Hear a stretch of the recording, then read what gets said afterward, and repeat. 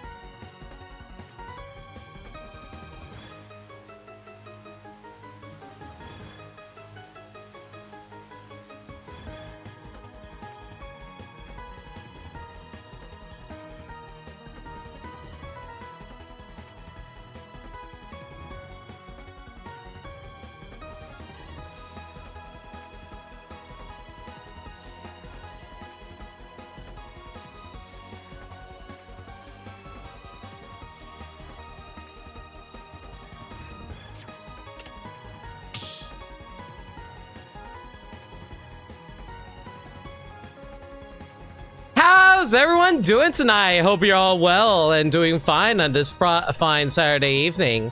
Welcome back to the Proton Smash Pit number 7. Good to see all y'all. It's been a long while since our last stream. We got a lot of participants tonight, and I really can't wait to see how everyone performs.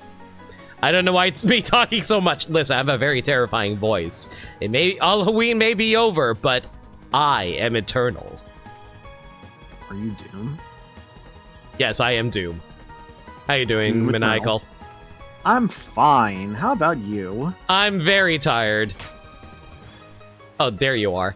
But yeah, we should be getting our participants in here soon. I'm just waiting for them to hop into their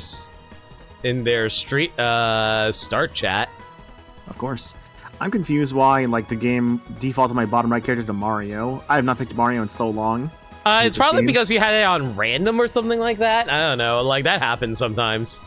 Maybe. You forgot how much this final boss theme slaps? Dude, Yoko Shimomura just is amazing at the Mario and Luigi series. Absolutely. Like, I think this is still my favorite final boss theme in Mario and Luigi. I think Cackletta Soul barely edges this out for me, but this is still good, really good too. Which ones have you played? The first 3 from Mario and Luigi. Fair. Partners of Time is actually my favorite one. I can respect that. Yeah, I love them all. I think they're all really good games. I don't know. I just really like this one because it feels like a Kingdom Hearts final boss song to me. It's Yoko Shimomura, so I mean, yeah. Yeah. Oh, and apparently it also happens if you have an amiibo selected in the last arena you were in. So it defaults to Mario. Rip Alpha Dream, though. Listen, like, Alpha Dream made their choices. They could have developed on Switch, but no, they were all like, nah, we gotta make a 3DS game because we know the 3DS does well.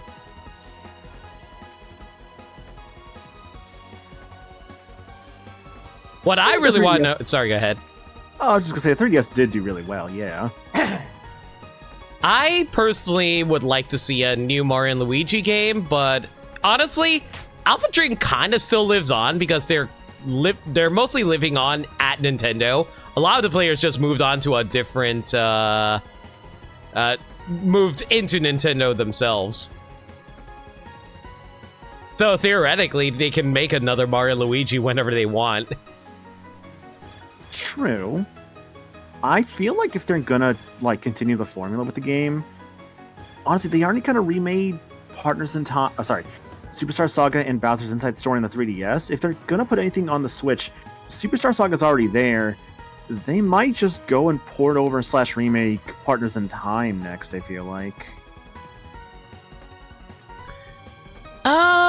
I personally think Partners in Time is probably their least popular of the Mario and Luigi games. Unless you want to argue Paper Jam. I don't know. What would you say is the least popular Mario and Luigi game?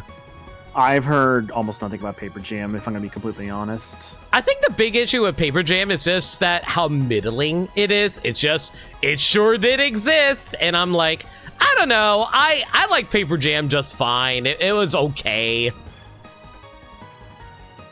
But then again, I have low standards, so what do I know? Mm-hmm.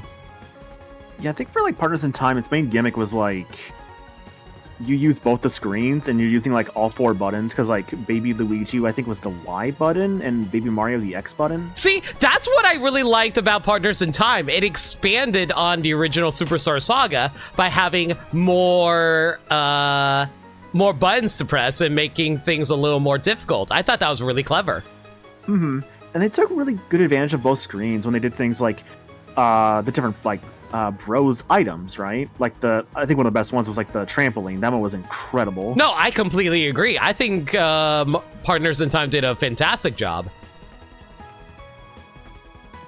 I feel like the main issue that people don't like about Partners in Time is the fact that the Bros attacks are items. Yeah, because you have to buy your Bros attacks. I get it, but it didn't bother me that much, I guess, because, like, have you ever played Atelier? I've not. I considered grabbing a copy at some point. I never did, though. Right, because you want to stare at rise of thighs. Okay, anyway. You almost call her Thiza. You have no room to talk. But no, yeah, like, Atelier also is very much based around item weaponry and stuff like that, so I was used to the idea of it at the time, so I was like, oh, okay, so just throw out items as your super attacks. It's whatever. I mean, I want to grab it at some point, but just also one of those like cases of so many games to play. Also, Puppet Master is correct. It's actually pronounced Atelier. Atelier? Yeah. I just pronounce it Atelier because I grew up on that. So I've always heard like atelier or something like that. Atelier is more accurate, yeah. It's French. I don't know. Where's Camille? I can ask her.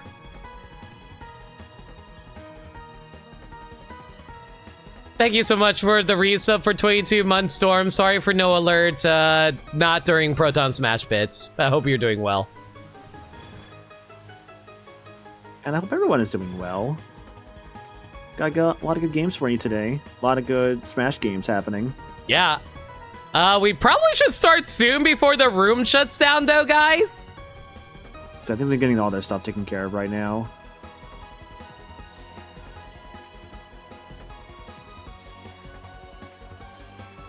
Oh, man.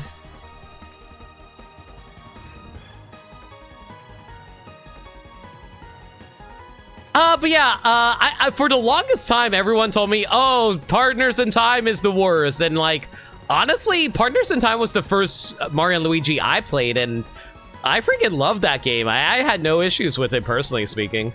It's such a good game. Oh, you know what? No, I can think of one issue. It's ridiculously annoying that a lot of the boss's health is extremely high in that game for some reason.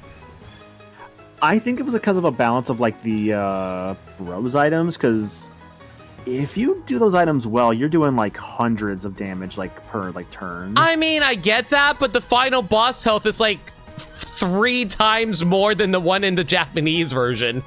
Let me double check that actually. It was like something like that. I remember like the final boss having way more health in the English version. I do believe you. That's why I'm checking this right now, actually. I also was surprised so many people dislike Dream Team. I love Dream Team. I think the only real issue with Dream Team is the pacing is a little weird. It's doubled actually. Yeah, I'm seeing here. So like, the first phase, in the English version, her health is 3,500, Japanese 1,800. But it's made up in that like her stats go up. So like her power is now like 210 instead of 130, defense 150 rather than 130, and speed 100 rather than 62. So they kind of made her like it's hard to say. They made her like stronger yet also weaker at the same time. I guess to balance it a bit better. And then the last fight, instead of 3,000, it's 2,000 for the base. And then power, 230 is the Japanese and European version versus the 140. Mm-hmm. Defense is the same. Speed went up to 70 rather than 64. So I think it's balanced pretty well. I'd argue that aside from the health, I think the fight's actually harder. I think the main... here's the thing about final bosses in Mario and Luigi games. They are extremely taxing on you because, like, they really rely on you getting fatigued really quickly. So, like, the fact that they double the health and make the fatigue even more annoying, I think that's what makes the boss fight so much harder. Mm-hmm. Fun fact, by the way, apparently in the English version, the crown actually had a power of 140. And that crown can never attack you, so that was reduced to 0 in other versions. Mm-hmm.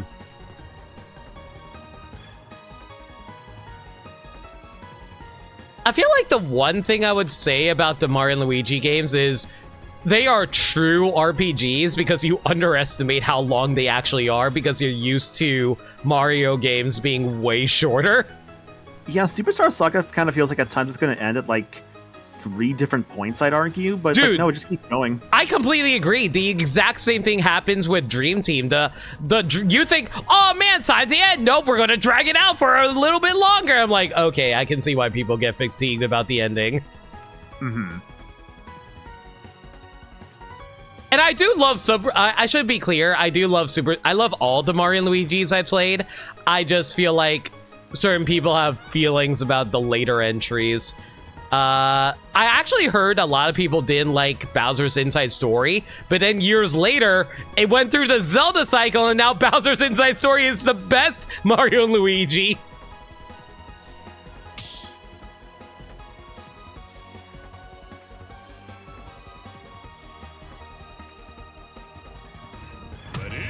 All right, we're getting started now. Ooh, Tristan pulling out the Flacco. And Silverwind with a Little Mac. Let's see how these two players perform. All right, Falco and Mac, let's do it. Unfortunately, I will say that Little Mac will have the disadvantage in this fight for a little obvious reasons, but it's all good. Ooh, okay, but right now, at the moment, dash attack. More. Can we get more up tilts that will combo into a forward tilt? Very good. Honestly, Lil Mac's up tilt is one of his best options. Lil Mac on the ground can be a terror, but you gotta be real careful with Lil Mac sometimes. Sometimes you might accidentally do a input into a dash attack, and dash attack, as much of a burst option as it is, it can be really hard to really punishing if you get hit too unluckily off of it. Good counter to avoid any like punish game. Oh, finishing for the KO punch, but unfortunately, that's the issue with KO punch. KO punch is one of the quote-unquote best moves in the game, but it's so easy to lose when you play as Lil Mac just because how hard it is to dodge things with Lil Mac, but the freaking up smash will take it out of Moose. Honestly, strong start here. Yeah. Like, if there's anything I can say about Little Mac players, they love their smash attacks. But it definitely seems like Jet is favoring their dash attacks. And unfortunately, that up air will catch him. And Tristan's very feeling themselves. Sorry. No, you're fine. You're fine. So, these players are here playing pretty good so far. I'm loving, like, the usage of... Like you said, Mac relies a lot on his, like, smash attacks because, honestly, there's not much left. Unless you're going for, like, the Mac ladder, which is just, like, going right straight down the stage, and that doesn't really work most of the time. But you'll have to see it when it does happen. It definitely feels like Silverwind is favoring a lot of dash attacks at the moment, and unfortunately, it seems like Moose is picking up on it, and yep, that's what happens! That's what happens when you play Little Mac. You just get thrown off stage and die. Just first one. Just a little bit too low there. But yeah, that's the thing. It feels like Jet's just going for dash attack, and I'm starting to feel like Moose Man's definitely picking up on those bad habits, unfortunately. And if you can keep Little Mac in the air, there's really not a whole lot they can do. Oh my god, I am surprised that the back of the jab was able to combo into itself. Oh, almost with the KO punch there. Not quite enough, though. Honestly, even if they were to hit it, like, on the ground like that, Actually, no, sorry, I got confused. Aerial KO punch is weaker, but grounded KO punch is stronger. Of course. Nice jab combo there. Jab is very strong, and so is up B, but unfortunately, it seems like Jet is just fishing for spare hits where he can. He is not Ganondorf. He cannot get away with that, as Moose Man demonstrated right then and there. First game goes to the end. Sorry, gotta check. Everyone's favorite fight. Oh man, I see the end in the background somewhere. You know what I love about the end in Sonic? Now all the Sonic fans are like, oh hey, it's the end! And they just point at random moon in the background.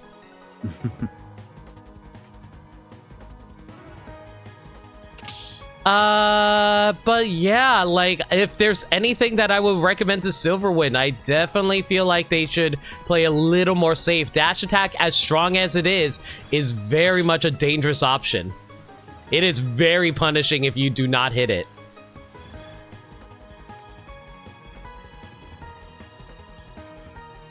Sonic invented a moon just like Persona invented Shibuya. Maniacal, can you think of any other things that video games have invented for humanity? What have video games invented for humanity? Well, obviously, Persona 3 invented dogs. What is the limit? Not limit cycle. Zelda cycle. The Zelda cycle is where when a game comes out, people either love it or hate it, but then a few years later, the opinion reverses itself.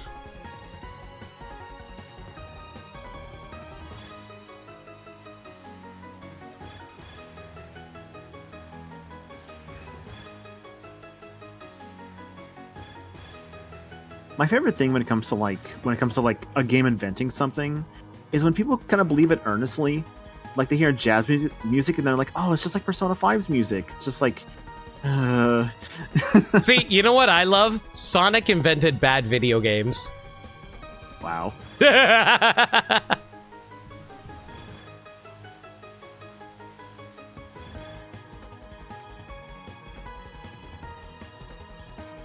No way, it's Darth Vader from Fortnite. What's going on? JoJo invented flamboyancy? Did you know that Pokemon invented video games? No way. Yeah, because, like, if you are a normal person, the only video game you ever play is Pokemon.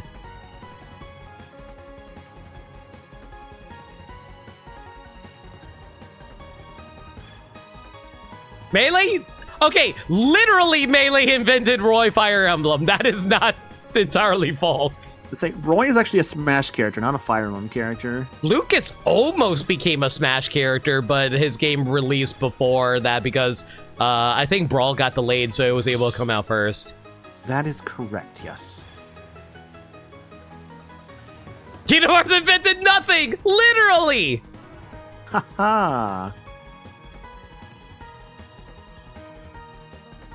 And it also invented darkness. And hearts.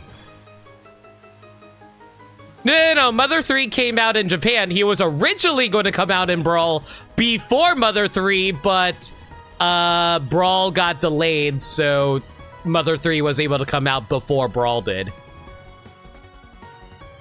Xenoblade invented babies! That makes absolutely no sense to anybody who hasn't played Xenoblade 3.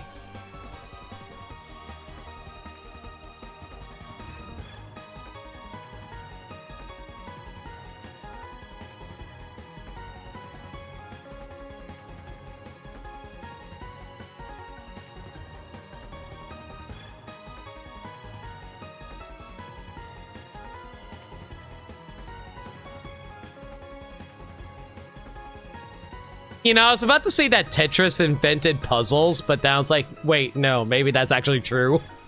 I don't know if I would say they invented puzzles. Well, but they definitely invented puzzle games, theoretically. They're one of the first ones, yes. They're not like the first, but... They definitely invented, at the very least, drop-down puzzles. Mm-hmm. Speaking of dropping down, one of our opponents may drop down here, depending on how this goes, between Jet's Little Mac and Mooseman's Falco. 3, 2, 1, go! See it happen here on Animal Crossing. Hang on, this is a FD stage. Was that intentional? I think that was unintentional. I don't think this was intentional. Yeah. You guys might want to fix that. Yeah, I noticed. I was like, wait a minute, this doesn't look right. Yeah, but I was about to say the stage is way too wide to be the Smashville. Yeah, just get that stage fixed. All right, hopefully the players will get that solved. Splatoon invented squids. No. Squids don't exist at all. They just invented the concept of squids. Get it straight. But what even is a squid? Well, you see, half the time they are kids, but some of the time they are these tentacled creatures that are able to turn into ink. And then they invented octopi, and those octopi get a lot of artwork for some reason. All right, do you think these are fixed here? Okay. Wide Smashville new stage added just now. All right. Got ourselves a redo of our previous encounter. That looks more right. 1, go! I definitely feel like this isn't exactly the best stage for Little Mac because that platform is very easy to camp on for Falco. I personally think that Little Mac's best stage is Town and City, personally speaking. Town City, maybe Final Destination? Depends on the stage, because if it's like a zoner that he's fighting, Little Mac is going to have a rough time about it. Yeah. Oh, Little Mac burned his jump. He is gone! Little known, quote-unquote, fact about Little Mac. If he uses his side B off stage and he gets hit, he is not getting it back. He is like, they actually made his recovery worse. Because, like, even though he could do a side B into up B now in this game, in Smash 4, he at least had infinite side B, so if he got knocked horizontal, he could theoretically still come back from it. Oh, I don't think he meant to drop that far. Definitely. This looks like a open and shut case for a Silverwind, unfortunately. Like, they have to play out of their mind and make very good use of Little Mac's, Little Mac just cannot land those techs! Can Little Mac get out of there? Yes, he can. Managed to land back down. Tries to go for a smash attack, but unfortunately lands on shield, but able to quickly get a jab because Little Mac has a jab, frame 1 jab, I believe. Got the KO punch ready. Oh, unfortunately, just threw it out immediately. Oh, but Falco just takes one straight in the beak. My man's beak just crack. But Little Mac, man, I'm sorry, man. A laser to the fist is way better than your hand can ever do. Man, if there's one thing that you really want to capitalize for Little Mac, it's definitely the amount of speed he has, as well as his smash attacks. His smash attacks have super armor when he throws them out, so you gotta make good use of them in order to break through a lot of attacks sometimes. Of course. Yeah, Jet's playing very careful right now, but at the same time, they're also getting easily punished because they're just throwing out attacks and just, like, getting it for any punishes. Mooseman's also playing very patient right now. Unbelievable. That F-tilt almost took it. Jet just lets Falco come right back to stage, air dodge, and Jet is gone! Oh, that I don't think they wanted that fast fall there. No. All right. First game of the night goes to end. Well played, you two. Well played. See if we can find ourselves another match here. All right, let's see. Who has not gone yet? Well,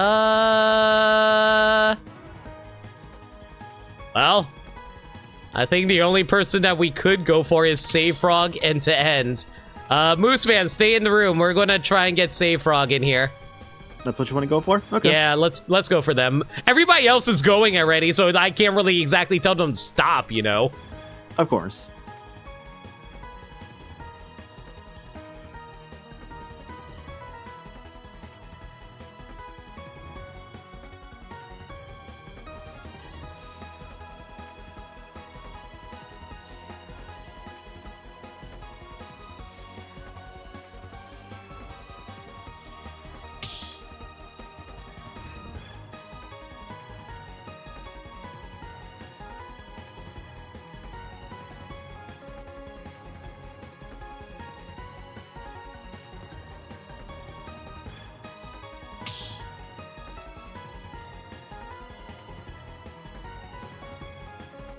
You were waiting on this set? Yeah, sorry about that, Say Frog.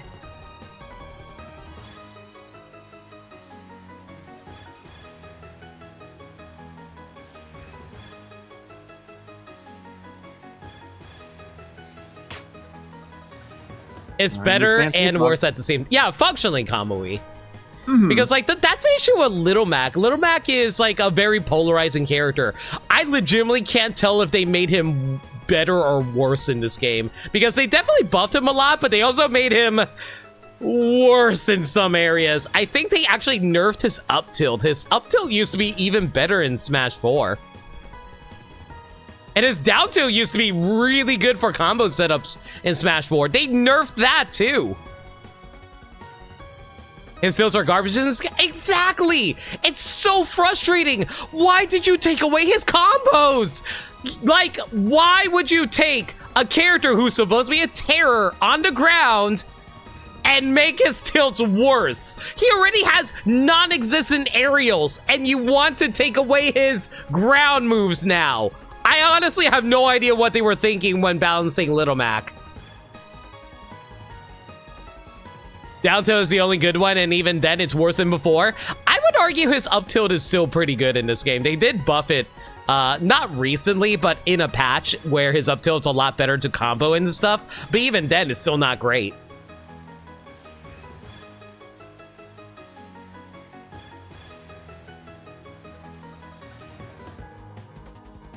Really, the only way they could have made a grounded character work is if they had a good grab, but Mac has a terrible grab.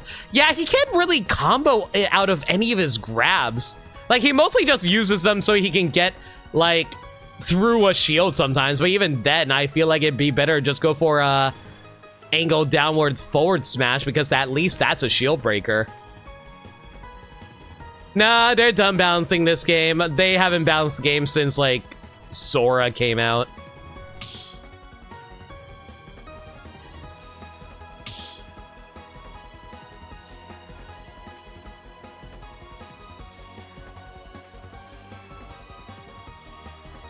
All right, looks like our players are decided.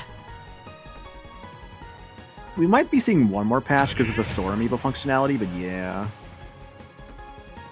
All right, looks like Save Frog is gone to trusty Marth. Can't wait to see that in action again.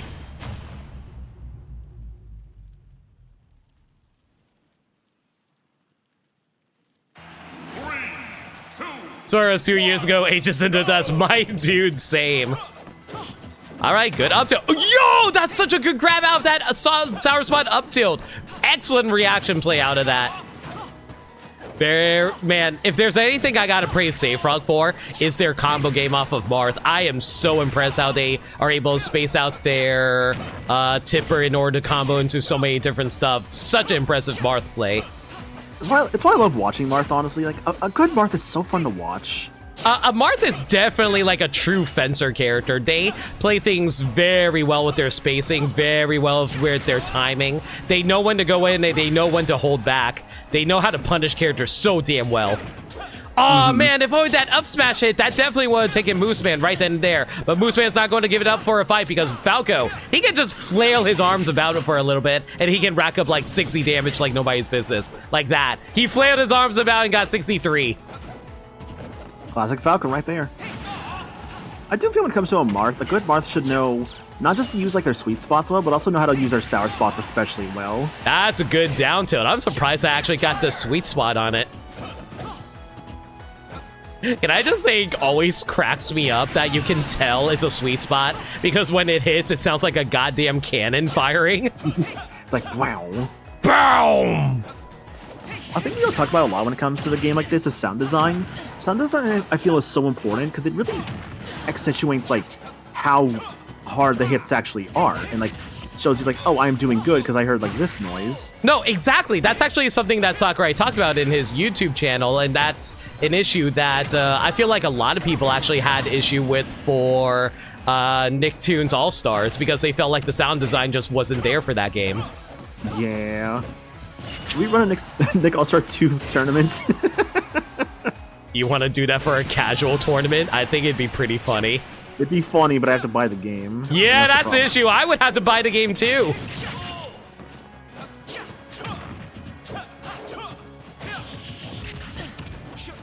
Do it for April Fools. There, see, there you go. Surprise! This April 1st is our very first Nicktoons All-Stars tournament. All right, Moose Man's down on their last stock. They gotta be able to get Marth out of here. Good up. No. That was a good up B. That up B was to escape the combo. Oh, nice interesting counter there, idea, but unfortunately, Falco is just way too fast and grabbed ledge before he can be punished off of it. Nice delay on the Dancing Blade. I'm surprised the Dancing Blade didn't get the sweet spot, honestly. It's been like right off the cusp of it. I'm surprised that wasn't a tipper either. That's a tipper. There's your tipper. Wow, man, that Falco, he's Thanksgiving dinner. I want Thanksgiving dinner. Can I come over for Thanksgiving dinner? Okay, sure. Bring the cranberry sauce. Yeah, I'll bring the cranberry, I'll bring the turkey, I'll bring the ham, I'll bring the mashed potatoes, I'll bring the corn. Are you bringing literally everything? You could provide the plates like the cheap bastard you are. Okay, here's some paper plates. I didn't even spring for the pine china. It's like I'll bring like the paper plates and the napkins to like the school like everyone brings food thing. It's like, yeah, thanks for doing the bare minimum, appreciate it.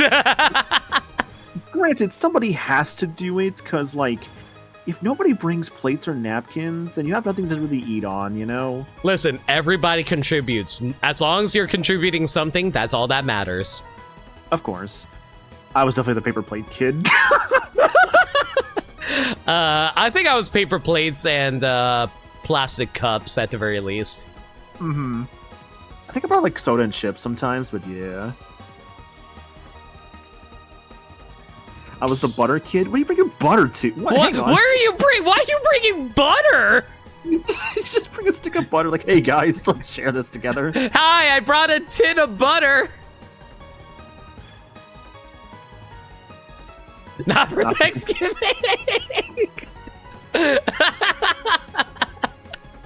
Or maybe they meant like no for Thanksgiving. Community. Like, community there's community. cool. I've never had a community breakfast. Like, we just eat at home. For community breakfast, like in our school, I remember it's like, oh, bring your parents with you, and like they'll raffle stuff away. My mom won a few things from that, like Starbucks gift cards, like a coffee grinder, I think one time. That's cool. I've never really took part in school festivities personally. It was funny. We always won something in those. 1, go! All right, small battlefield here. Moose Man and Safe Rock.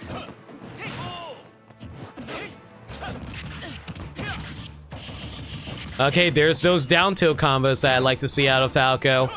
Good up tilts, but unfortunately, Safe Frog has a lot of awareness on how to avoid those. I think Safe Frog actually has fought Mez's Falco a lot, so they have a lot of practice against it. Good down tilt. Oh, man, if they got the tipper F smash, I'm pretty sure that would have killed. Good forward air. So. Oh! Oh, nice. You know, the sad thing is they totally could have teched it, but they unfortunately missed it. Yeah, it happens sometimes. Yeah. For people who don't know, in this game, if you see your body smack against the stage and the color explosion is green, you can tech it. If the explosion is red, you cannot tech it.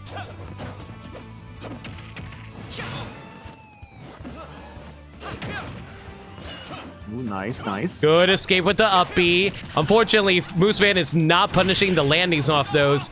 Good. Man, I am so surprised that Safe Frog is landing all of those down airs. The down airs only last for a single frame. Yo, that sweet spot back air, though. Over the taunt there. But yeah, like, I am surprised how many sweet spot down airs that Save Frog is hitting. Those down airs only last for a single frame. Yeah, like that! How are you nailing those? Good God, Save Frog! Mooseman's gotta be a little more patient here. Of course. A good Marth knows how to capitalize on their, like, down airs. Especially if it gets the spike like that. Mm-hmm. And you are unfortunately red-green colorblind. That's just very unfortunate. Oh, that was such a good spot dodge! Alright, Save Frog takes it with a very clean 3-0. 2-0? Well, I mean, it's a 2-0 in terms of set number, but 3-0 in terms of stocks. Oh, okay, fair enough. Dang, 2 minutes on the mark, too.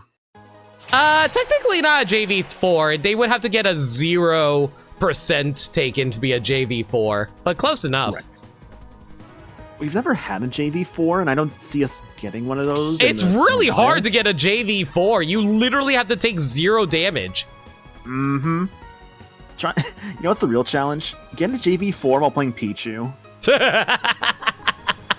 The real challenge. All right, Gamer Hype versus Prankster is up next. Okay.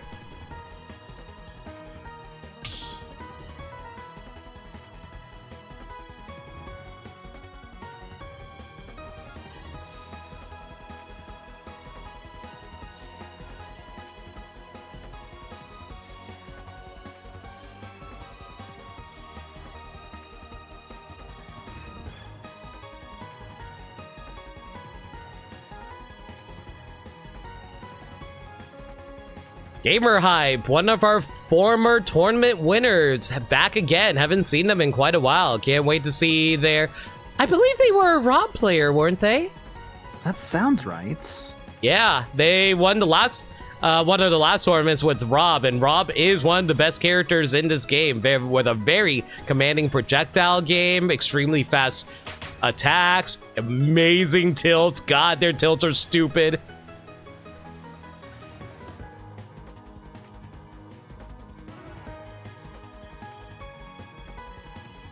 Self-damage from Pichu doesn't count for a JV4, just like how lasers don't count. Sad times.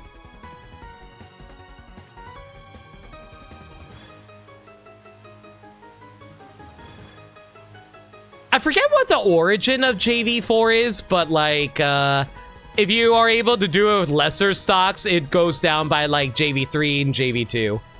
Mm-hmm. Why is it called a JV4? I think it's named after a player who kept regularly getting beaten without any damage, and they just named it after them. Imagine that being your legacy. It's just like, man, I wasn't good at this game, but like, you know what? That's a tournament named after me now, so it's probably fine. Where do you think John came from? Say no Johns? No Johns, yeah, because Johns were named after a guy who kept on making excuses from themselves. Yeah.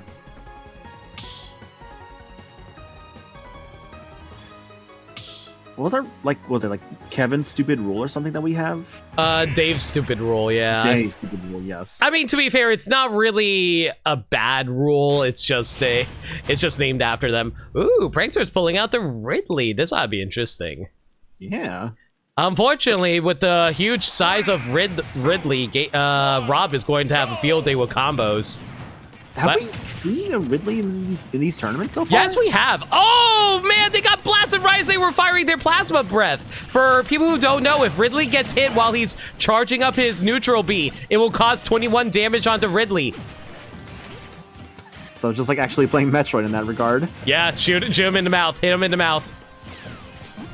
Did not know that actually about Ridley, so that's actually really cool. That's only during his neutral B, to be clear, when he's charging it. Of course. Unfortunately, it looks like Prankster is having a hard time coming in, and Gamer Hype is having fun with the big body that is Riddles, and unfortunately, Ridley Lee has a terrible recovery!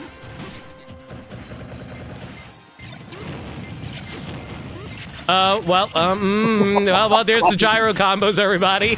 The classic Rob gyro combos are so fun to watch. Ooh. Oh, I love that tech so much. Oh, man, they got interrupted again, but they didn't take the 21 this time because they already fired their first shot.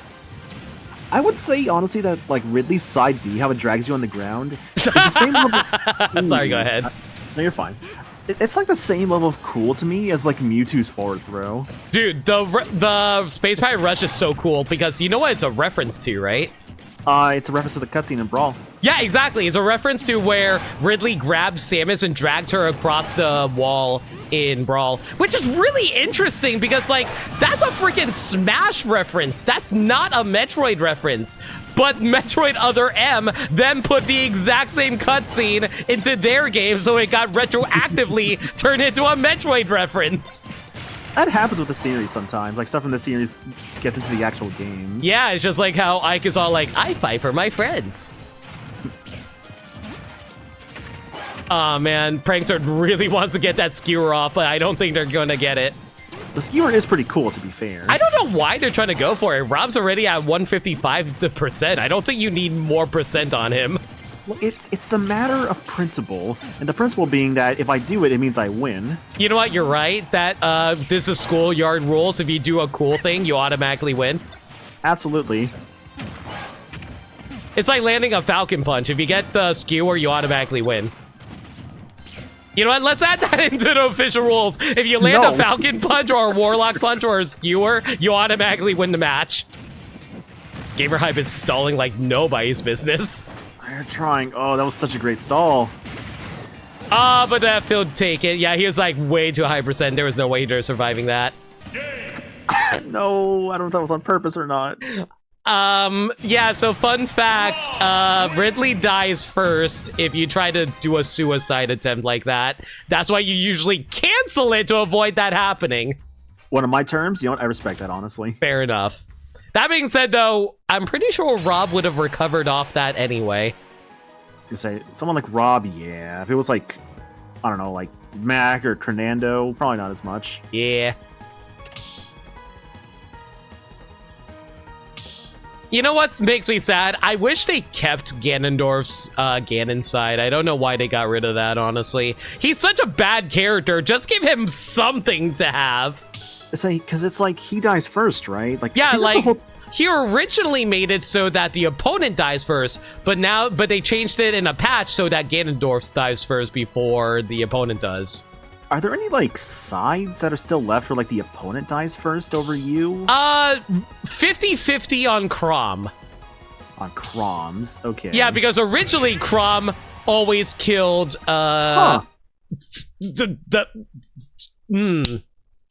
Okay, so who likes Richter and Ganondorf, guys? I'm just surprised at the character change. Like, they both switch characters. All right, let's do it. Well, theoretically, Prankster should have the advantage here, but I'm guessing Gamer Hype is just like, you know what? I want to have a little fun. Don't forget to tell each other if you're switching characters, by the way. I'm pretty sure that's a thing we have to, like, keep in mind. Yeah, that's actually in the rules. I have it written in the rules that you have to tell each other switching characters. Yeah, the Belmonts have really good stage control, but unfortunately, if you are able to let Ganondorf just run in on you, that's a hard part. Belmont's honestly some of the best zoning characters in the game. I freaking love the Belmonts. It just really sucks that a lot of times you don't really see them in action because there are just so many better characters in the game for it, like Rob. Yeah. Like, I wanted to, like, main Richter early on, but I got so tired of the fact that I just had to feel like I just had to constantly spam B moves. Oh my god! Ganondorf can kick through the cross? Yeah, you think that man's, like, affected by, like, Christianity? No. Clearly, considering he tried to break into the Temple of Time, and that's a very wholly scripted place. I mean, I would say in the context of, like, the Zelda series, it's pretty holy, yeah. Yeah. But yeah, like, Ganondorf's like, oh my god, he almost air dodged into the forward smash. That is disgusting. Really wanting those Dorias there. I want a Doria too. Or you can just do the 300 kick, that works too. Isn't Morphe even calling it a 300 kick? 300 hasn't been relevant in like 23 years. It's not been out for that long. how long? I don't know. It feels like 25. It was like 2005, I'm pretty sure. I can Okay, whatever. Like 18 years. It's still old. Hang on. Okay. So, to look it up, the actual year is 2006. But what's more important Oh is my god, he parried the return cross. Okay, gamer is definitely feeling themselves.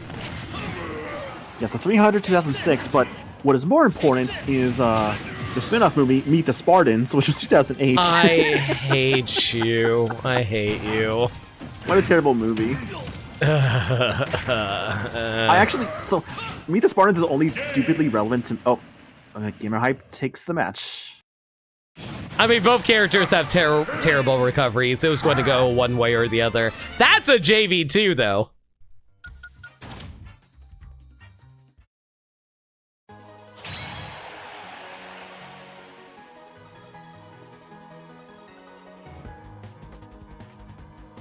I like those Moose movies? Nah. If I ever said that, I was very wrong.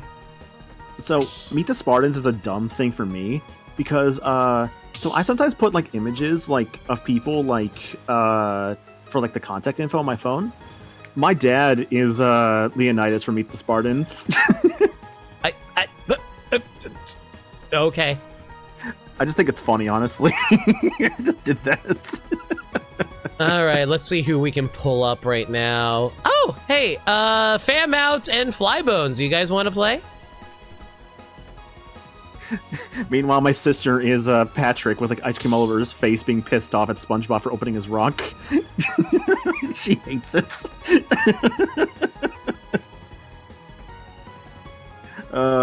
Just having dumb fun with that kind of stuff. Like how you can have dumb fun in Smash Brothers.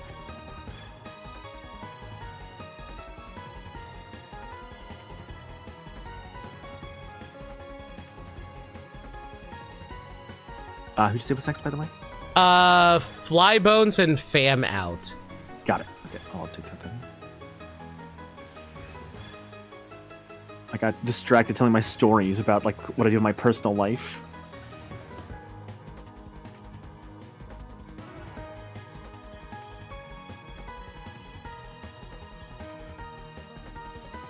Is this the right one? Probably.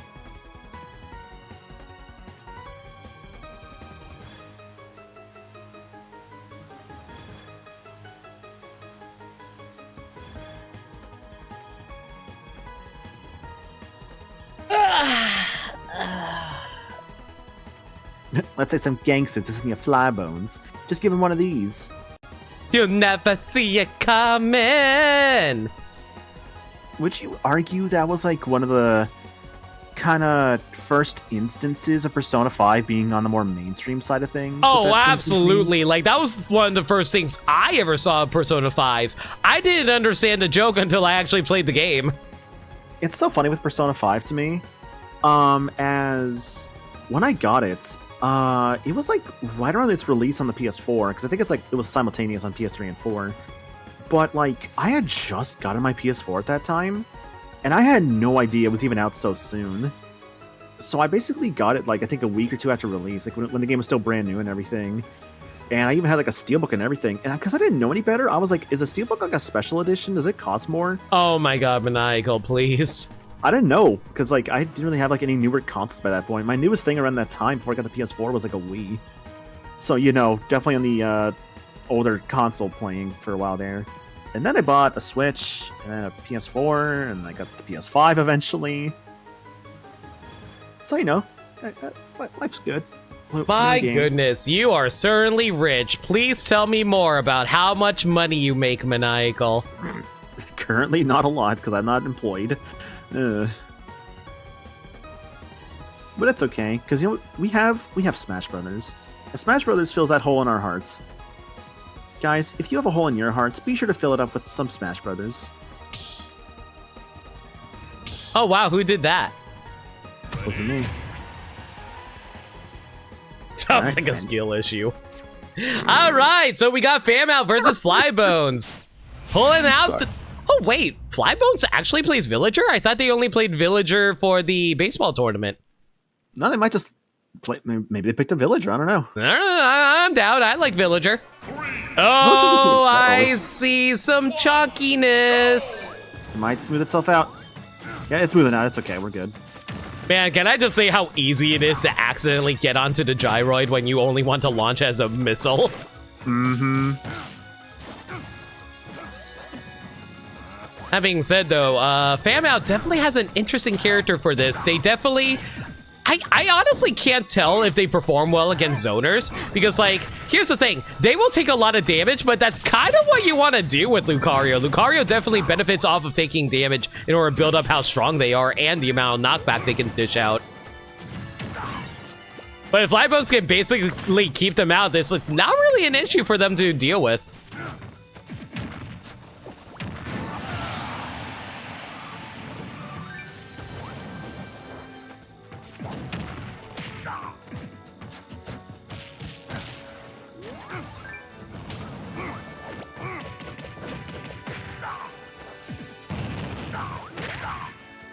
Yeah, try to avoid mentioning stuff like that. We got people who are, like, trying to avoid spoilers on things.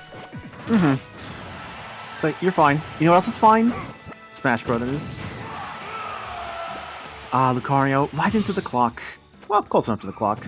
Limit, okay, here's a question to ask yourself, Limit. Yeah. To ask yourself, it's me asking you. Do you own a watch by any chance? I used to. Why? I don't know. I was thinking I guess I was thinking about clocks, and I thought about watches for some reason. Oh my god, they landed right into that down smash. That was really tragic. Ooh, that was a good hit on that. So, what were you surprised? You were trying to figure out how many people who still uses watches? I guess. I mean, because, like, I'm sure there's some people... Like, I thought about, like, I would love to carry, like, a pocket watch around. To be like, oh, man, time till the time. Pull out my, like, pocket watch. You know, like, that'd be cool to have. I don't know. Oh my god, no. they just dodge rolled right into that. Oh, they ran right into that bowling ball. No. Villager win. Well, Flybones takes the first round.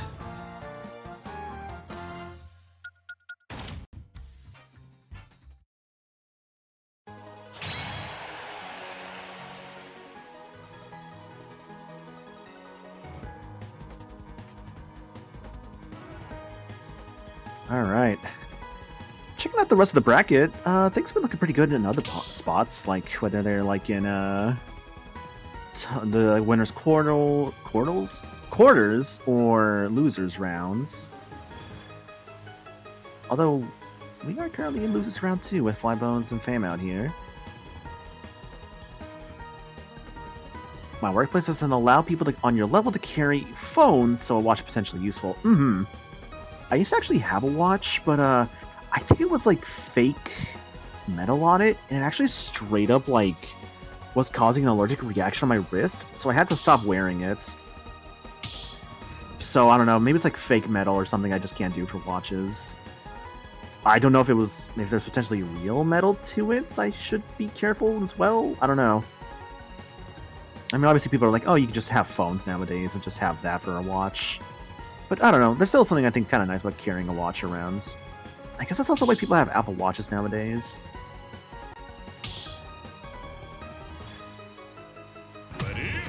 Alright, round 2.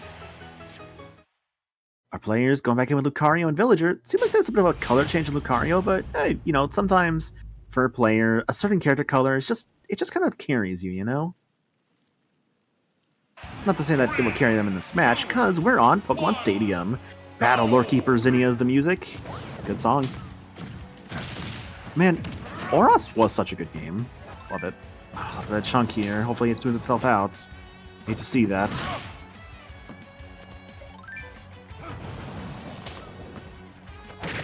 Okay, I think we're good here. Yeah, okay. Looks like we're good. Awesome. Alright, Famout with the up tilt there. Going for the combo, not quite as well. Never underestimate the alt color buff. For real, honestly. I would do best with Robin if I'm here. I guess to be fair with some characters, if the alt color changes the voice clips, that actually can matter a lot, I feel like. For like the timings for people. Ooh, nice. Ooh, nice in the back air there. Oh, Famout catching Flybones in that. Oh, but Flybones getting the attack there, getting Lucario off into the blast zone. Oh, this is why I love this game. There's so much that happens at once. So hard to go over everything. Nice with the attacks there. The air attack. God, I'm so bad at this. I'm sorry. But it's okay, because gone for the down throw there. Villager's axe. And the bowling ball. Oh my god. I'm surprised that hit, considering it was above the bowling ball. Right? Everything okay, by the way? Yeah, I'm fine. I'm just taking care of some stuff. Okay. Was worried about you. I'm like, where's my friend? Because, you know, in the Smash Pit, we make friends around here. If you haven't made a friend in the Smash Pit today... No, we don't do that around here. Friendship is a weakness. We are only here to improve ourselves. We are here to smack people with an axe in the back of their heads. See, that's me coming up behind you right now, Maniacal, with an axe. Well, Villager has successfully decapitated Lucario like it's a slasher movie. Friendship is a skill issue. Okay, Sasuke.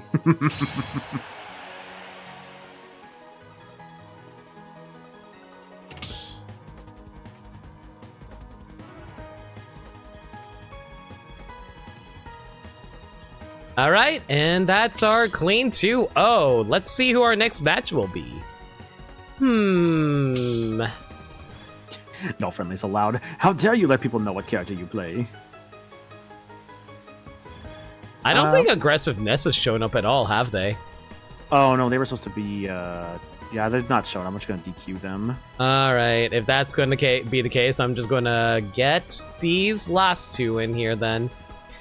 Let's get Devil 7 and Too Late for Me in here.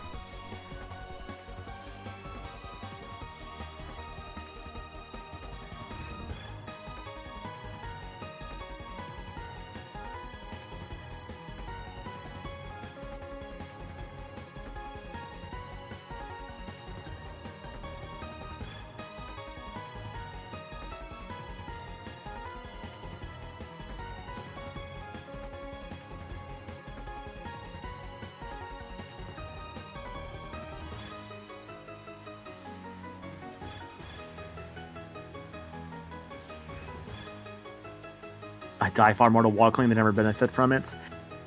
That's understandable, yeah. Well, that's honestly more you have to make sure you don't accidentally cling to the wall yourself. Just learn how to recover using up B. Of course, yes. But not to say that wall cling isn't a bad strategy, just kind of depends on like what's going on in that Wall moment. cling is good on stages like Kalos because you can like stall things out for a bit depending on what opponent you're facing. Mm-hmm. Kind of like it's a risk versus reward if you're using wall cling, like kind of closer to like the ledge. Also tricky to actively practice. Understandable, yeah. Let's say I don't play Lucario, so I can't really like comment too much on that. There was a point I kind of wanted to learn him, but I kind of decided against it. Why do they have the same icon? Okay. Ah shit, Taboo got himself a twin. Guys, oh god. Taboo actually was unlockable. We just had to beat Subspace like 500 times. You know, I'm surprised I didn't really bother doing Taboo as a boss fight in this game again. Just like have him as like I mean, he technically is in this game as a spirit. Yes, but it's like an actual boss fight. I mean, granted, they only brought back Gallium and not Duon. Which, to be honest, I think I was more of a fan of Duon than Gallium, but also you only fight Duon like once, Gallium like twice.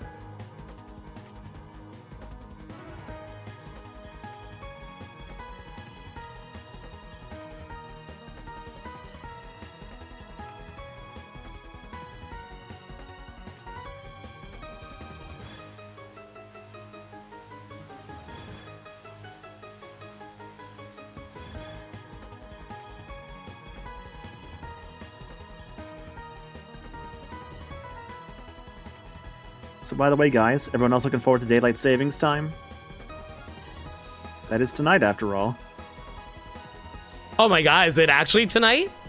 Yes, actually. Tonight, I think it's at the clocks will spring backwards? Yay, we're gaining an hour! I can finally sleep for 9 hours again! We're gonna be farther apart again? Yeah, sorry, Storm. It happens sometimes. But remember, even if we may never meet again, we'll never forget each other. Our hearts are connected. I forget, who was the one who said that in Kingdom Hearts? Leon. It's after you beat the behemoth in Hollow Bastion. Oh yes, Leon, the very important Kingdom Hearts character who didn't show up in Kingdom Hearts 3 until the DLC. I know why people are... honestly, I get why people are torn up about it, but it's not that big of a deal. I don't know. See, but it bothers me because it becomes like a Disney fillet scene. I get that. It's like, because the Kingdom Hearts characters are technically Disney characters. Like, every original character of that series is a Disney character. It's just that Square is the one making the games.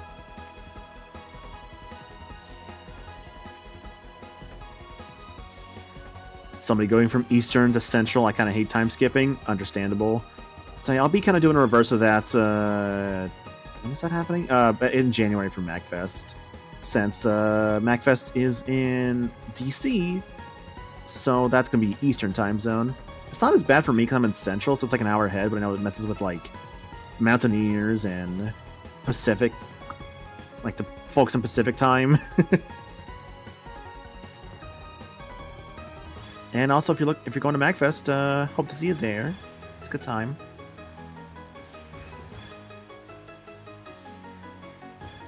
Meanwhile, folks in Arizona don't do daylight savings time. That's correct. Yes, I think they like abolished it or something like that.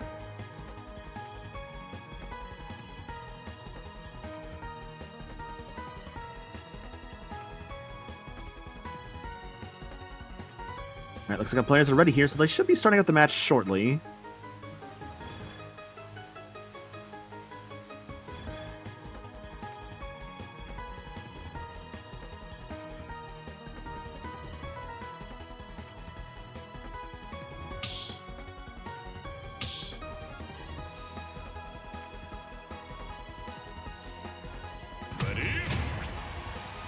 Ooh, all right, Dark Pit and K. Rool. Interesting.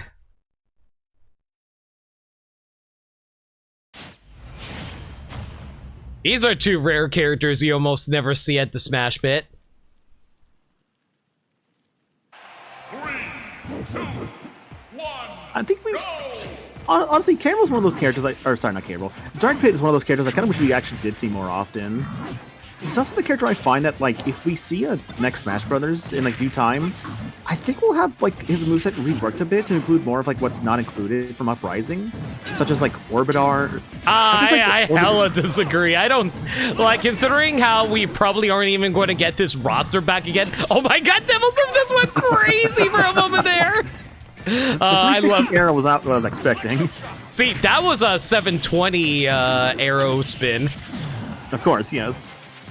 But yeah, no, I don't think we probably aren't going to be seeing these characters back in the next game, so I honestly don't see Dark Pit getting a rework at all. So that's obviously a hot button topic when it comes to, like, the next Smash Brothers, right? I hope that... I've seen this opinion going around, I kind of agree with it. Oh, good dash attack. That was a great smash attack, yeah. That was a dash attack, not a smash attack. Dash, I don't know why I said smash, sorry.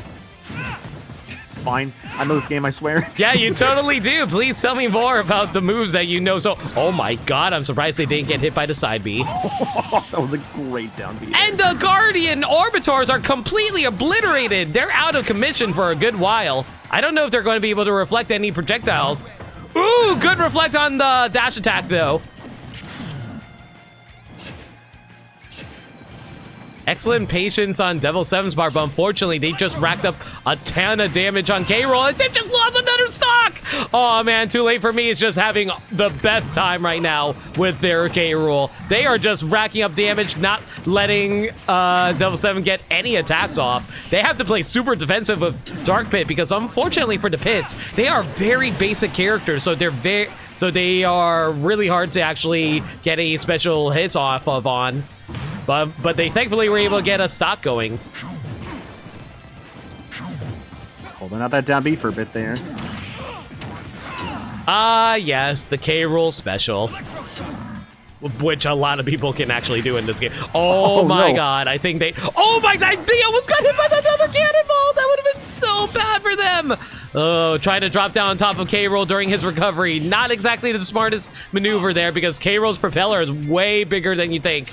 Double 7 being crazy once again, but it's honestly pretty predictable if you know where the arrow's going to go, and that dash attack will clean up the final stock. Game one going towards our pal here. Too late for me. Also, safe man, safe frog. Thanks for a reminder. Stretch. Yeah, stretch good. Be sure to stretch and/or drink water if you have not done so. Oh shoot! Did Kamui get knocked into losers? Let's check over there. It seems like it, yeah. No way! Our last tournament winner is already in losers. That's actually no, it's Sentry, isn't it? Oh shoot! I just realized Sentry's not available today. Damn. Yet that they are not. That happens. Sometimes people just aren't going to be around. That's all good. Mm-hmm. It looks like they gamer hyped also knocked Dan into losers. Very unfortunate. But hey, I can easily see Dan climbing back up to top 8, no problem. Of course. So yeah, to go back a little bit, I don't know. I'm kind of in the camp of like, roster cuts are most likely happening. There's no way this same roster comes back. I don't like thinking about it because I've seen a lot of people talk about what they want to see in the next Smash game, and they talk about how like roster cuts or like gameplay shakeups, and I'll be real, as much as I think it's like, if I were to take a step back and look at things objectively, yes, those stuff could and probably should happen. But if I'm going to speak subjectively, I personally don't care. All I'm really here for is the characters, the stages, and the music. Those are the three things I care about. I don't care about anything else. For sure, for sure.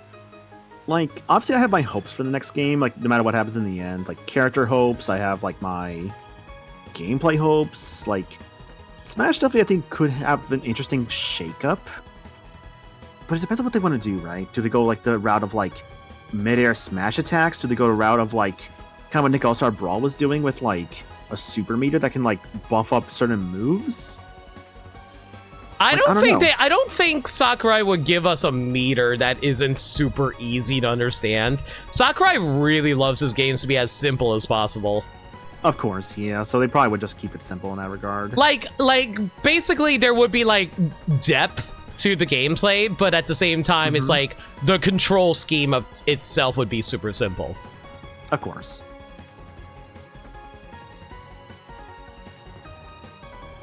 Drivers, okay, we do actually have mid-air smash attacks because Min Min has mid-air smash attacks. Robin kinda has them with 11 Sword as well? Kinda, yeah. To a lesser degree, but yeah.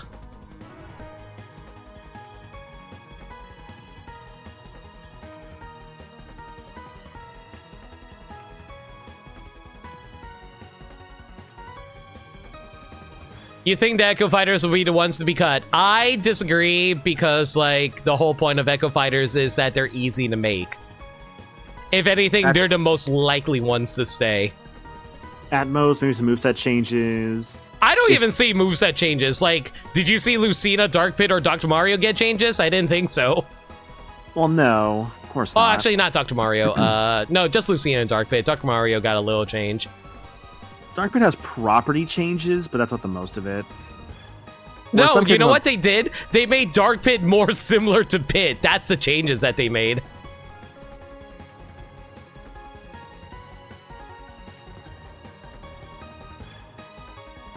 Do you see any Nintendo brand characters getting cut? A large number, actually. Mario, Luigi, Peach, Bowser will never be cut. I can see Rosalina getting cut. I can see Bowser Jr. getting cut. Really? Piranha Plant can get cut. You would say Rosalina? Like, if we're going to be... okay, let me put it like this. If they're going to change up the gameplay a lot, they're probably going to cut a lot. Okay, fair enough.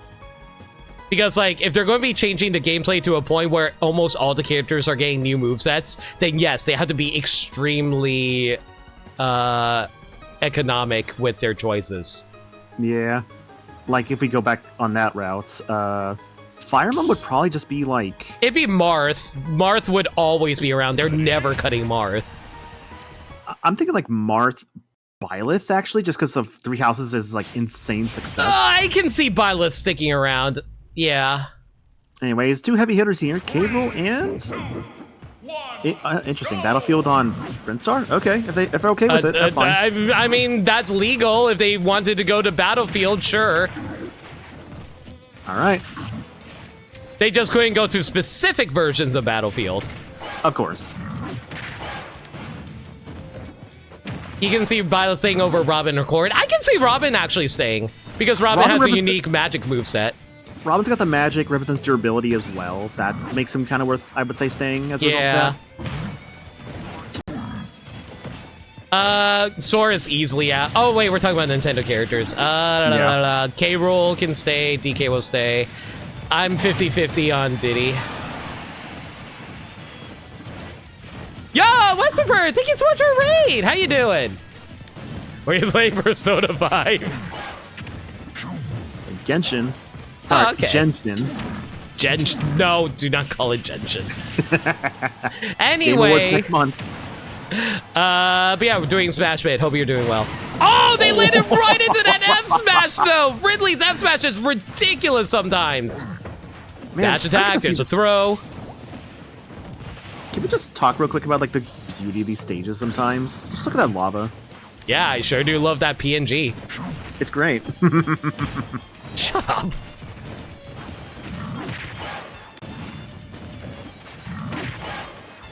But yeah, like I'll say this again. I don't like thinking about character cuts. I just mostly because again, I like having a large roster of characters I really like. Of course. Oh my god, they actually angled it upwards. I think they were trying to expect a jump. Unfortunately, Devil 7 didn't do attack, and they dashed right into that. Oh, I am so surprised that didn't hit there. Good spot dodge. Oh, that berry, that is... Oh, that was very close to hitting. Spot. Okay, people need to stop rolling into K. Rool's neutral B. It never works. No, like that, I like to call K. Rool. Oh, they're dead. Oh, good tech! Nice tech! Amazing tech by Devil 7. Almost like, okay, so like as I was saying, K. Rool is definitely the gatekeeper for casual and competitive play. If you do not know how to fight a K. Rool, you are going to have a hard time in competitive. Why'd you jump in that? They literally jumped into it! I don't think they knew where to go there.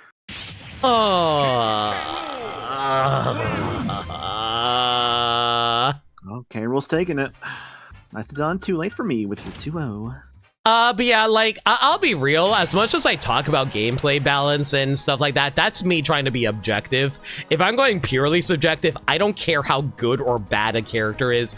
I don't care how large or small how large a roster is. I like to see as many characters as I can. Damned how relevant they are. Of course. You thinking what I'm thinking for the bottom there for the next match on stream? Why did you give another point to Devil 7? Huh? Wait. It wasn't me? What? Why did I do that? I didn't touch it. Why did I do that on my... Okay, hang on, I need to refresh. It's all out of whack. Because on my end says Devil 7-0, too late for me too. Why did... Okay, this is... Okay, who's messing with our controls? Nothing. I think nothing happened. I think it just... I think there was a bit of a desync there. It's fine. I see what happens. Alright. We must have been both putting in stuff and it wasn't, like, reading it properly. It's not a big deal. You know what? Let's get... Oh, no, never mind. Dana already got a game in. Okay, top... Yeah, the only person we got left is Kamui and Too Late for Me. Too late, come back! You can blame it all on me! Like, this is literally the only match we have left to wait on, so might as well. Of course, that's kind of what I was thinking would be next. Alright, winner's quarters. Also, Nick hasn't touched... Okay, you know what? That's entirely on you then, Maniacal, because I didn't touch anything. Again, there was a weird desync. What new IPs could they add to the Smash recently? Honestly, I can see a brand new, I can see a new Pikmin character with Ochi. Ochi is either his own character, or they just make him part of the moveset. No, I don't see Ochi as his own character. I think Ochi would be part of the moveset for sure.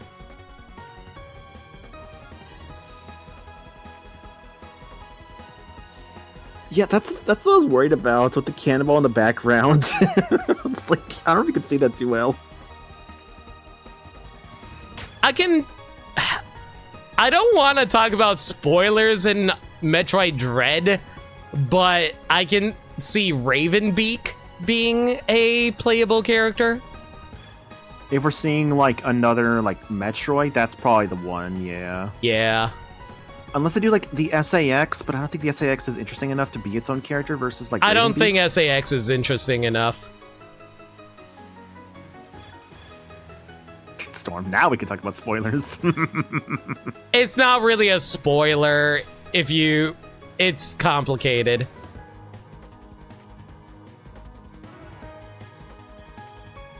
Honestly, I'm just over here, like, wondering, like, what's the next Zelda character that isn't just, hey, we're retooling Link or, like, Zelda again and again. See, I just want Samus to not be slow. I want Samus to be like Metroid Dread Samus. She was so cool in that game.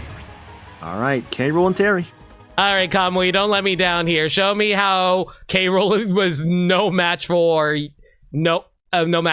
considering you actually know how to play. Talking flower for Smash. You know what? Yes. And literally, all they do is the Mr. Rossetti thing from Brawl. One, go! On our past year, Kamui's shown very good gameplay as their Terry, so I always love seeing their Terry here, so let's see how this game goes. Oh my god, the double down air. They are really feeling themselves. It's a care with the big stompies there. Terry, yeah, Kamui knows to avoid the suck. They know they want to farm for that. Good tech.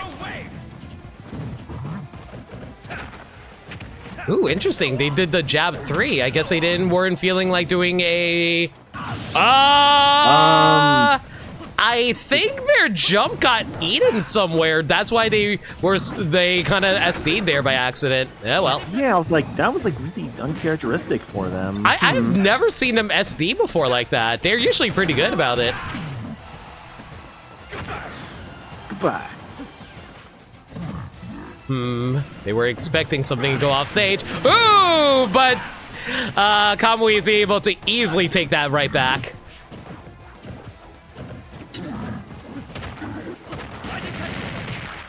Man, I gotta love the bread and butter Terry combos, man.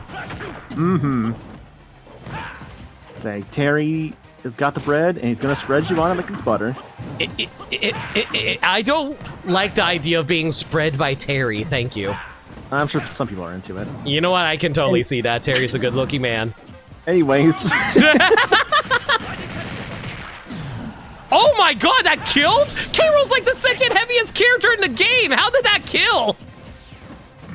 That's just the power of Rising Tackle. Rising Tackle's ridiculous. It's such a cool move, honestly. Dude, like if there's one character I never realized I wanted in Smash, it was Terry. Like, I didn't care about like SNK or anything like that, but then once I saw like Terry's do stuff like that, I don't know, it's just like, Terry's just such a damn charming character. He has so much personality to him, and I love him so much for it. Game 1 goes to Terry.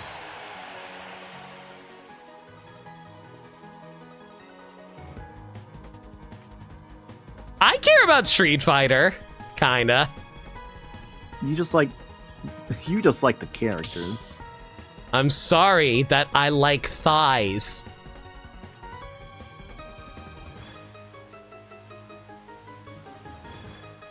Remember the Japanese fan of thought Terry was a buff Pokemon trainer?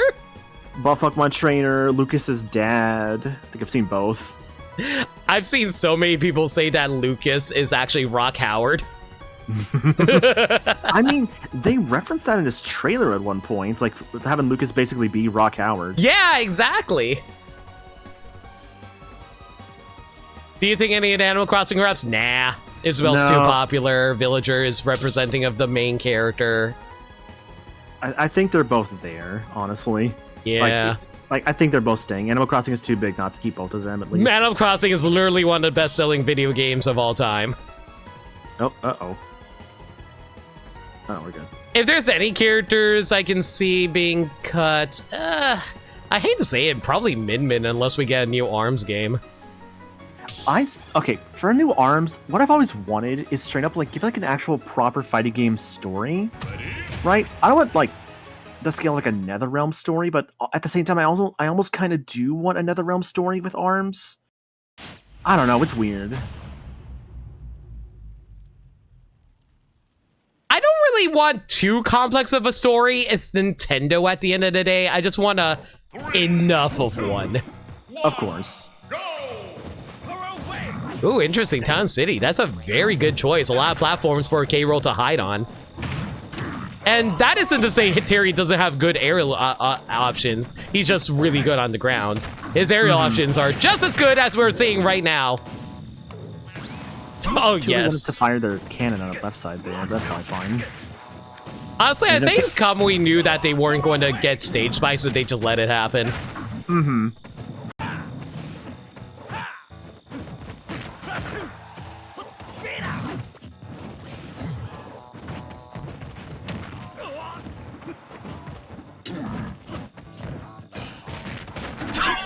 That freaking clank. The clank is the best part, really. Yeah, I also like Ratchet. Never played the series, unfortunately. Dude, you should really play it. Like, I wouldn't say the new game's like a good starting point or anything like that, but I definitely would recommend playing the other games. Of course. Well, Terry's in go mode.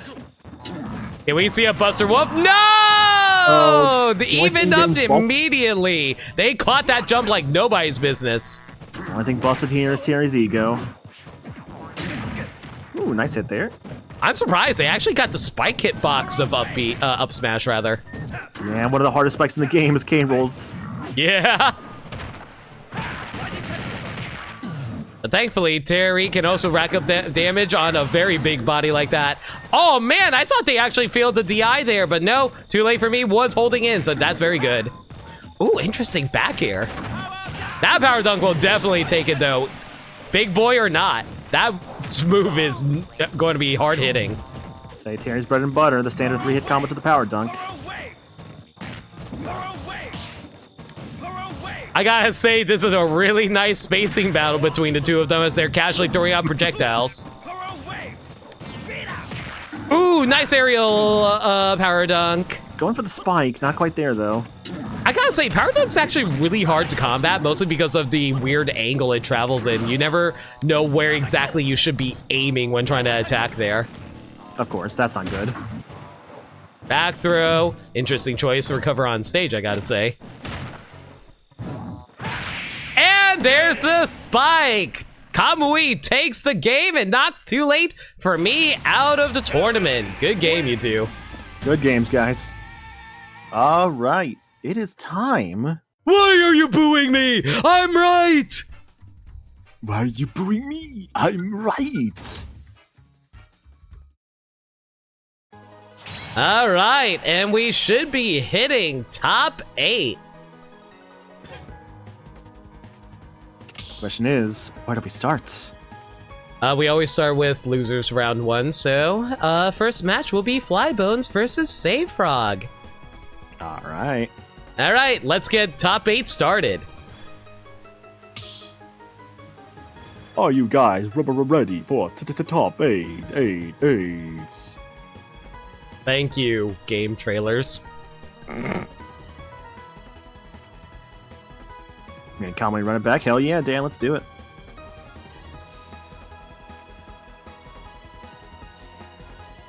Well, not literally right now, the match after this.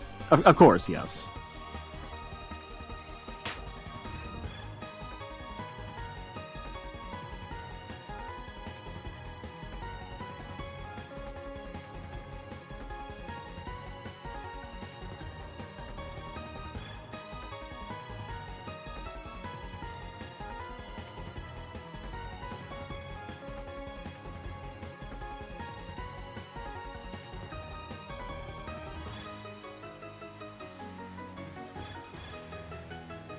Too late. Don't forget to hop out.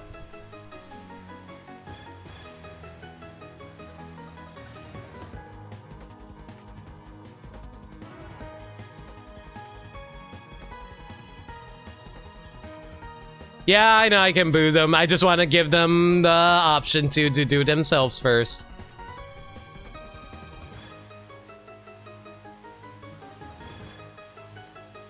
All right, Flybones versus Save Frog. This is good. Wait, when did Save Frog get knocked into losers?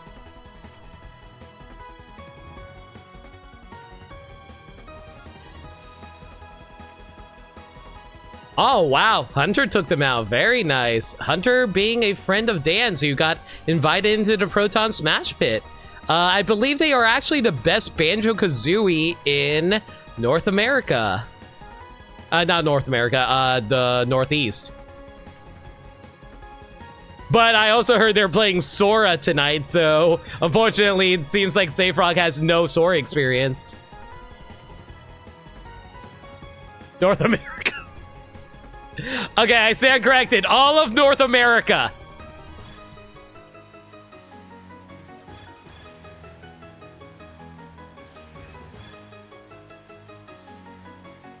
You're surprised you're not seeing any Steves? Honestly, I'm kind of surprised too. Almost no one in our server plays Steve.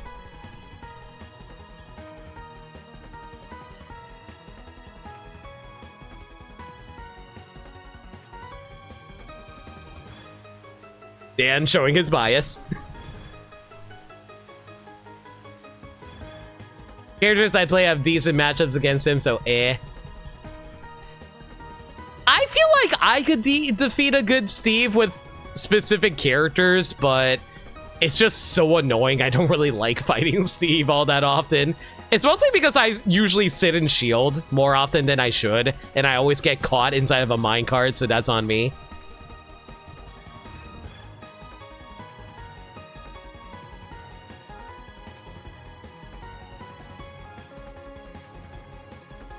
We might want to actually have tasks available to do. If you're referring to our players, yeah, why haven't you guys started the top 8 bracket yet? Guys? What's up? Why hasn't anyone started the top 8 bracket? Oh, I have to wait for a moment. I can get that done here. Give me a moment. I'm waiting. So get the top 8 bracket started here. Don't worry.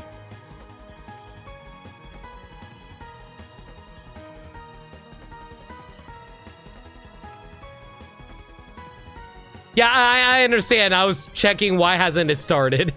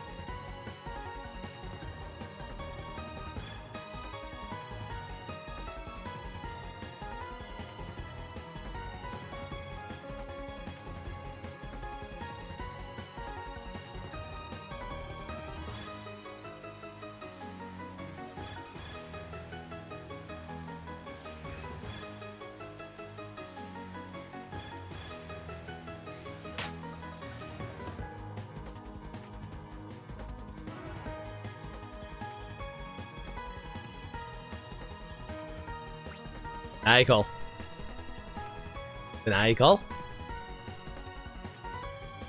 Yeah, what's up?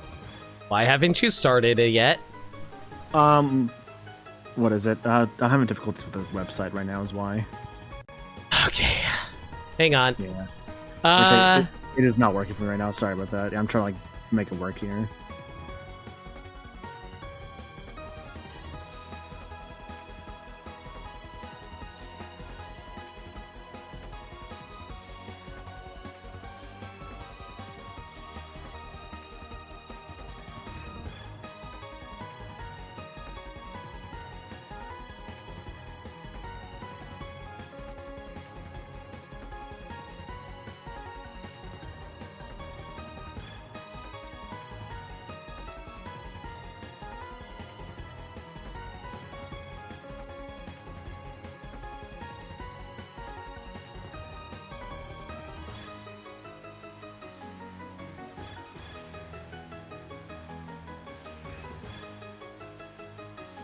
Yeah, go ahead and talk in Tournament Talk while we figure this out. Unfortunately, our usual tech guy is missing for some reason.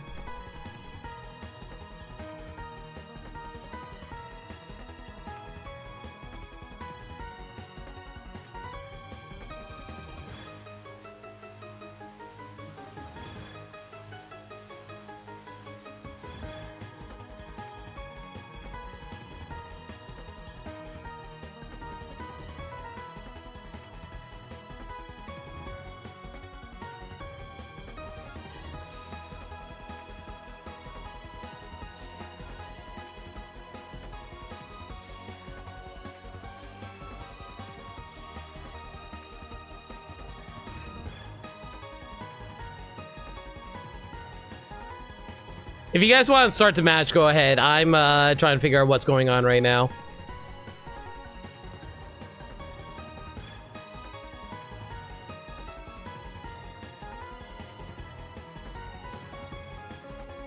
Ready?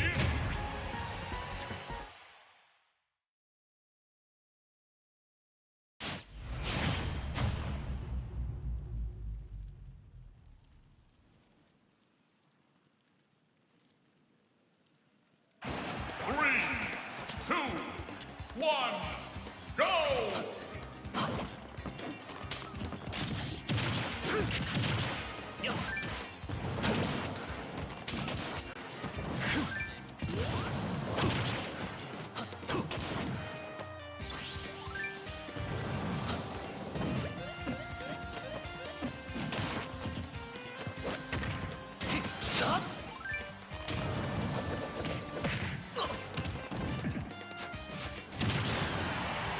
Okay, it looks like things have started now. And Aiko, were you able to get it started? Are you crazy or is this in slow-mo? Yeah, yeah, there's a bit of lag on my end too. It's definitely lagging on their screen. I think it might be Flybones.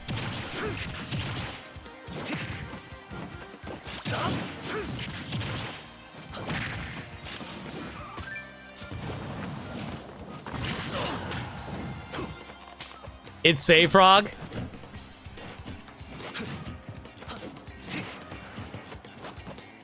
Had lag versus Fly, not against Kamui? Wait, really?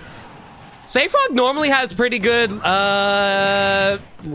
internet from the times I fought them.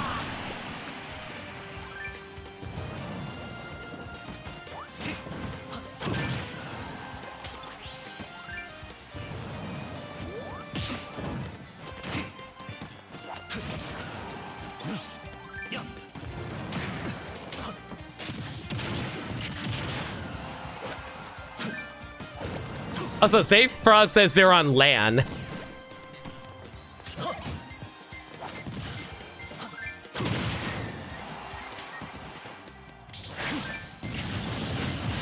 Well, regardless, it looks like Flybones is down one stock against Save Frog's Cloud, which I know that they've been pulling out recently. Good air dodge. Got caught on last hit, though, but thankfully they're on low enough stock, so it's not going to affect them too hard. Right now, Flybones is definitely trying to space them out with their projectiles at the moment. Ooh, good back air, and now they have Limit Online. One good cross slash will take it, but unfortunately, just missed. Very good job on trying to keep Villager at bay, but unfortunately, Villager does have a pretty good recovery, so they were able to easily get back on the stage with that side B. Unfortunately, not enough time to punish. But we have another Limit Online. Just gotta make sure they don't accidentally get hit by a finishing touch. First game goes to Save Frog. Whoa, win!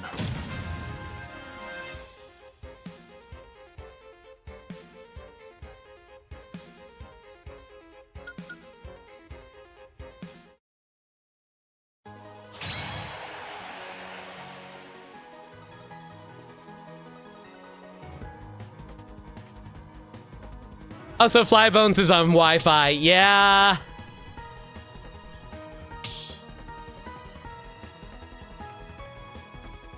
That, I will say this, having LAN is not a requirement for the tournament, but it definitely helps.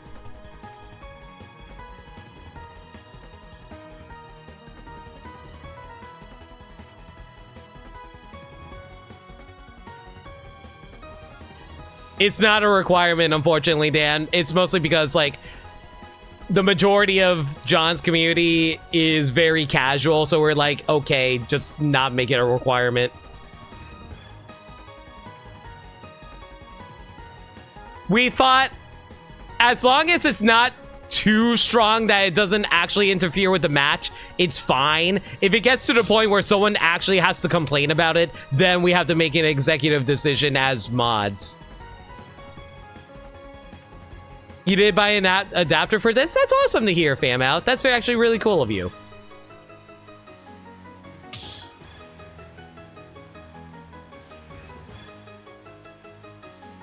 Ready?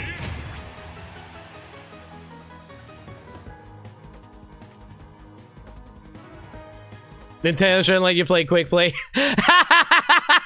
Nintendo, the ultimate casual company that allows Splatoon 3 online to exist. Yeah, sure.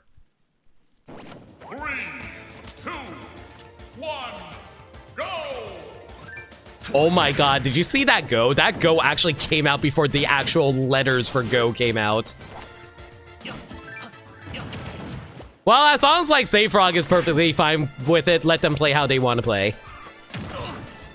Ooh, but man, Flybones is definitely taking advantage of this lag at the moment because they are catching out all the slow inputs for Martha at the moment. But thankfully, SafeFrog is making good use of their massive disjointed hitboxes to help with zoning from Villager. Oh my god, did they actually miss the forward air because of the invincibility of Pocket? That's hilarious.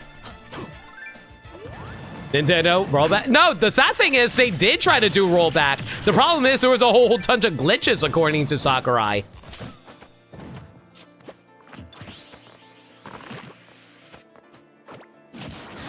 Ooh, very good spacing by SafeFrog and good back air to catch them out. Oh, man, that's the worst part. Even if you do manage to break all the balloons on Villager, they still can re-grab ledge. That's hilarious to me.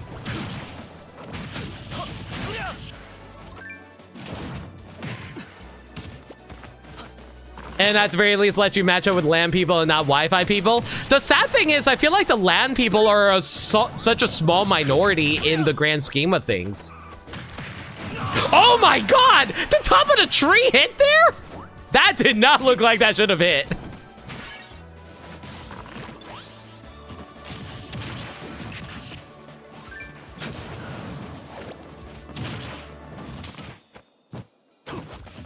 Yeah, basically what FamOut said, rollback isn't as simple as simply, oh, turning it on and off.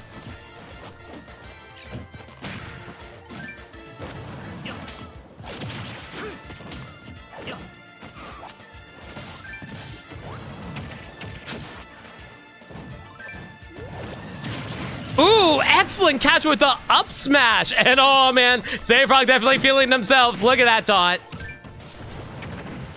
Ooh, unfortunately rolled right into that gyroid, which honestly has been happening a lot to a lot of people tonight. I'm kind of surprised how many people have just been rolling into attacks like that.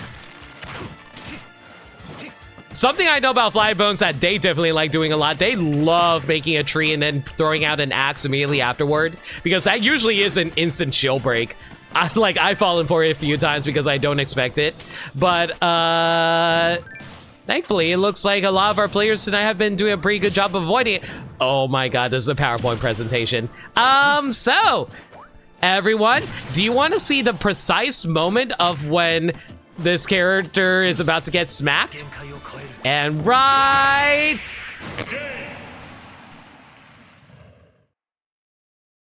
I swear that was not planned. Second game goes to SafeFrog. Reminder, this is a best of 5, so SafeFrog still needs to win one more game.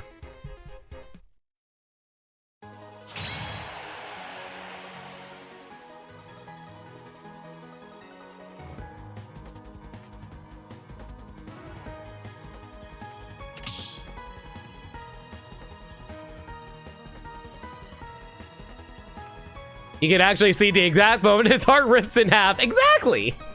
That's what I was trying to go for.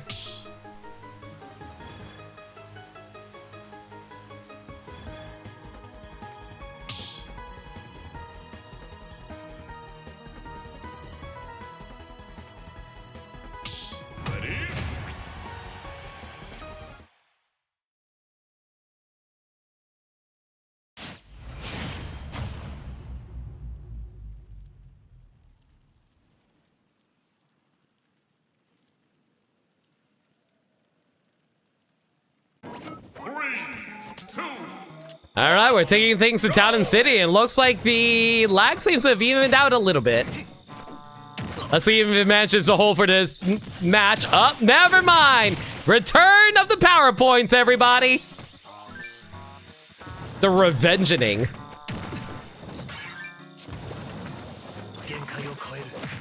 You know, I would say this is a horror movie in progress, but really, if this was a real horror movie, everything would actually be paused and static for an entire screen. Oh my god! I didn't know Limit Cross Slash could actually break a gyroid. I thought I would be able to hit him before the gyroid actually manages to get destroyed. I guess it kind of comes out fast enough that it would be able to interrupt its progress before it explodes. Yeah, like that. Like, it takes a good bit of HP before it dies.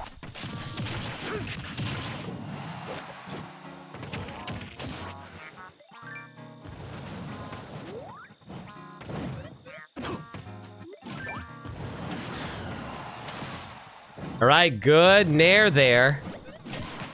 Fortunately, like I said, it's so hard to actually be able to punish villagers' recovery entirely because of the fact that the balloons are able... Like, I don't think I've ever seen villager actually die from having their balloons broken. They're usually too close to stage before they could actually SD from it. But it's not really an SD. I guess it's technically a KO. It's just a very... I guess it gotta be like making Pac-Man land on his trampoline when it's red. Oh, unfortunately, Flybones wasn't close enough for the forward smash to hit. That definitely would have taken it if not for that. Flybones is definitely seeking some kind of KO right now. No, none of their down stats seem to be bearing. Save Frog, good up smash, but unfortunately not quite enough. Man, I always thought that Cloud's forward air was honestly super trash in this game. I felt they nerfed it way too hard, but honestly, it's still pretty decent in this game for spacing purposes, which actually works out fantastic for Save Frog entirely because their Martha is really good at spacing too, so I guess they just feel really comfortable with Cloud being able to space. Cool bug facts. Did you know Cloud's Limit Cross Slash has iframes on startup? Yep. Did you also know that Cloud's, oh man, I forget which side it was, but Cloud's cross slash is different based on the position he's facing in. I think that was a Why Do video that was made about that. I think it was like left-facing Cloud is better than right-facing Cloud.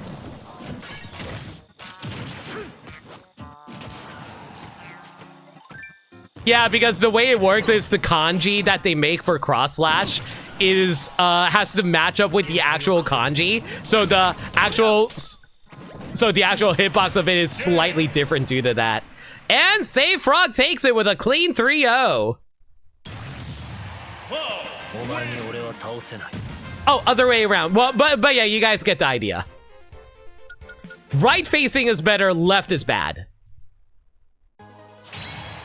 Right has better anti-airing hitbox and the final hit reaches further. That's what it was. Thank you. Give you 2-3 minutes. I'm just going to use the bathroom really quick for you and come reset. Sure, sounds good.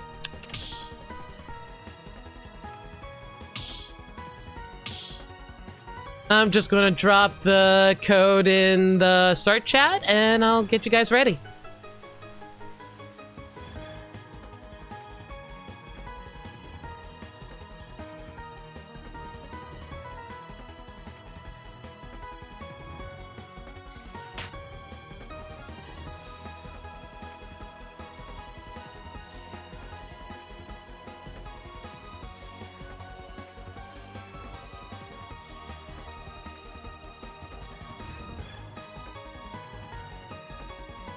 Left facing is better for catching short characters, though. Noted. Bathroom break into 3-0's a true combo. Is that true?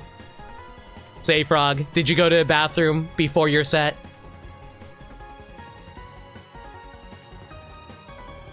Nope. Well, Shane, this is just going to suck for Dan, then. Unless it's like a taunt to get bodied combo, in which case, oh yeah, combo, have fun. It's not a true combo, it's a frame trap. Shoot, you're right. I mean, you could do it for a bathroom break, but it's not true, you have to read a roll. So it's a ledge trap, got it.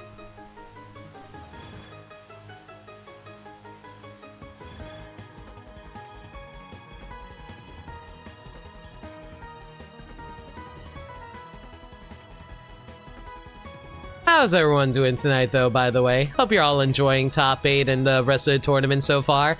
I apologize for all the technical issues that's been going on, but hopefully things are resolved now and the rest of top 8 should go smoothly.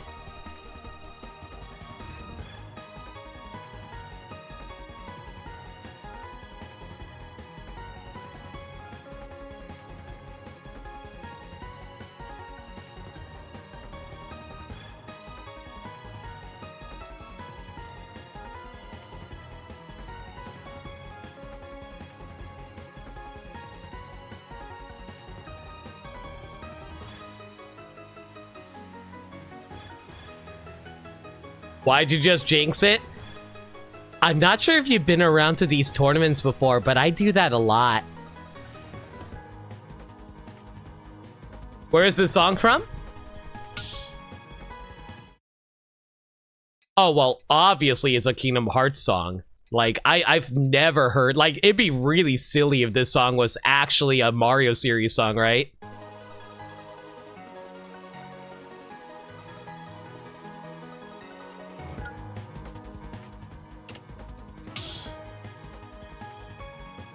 But yeah, it's actually from Bowser's Inside Story. It's the final boss music. I love the song. All right, looks like Dan's back. Let's get going.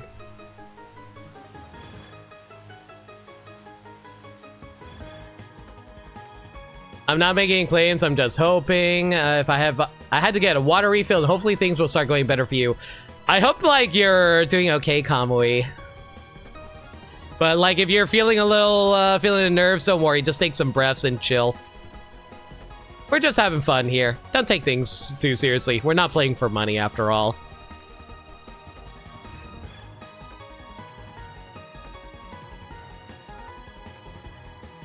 Give Bowser a Keyblade? What would his Keyblade be? I can see like a Koopa shell being his keychain. It'd probably have a Piranha Plant head. Or its teeth.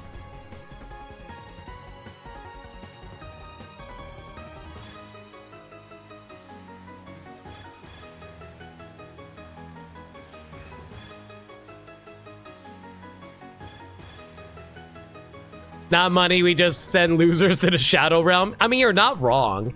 It's okay, Kamui. You just will have to spend the rest of your life in the Shadow Realm where you have to listen to Evil Merrick complain about the fact that he lost a winged dragon of Ra.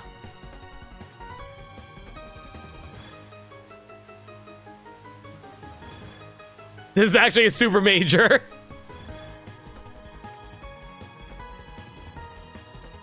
Okay, guys, listen. This is for all the marbles and all the recognition. You will be invited to EVO, where you will be able to compete for $1 million prize against the legendary other Smash players, such as insert non-controversial Smash player here.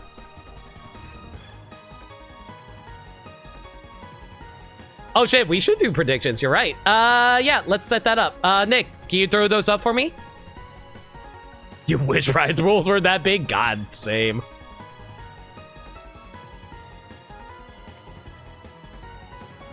Dust off your Pichu? Is Pichu even viable nowadays? Like, props if you do. I've seen pretty good Pichus.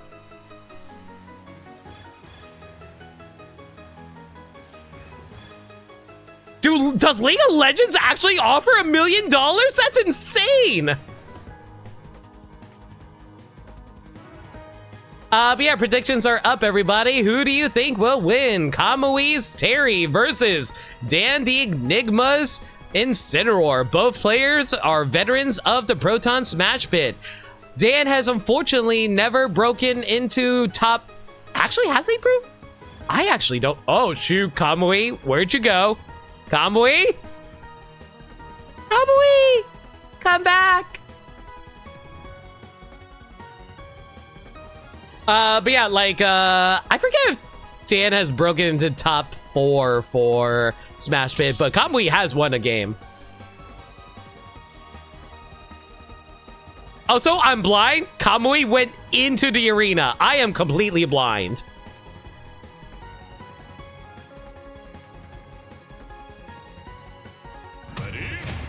All right, let's see them go at it. Terry versus Firecat.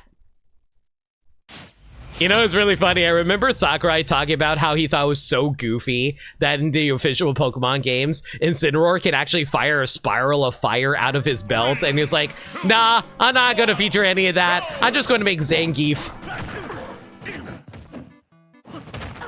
Oh, wow. Starterville. Okay, I guess they really didn't want to go to Pokemon Stadium 2. But starting off things strong with a nice grab into a down tilt jab. Nicely done by Kamui, but also unfortunately couldn't punish Dan's recovery.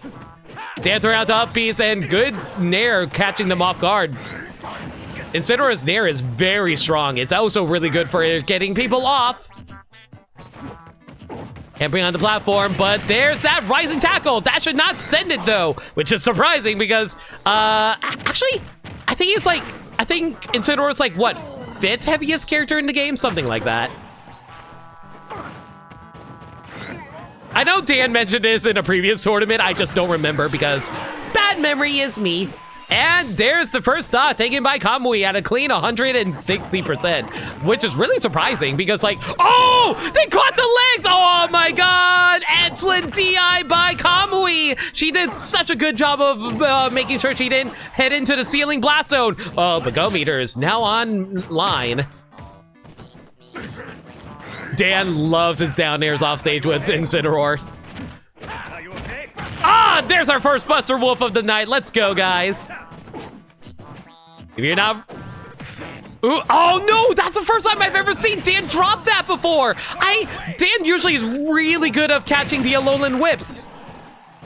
Oh, man, Dan was really lucky that that tech didn't actually go through. And unfortunate. That down smash is very strong. I really don't like down smashes that have you leap up in the air like that. That being said, though, Burning Knuckle right in the back. There we go. That's the Alolan whip that we expect out of Dan. All right.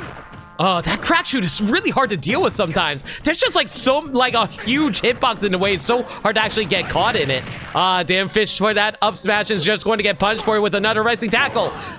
Up in the air again, but unfortunately, Terry, not as heavy as Incineroar, but still really strong. Excellent parry into a Nair. I always forget that Terry... Actually, no, that's a down air. Sorry, I think of Kazuya. Kazuya is the one with the spike Nair. Rock shoot! Oh, that will definitely take it, though. Dan does not drop those at ledge. All right, that evens out the stocks, but Dan is sitting at a 104%. Oh, man, they definitely wanted that spike there, but unfortunately, no tech. And that Burning Knuckle will take it. First game goes to Kamui. See, when you see a bunch of scrapping fighting game characters, it just is a lot of fun in Smash. How familiar are you with pro wrestling? I don't watch wrestling. I'm sorry to say. Incineroar is 6/7th heaviest, tied with Charizard. What? Charizard is as heavy as Incineroar? I mean, it kind of makes sense.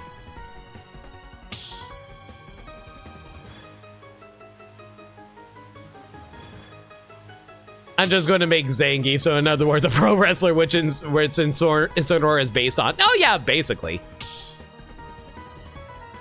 Tied with Charizard at 6th heaviest. Right. All right, that was a quick selection. I wonder if they're just going to do the salty run back into Smashville.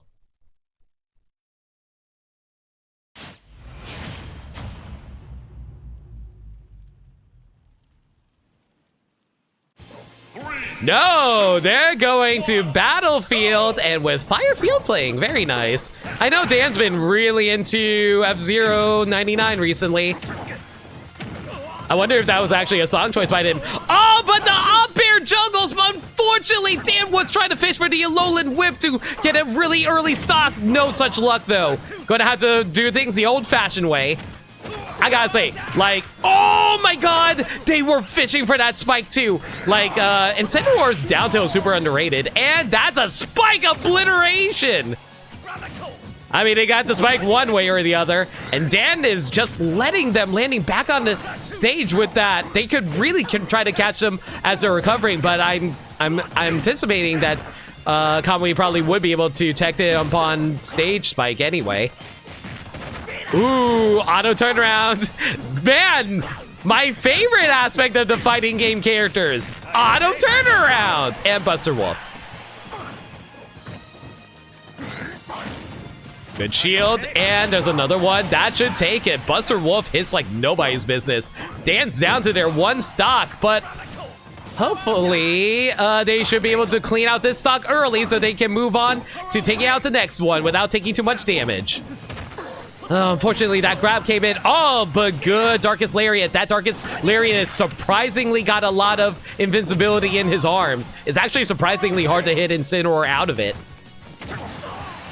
Oh, that back air will take it, though, right across the stage. Very unfortunate for Kamui, but still sitting a very comfortable stock lead on them, especially with those attacks. Oh, man, here comes the revenge plays. I haven't seen revenge come out of Dan all night, so it's actually good to see. Then again, I think this is actually for Dan's first match. What am I talking about all night? Ooh, trying to go for the burning knuckle, but Dan is also doing a really good job of covering high. Kamui hasn't really been able to punish that, which honestly, it's really hard to punish cross chop anyway, so I don't really see yeah, I can't really, I think the only way you can really punish oh, unfortunately, recovered off stage with that, but yeah. Cross chop is actually surprisingly hard to punish unless you hit it with a really big projectile. I personally play Palutena, so I use Palutena's up smash, which is a giant laser to interrupt cross chop, so that's actually an option I usually go for. I think if Terry has access to the go meter, he can probably, you know, set the Blazing Cat's crotch on fire even harder. Kamui takes game 2. They could probably use like Power Geyser to interrupt cross chop if they tried to recover high.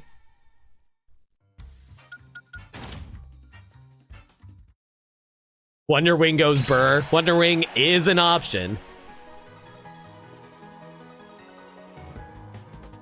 Terry is the 10th heaviest character alongside the Samuses and Bowser Jr. Yep.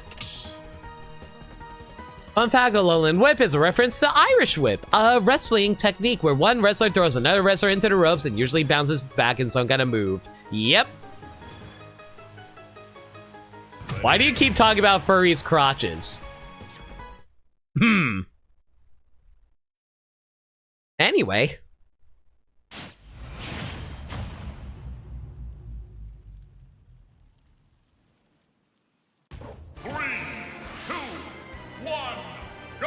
Ooh. Final Destination.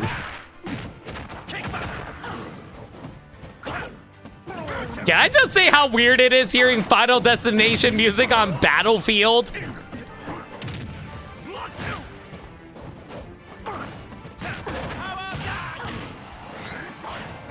Oh, there's a high recovery. Going to go for it again? No, they're going for a low recovery. Excellent mix-up by Dan. They definitely could have recovered horizontally, but they realized that would be an easy picking for Terry. Oh, unfortunately. I'm not sure if that was intentional. No, that was definitely intentional that time.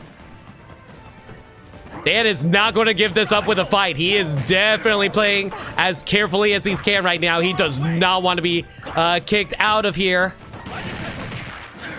Good rising tackle, but the bulk and weight of Incineroar. Oh, nice catch, but oh, no, you know what? No. You know what? I think Dan might have done that on purpose to get Kamui off stage, but unfortunately, knocks him right back out.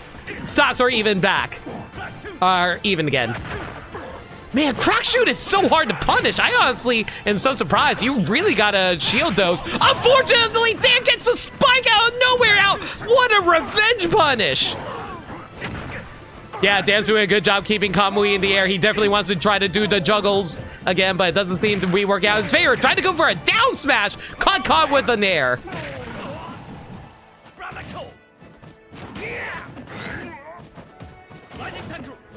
Those down tilts. I'm honestly so amazed by Kamui's ability to space their uppy. Like, if it was me, I would easily get caught by the down tilt off of Incineroar. They are doing such an excellent job with their uppies. And now they have Go Meter online. Dan's got to play this real careful. They do not want to get caught by any of the super special moves.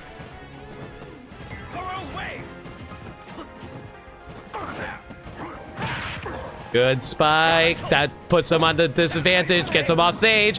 Dan manages to STI out of that. Oh, Dan is trying to play so carefully. That was a good down smash. Dan is on his tournament life. He needs to get this stock. He thankfully does not have to worry about Buster Wolf or Power Geyser anymore, so he can play, I wouldn't say aggressive, but enough that they don't have to worry about getting caught off stage with, caught off above using a Power Geyser. That being said, though, Dan definitely wants to try to knock out Terry before he hits 100%.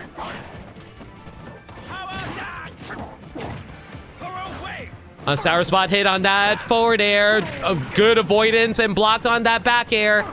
Dan is taking this back. He will not give up without a fight. The kids believe in Incineroar. They will not see their favorite heel cat go out. Do it for the children, Dan. 100% meter, Dan. You need this sooner than later. Dan sitting at 180. He is one clean hit and he's out. Oh, that tail tells it. No. It's across the stage. It's not enough. No, no, children weep everywhere. Terry Kamui takes a 3-0 on Dan. Good try, Dan. That was actually a really good match.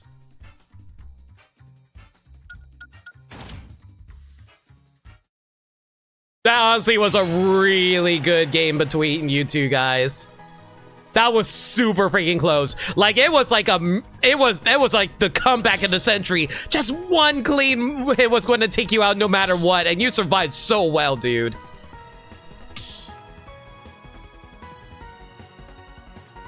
All right. Kamui moves on into losers quarters, but we're heading back into winners semifinals with one Crash 94 versus the Hunter. Let me get them the info. And there you go.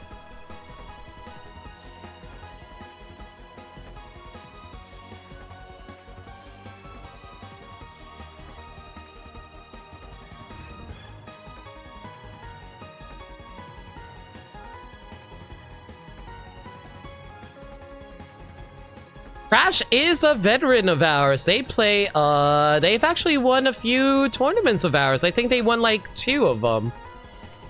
And they are actually the top of our score list, if I recall correctly.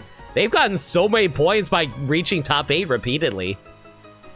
But they are facing against Hunter, which, according to Dan, is one of the best players in their region. And apparently the best Banjo-Kazooie in North America.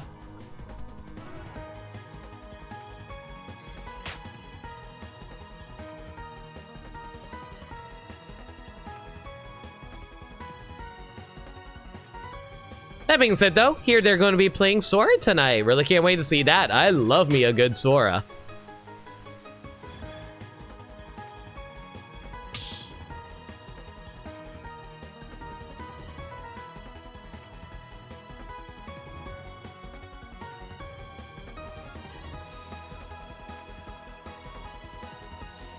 All right, give me a quick sec. Let me just set up their team name, and they should be good to go.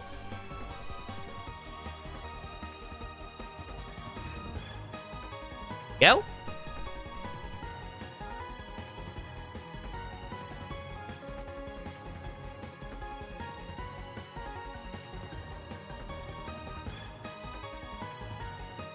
I appreciate them running the Virtual Fighter icon there at the least.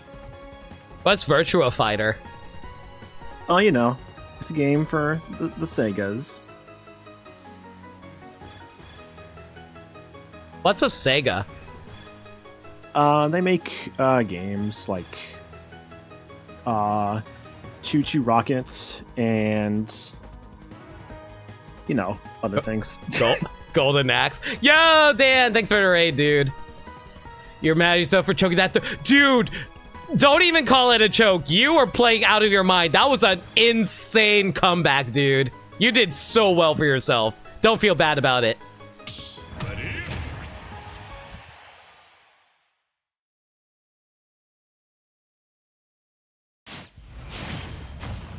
All right. Yo, they're rocking the Timeless River Sora. I love it.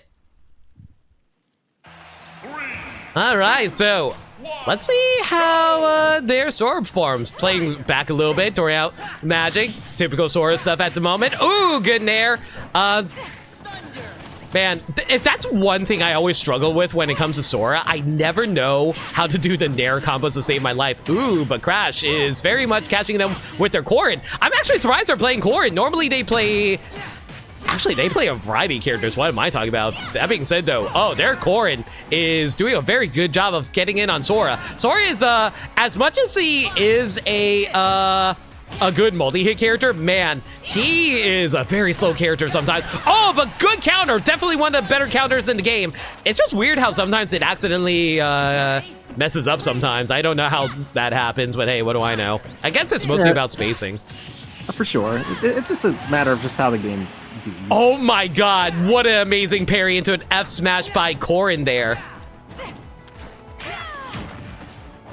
Ooh, very good fallback with the side B. That's actually really smart of them. Oh man, I am seeing some incredible down tilt plays back there. And once again, getting caught out with the back air with the counter. Very good job. And that Thunder will not take it. I'm a little surprised by that.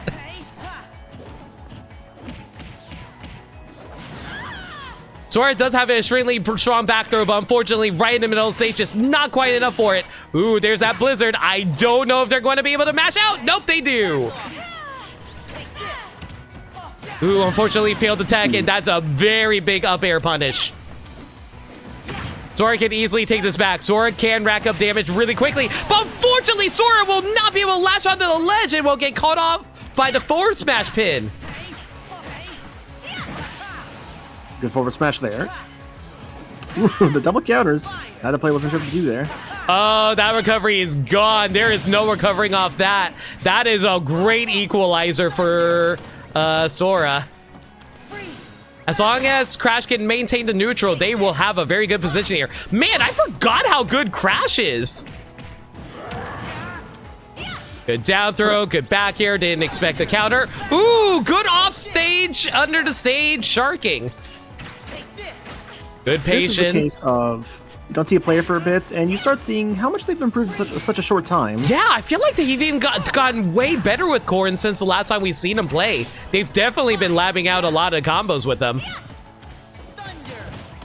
I wouldn't be surprised, like, considering they weren't even planning on coming out tonight, but then they started picking things up again. So I guess they probably did a lot of training while they were planning. Unfortunately, not quite enough. They tried to go for a grab, and Sora just like, no, I will hop over your hand like nobody's business and smack you with an explosion of light. Sora takes game one. It's funny how they gave him finishing leap and not explosion, but you know what? It's okay. I think finishing leap is cooler than explosion, but yeah. See, I like finishing leap because it just changed it to my air combos, which is great. Explosion is also very broken. That's also true. I prefer magnet burst personally. I mean, it's funny because like both the magic finishers of KH2 Final Mix are easily the best finishers. Like, aerial finish, I think, is honestly the worst one. It's just so slow. It's like a big combo in the air, and if like, it falls out over somebody, you're just stuck in the air for a bit, and they get all the time in the world to, like, just reset their combo. Listen, I just like being able to draw people in with Magnet Burst, okay? It's good for, like, rando purposes, for fighting, like, the, like, getting a lot of Heartless in quickly. Yeah, exactly, because, like, sometimes you don't have access to Magnet, so it's like, alright, well, if I can't draw you close, I might as well just, like, use my finisher to do it for me. Magnega, finishing plus explosion, laugh. There you go, yeah. I mean, it depends. If it's like an aerial Magnega, then it's not too great for being able to hit on the ground with explosion. That's the issue. Magnet Burst for the org fights? Not really, no. Ooh, Crash is pulling out the Inkling. That's the character I was more expecting out of them. But unfortunately, that is a bit of an issue. Corrin is way better at... Oh, getting caught off by the Thundaga again. But yeah, like, that's the issue. Corrin is better at killing things, but Inkling has a better recovery. So it's whether or not they're going to be able to make up for it and get the damage out. Man, the up air is actually... Like, the up throw into up air is a very good combo for a kill, and it's also pretty good for racking up damage. I'm just concerned about them accidentally staling up air, because up air is one of their best kill options. And that only works within a certain amount of percent, so they got to play real careful about this, especially... then again, it's also a bit of an issue, too, because Sora is a pretty light character, so that might throw off their combo. Ooh, they try to run right at... You know? You're saying? Then you get the day one strats of being run over by a roller, both in Splatoon and Ultimate. That's just how the game goes. Sometimes it's fine. I mean, I haven't done the Data Org fights myself, Dan. I need to get around to doing it one day. The Data Org is so fun. I love those fights so much. The Great Equalizer! Run up smash!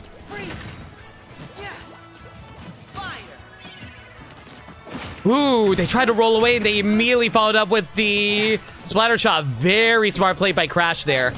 Good block, good avoid. Wow! What a great avoidance by the Nair! That Nair is massive! I guess it's... would you call Inkling a small character? I feel like Inkling's like average. Side, yeah. I guess a little small. They're kind of like middle size. They're almost as tall as Sora. Yeah, but Sora's also kind of short-ish. She's not like super short, mind you, but yeah. Oh, that is dead. What? Wow! Unbelievable! They still closed out the stock in the end, but I'm surprised that charged up F Smash didn't take it. Oh man, Crash doing an excellent job racking up damage. Wow! What a turnaround for Crash. They were down one stock and now they're ahead. Now they just gotta be careful. Again, Inkling has an amazing recovery. It's actually surprisingly hard to punish. I would say it's like discount Game & Watch up B, really. I can see that. Good fade back. Oh, not enough though. They were too far in this stage and too low percent. Excellent avoidance of the bomb. Oh, they were expecting a roll. Nah. Crash just has a lot more patience than that, surprisingly. Ooh, Nice good. kick. Nice kicks. Nice forward airs. Oh, they were trying to catch it with an up B. That's unfortunate. Also, very good awareness to not do a side B there. I am very bad about that when I play Sora. Ooh, nice F-tilt, though. So again with the slap shot. Is that actually... Actually, you're right. It is slap shot. Yeah, forward tilt slap shot. I didn't even realize it, but you're right. Oh, I thought they actually screwed up the recovery for a moment there. Oh, no. Wrapped the dead Sora. Oh, no. Right. Okay, 1, that's hilarious. 2, I don't think Hunter mashed.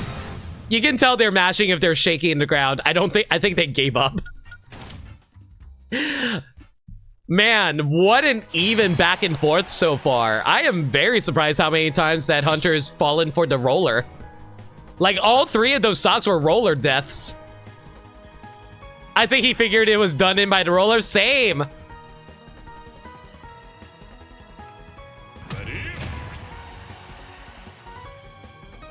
Going back in.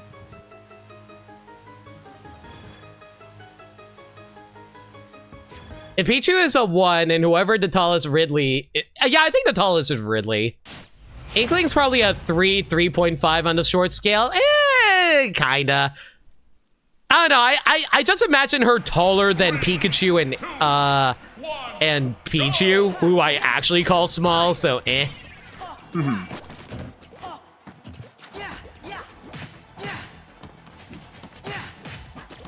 Good aerials on Sora here.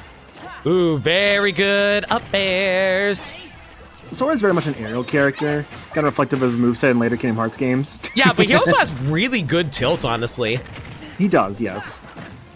Ooh, the down air. Down air is not exactly Sora's best move, but unfortunately, you kind of have to get down to the ground quick sometimes. And there is another roller. Man, Hunter is just running right into those. It's either that or Crash is just doing a really good job of throwing them out without them expecting it. Oh, patience. Wait, hang on. Oh, no, everything's fine. Oh, I got really scared for a moment there. But all right, but Hunter is right back into it. Patience, waiting for the punish. Good back air, excellent back air. Patience is what makes the dream work, after all. Taking a little bit of damage there, getting that. Again, good minor damage. It was a bit of a sour spot. Oh, they went for the roller.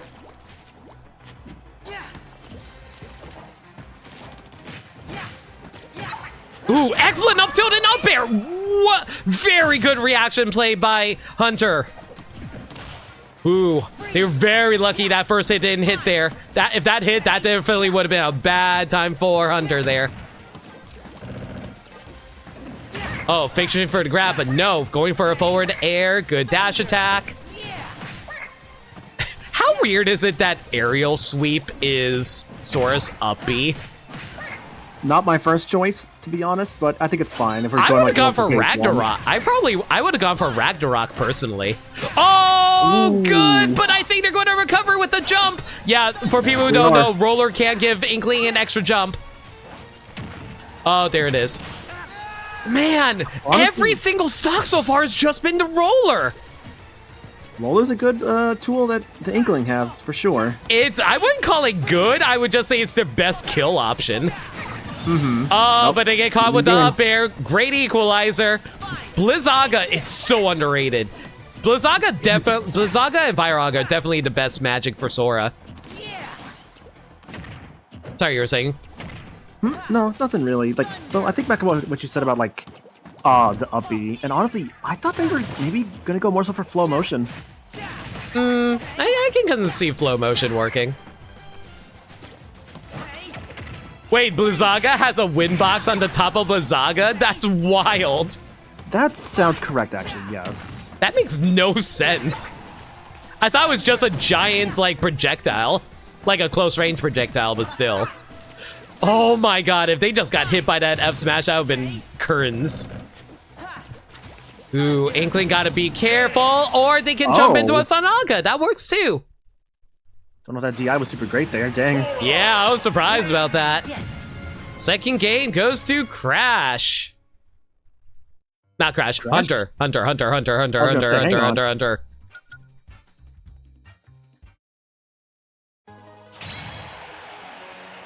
You side beat right above him as he went for Blizzaga and you got pushed? What? I'm just imagining Incineroar getting blown away by ice now, and that's hilarious to me. It's called Blizzard. Like I said, ice. Ice Beam. Ice 3. Thrice, if you will. Yeah, wasn't Blizzard originally called Ice in the old Final Fantasies? Oh, yeah, I forget, like, I know it was like... some of them. Yeah, like, back in the day, it used to be like Ice, Thunder, Fire, and like, Holy used to be called, That's a translation thing with Holy being called Pearl. Yeah, it was called Pearl, yeah. Oh, wait, no, Thunder was Bolt! Dan's right, it was Bolt, yeah. Yeah, Thunder was Bolt. I think Blizzard actually was called Ice in some games. Yeah, Ice 1. Yeah, that's the only reason I remember that is because I played Final Fantasy VI, which is the only Final Fantasy I've actually beaten. Should play more of them. I want to play 7. I know it's like overrated, quote unquote, but I still want to play it. 7's still good. Don't let the whole like overrated crowd deter you from it. Yeah.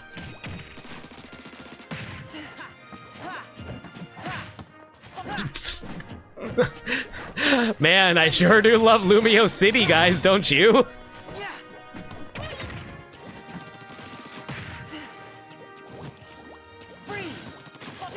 Pearl was due to Nintendo localization standards. You say that, but they also use Pearl in Kingdom Hearts. Yeah, Kingdom Hearts is funny because they use both Pearl and Holy, and I made the spells different. I just think it's really funny. And it makes sense, too, because, like, also they use Faith as well, because there's also Faith, like, for Mini. I mean, Faith is, like, a stronger Holy, wasn't it? I can double-check that. I think it depends on the game. Good back throw. Oh, wow, I'm surprised that didn't reflect the bomb.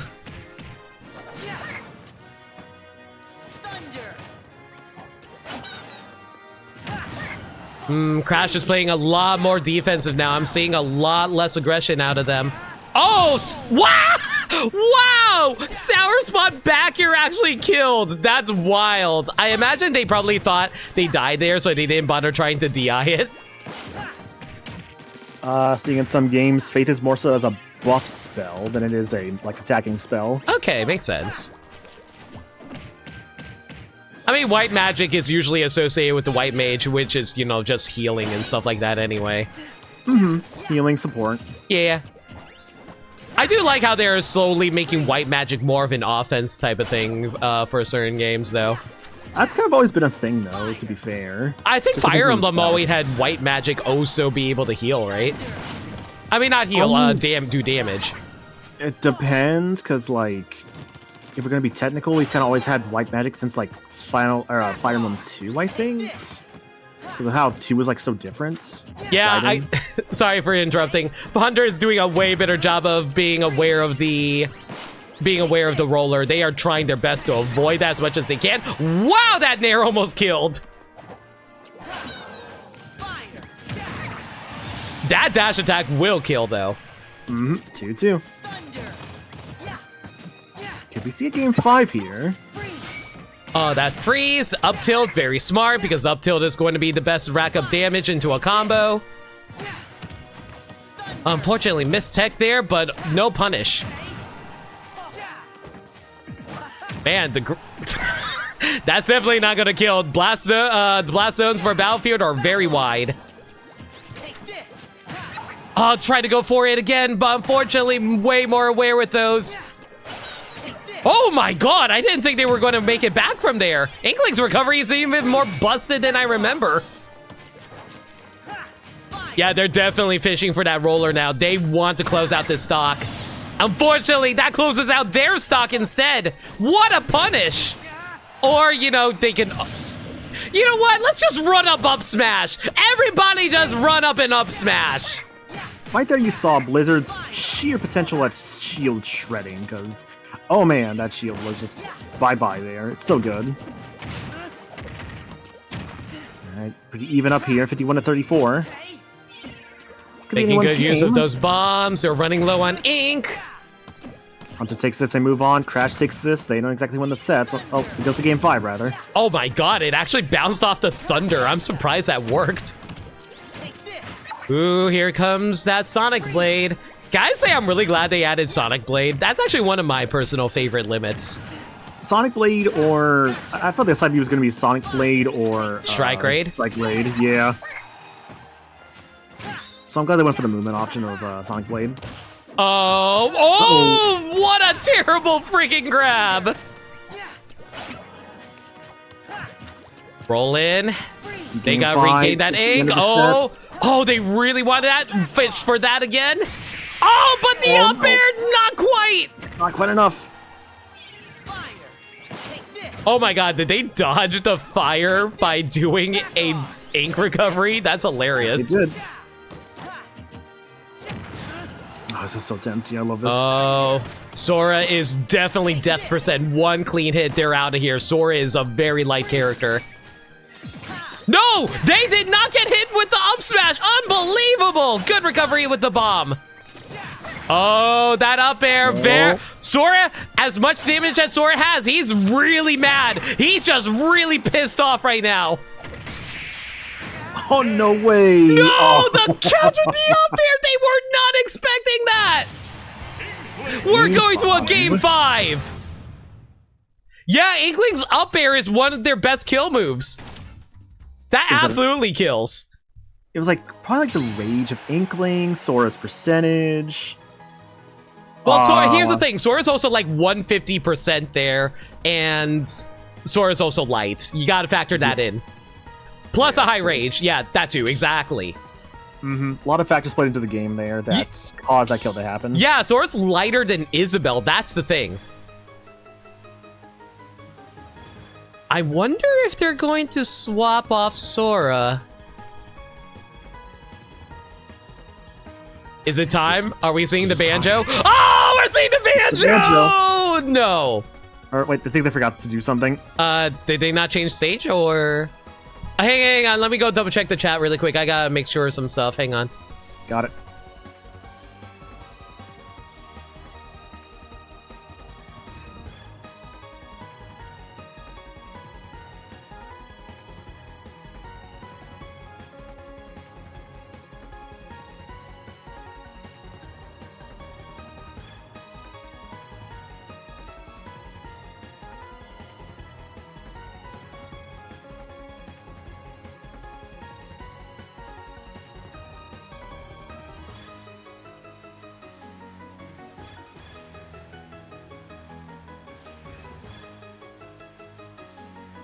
Okay, we're getting a character swap on Crash's side too. Okay. This is going to be interesting. Because I don't think I've seen this character, and I'm kind of surprised we haven't seen this character up until now. It's my girls. Yeah, no one's really been playing Pyra and Mithra in these tournaments, so it's nice to finally see one. Oh boy, Banjo, the best Banjo in North America versus the Aegis twins. Twins. I mean, they're literally twins. They are, yes, even though one was created by the other. So in a way, they're not really twins, but like mother and daughter. Shut up. Am I wrong? I do not want to think about it like that, thank you. I'm not wrong, though. Are you calling Mithra a granny? I'm not calling her a granny. I'm just saying that, like, you know, she created Pyra, so therefore she is the mother of Pyra. Ooh, good catching. Good catch on keeping Banjo off stage. Oh, unfortunately, the grenade bounced off the ledge there. Mother of Pyra, grandma of Dirk. Oh my god, good. Just shut up. Good avoidance with the up B there.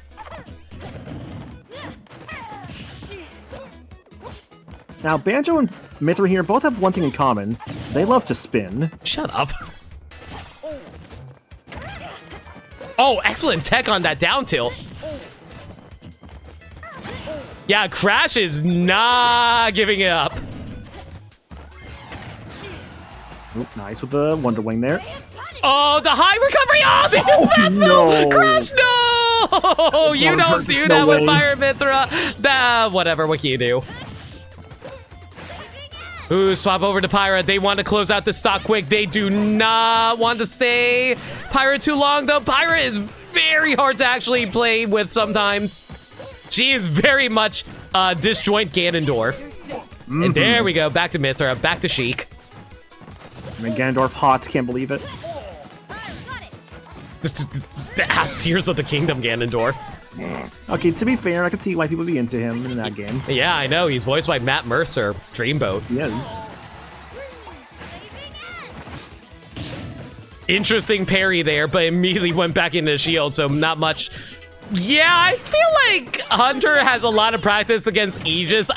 Yeah. Yeah, I think this is a pretty clean win for Hunter. Wow, Wonder Wing right through the side B. Very smart. Oh, but there's that back air. Very clean. Now they just have to make sure they can... No. Oh, man, that down tilt would have been so good if it wasn't for the tech. Good try for the tech. Ooh, very smart to go for a jab. Mithra does definitely have one of the fastest jabs in the game. Good up B finisher. Gotta be patient right now, though, because you do not want to get caught up. Oh, my God. The instant... Oh, my God. Can I just say I love it whenever a Banjo's able to juggle using freaking Brigo Blaster? It's so dumb. I just want to point out, like I saw Hunter do it earlier. They like threw out a bomb and threw it almost like instantly. Like they just do exactly where they wanted that bomb to go. It was great. Well, to be fair, the bomb is also has a low fuse, so it'll explode instantly. And there we go. That takes it. Crash, if there's anything you gotta be proud of, you forced out the Banjo. That is hella impressive. For sure. And don't worry, Crash ain't out just yet. They can still come back. That is true. They can definitely come back from the loser's bracket.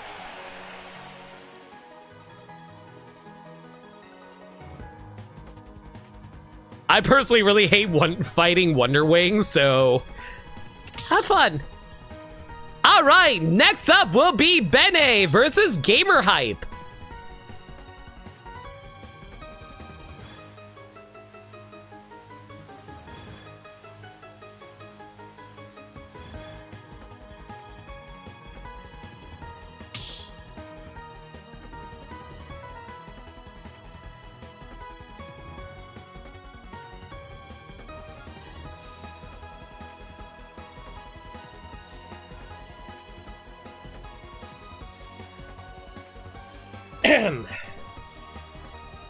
This loser's quarter is going to be rough. Oh, for sure. These two are insane.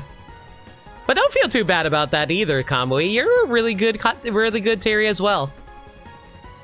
Absolutely. You guys in the top 8 are here for a reason. That's because you play well. Y'all earned your place.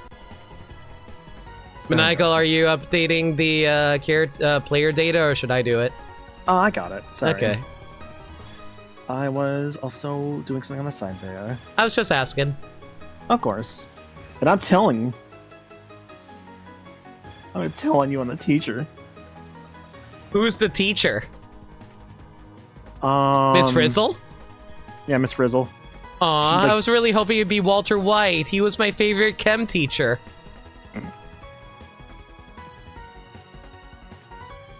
It's weird. He kind of disappeared from his job. I wonder what he's up to nowadays. You haven't seen the show because he didn't just disappear from the job. He did something kind of bad to get fired, we'll say. Yeah, but did the students know about it? Oh, there's no way they didn't.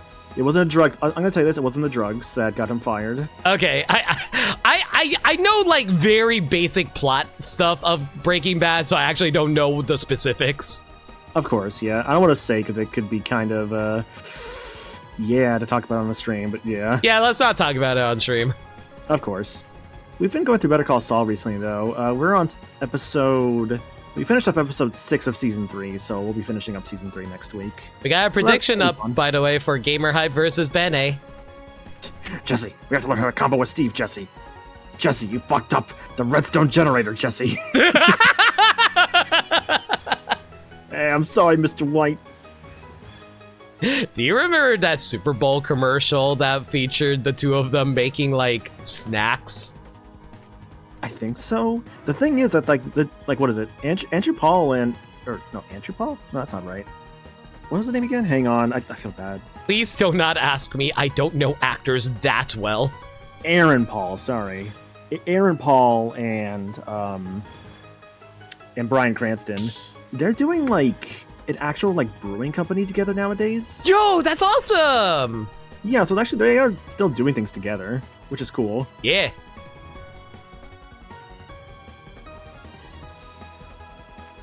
Man, it's still wild to me that they wanted Jesse to die in season 2 or 3, I forget. Season 1. Season 1, yeah, but then the writer strike's like, nah, let's not. Unironically, the writer strike saved Jesse Pinkman and also made a much better show as a result of that, because Jesse is a lot of the heart of that show, but also that man is just constantly suffering. I mean, he's not... There's, no good characters in that series, let's be real. The only good people in that series are, the literal baby. Walt Jr. And Walter Jr., yeah. Holly White and Walter Jr. And Holly's a literal baby, once again.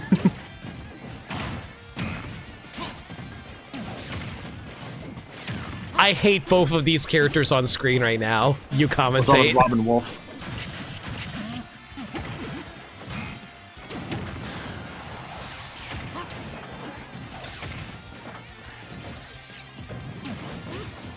using Reflect there, trying to block the gyro. God, I can't words.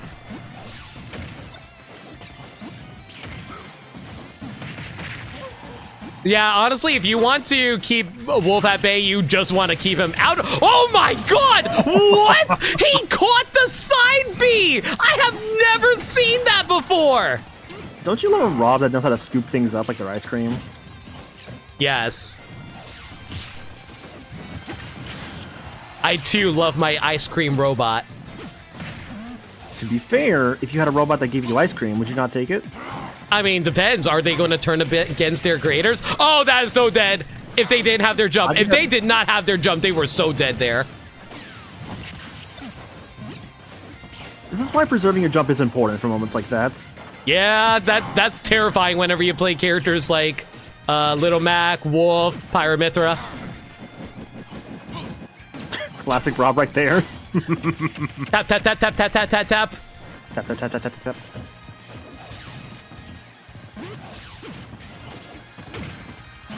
Ooh, almost into the top. Oh, if they got hit by the gyro, they definitely would have been set up into another combo.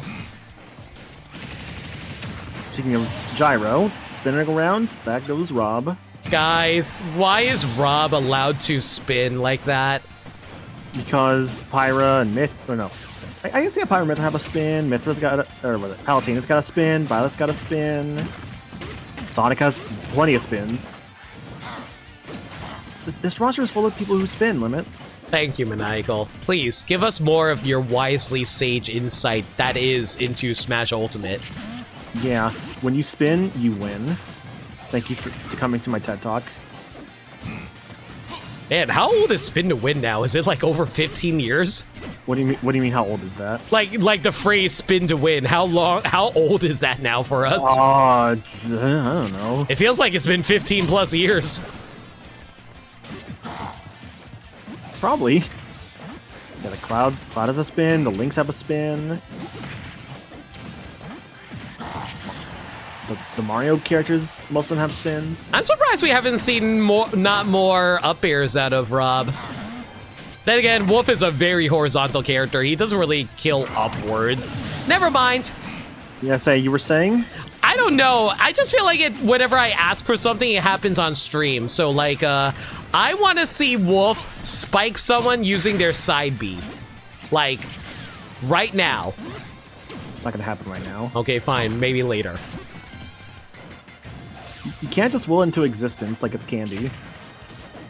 Wait, you can will candy into existence? What?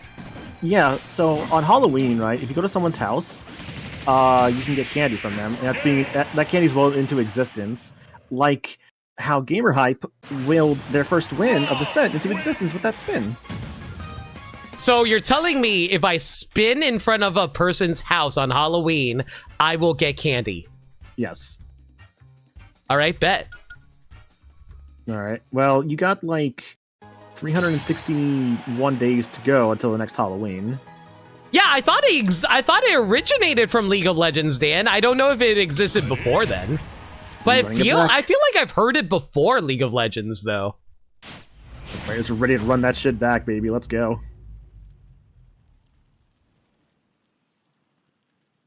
Dress up as a Beyblade to be sure. Got it.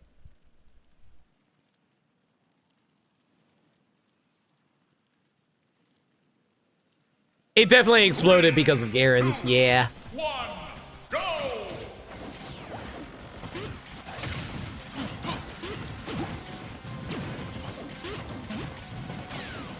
That's what I'm thinking. Yeah, Spin to Win cannot be 15 years old because 90s game shows must have had that. Like, for instance, Wheel of Fortune probably would have said that at some point, right? I feel like it's been... No, I think it was Price is Right. Ah, I could see that, yeah. Oh my god, this combo's so good. Oh, no, they're dead. Yeah, nope. Like, it's so stupid that Rob can just do that. Just Rob things. Just top 5 things. You know what's sad? Ben actually was doing a good job, like, spacing it out initially, but after a while, Wolf has to return. His recovery isn't that good. Ooh, good catch.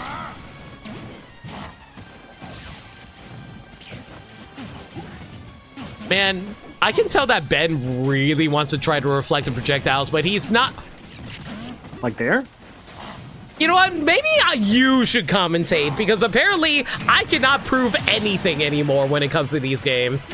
Look, I can prove a lot of things here. All right, like, please prove what can you prove right now? Well, for instance, I can prove to you the existence of. How about? You know what? Let me prove to you something, right? Okay. Oranges, right? They're pretty cool, right?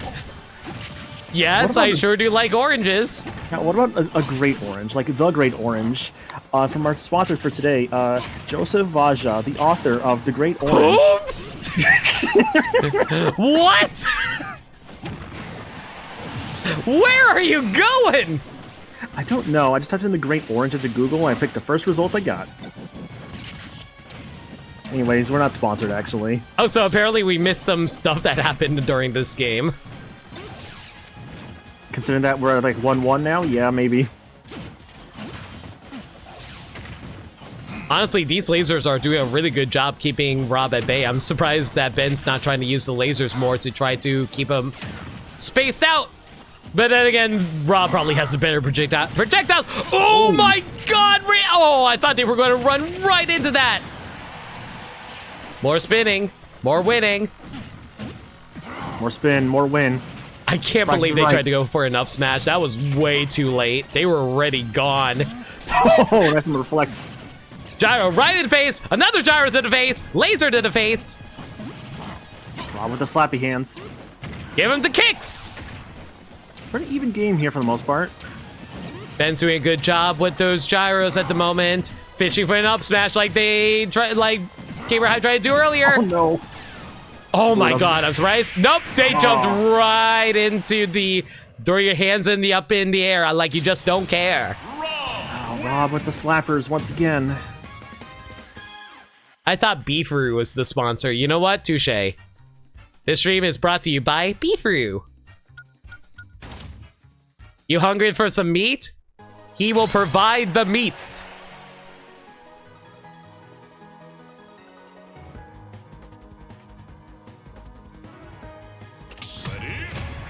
Oh man, the salty run back. Ben A is having none of this right now.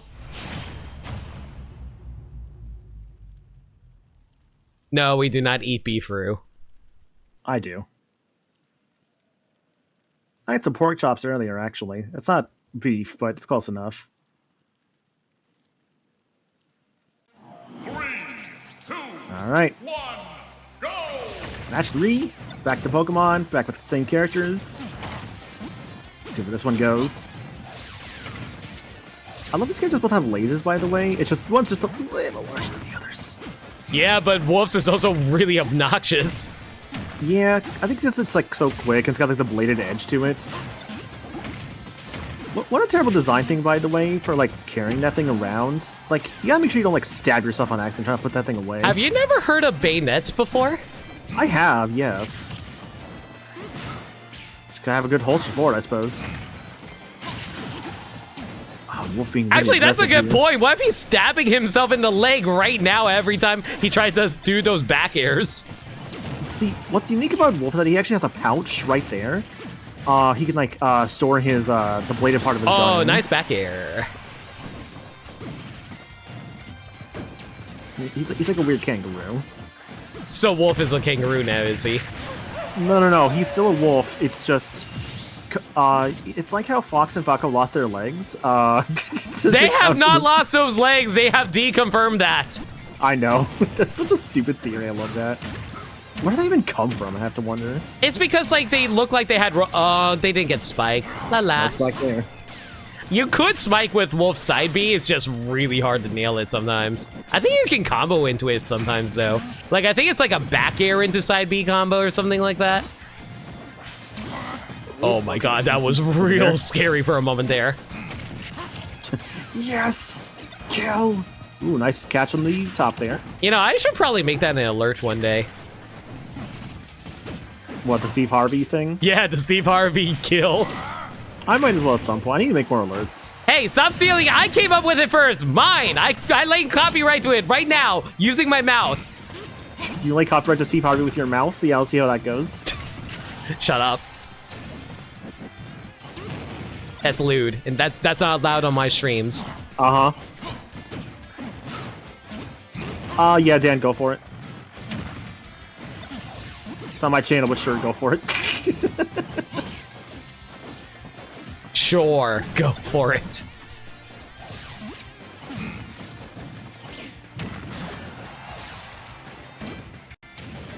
So 2-1 here. Ben is a little bit behind, but I'm curious if they can make up what they've lost. They definitely can rack up damage, just whether or not they can close out that stock. For sure. And Rob's definitely a character that makes it so that they don't want their stock exactly being lost. And I have a lot of the tools to make sure that you just don't get in there and take that stock from them. Yes, I too believe that they have the ability to avoid losing their stock, because losing their stock is a thing that they do not want to lose. Exactly.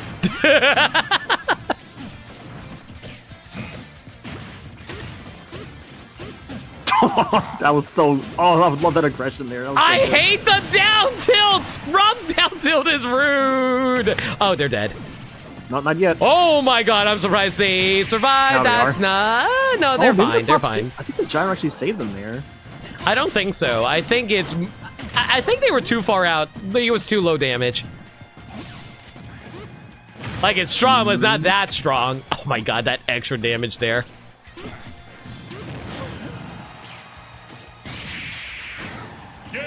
Yeah, there it goes. And that's a 3-0 to Gamer Hype. Will anyone be able to stop this robot? Maybe a certain bear and bird combo. Well played, guys. But we'll find that out in a later set, because right now we are heading over back to losers' quarters. It is going to be Crash versus Kamui.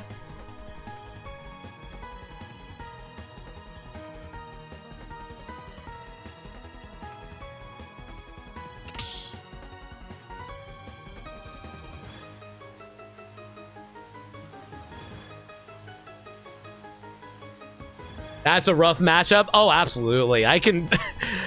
It just sucks because, like, Rob really snuffs out recoveries. And it's so hard to get back on the stage when you're fighting a Rob. Mm-hmm.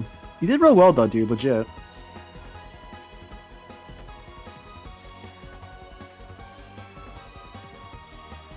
By the way, friendly reminder, since Dan mentioned it, if you make clips, I will be sharing it on the Proton Smash Pit Twitter. So if you guys want to show off some cool plays, please, clip them. Clip them now. What are you waiting for? Clipping is the most fun thing you can do for the Proton Smash Pit. If you aren't clipping the stream, you are stupid. That sounds mean, but it's true. You fucked it up. I don't quote things. I can tell. You quote it then. Nah. Okay.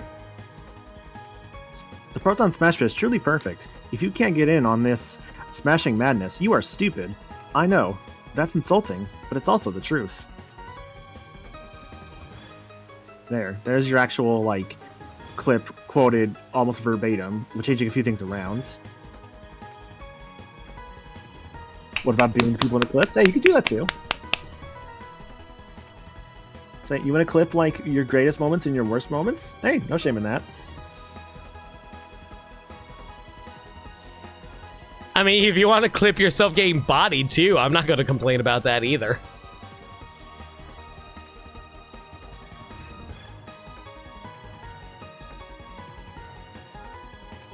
You need clip stuff because you've been the victim of like 2 clips and you need redemption? Dude, if you... Like I said, I've been sharing all the clips on Twitter, so by all means, please do. I want to be able to show off all our best players.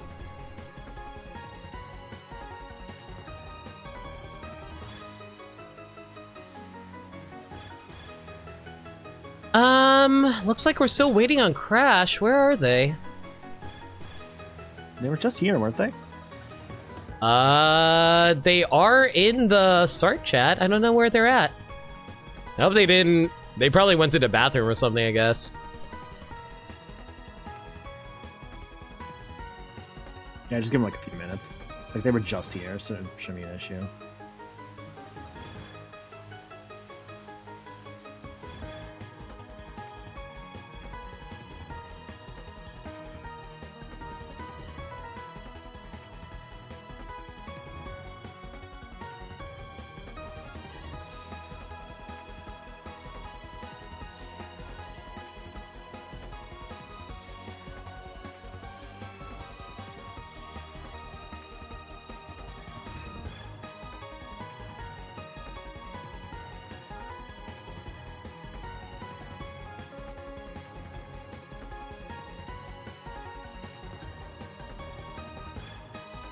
Oh, shoot, I have to pick the winner, right?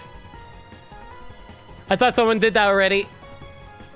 Oh, was that? Oh, that wasn't on the bracket, was it? There you go. Oh, that's what you meant. Okay.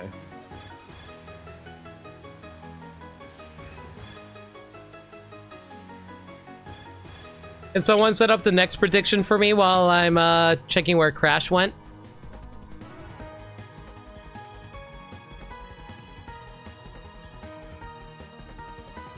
Never mind.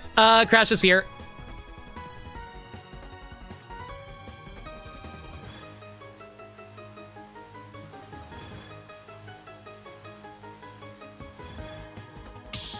Follow us on Twitter. You saw on the feed a few days later. Yeah. I'm sorry how many times you get bodied during them. It just, literally all I do is I go to the clips, see what's there, take what's there, put it up. Of course, I only stick with the ones that are good. If they're not good clips, I'm not going to put them up, but still. Of course. It's like, if you're doing clips, you gotta make sure, like, you, like, time them properly. Like, if you have, like, a bad ending to a clip, or just, like, ends, like, just in the middle, like, a bad spot, that's not a good clip at that point. You just made a clop. A clop? Yes. Why is it a clop? It's an unsuccessful clip. A clop. You know, I was really hoping that you were going to be clever and say, it's a flop, that's a clip, so it's a clop. Of course. That was not planned at all.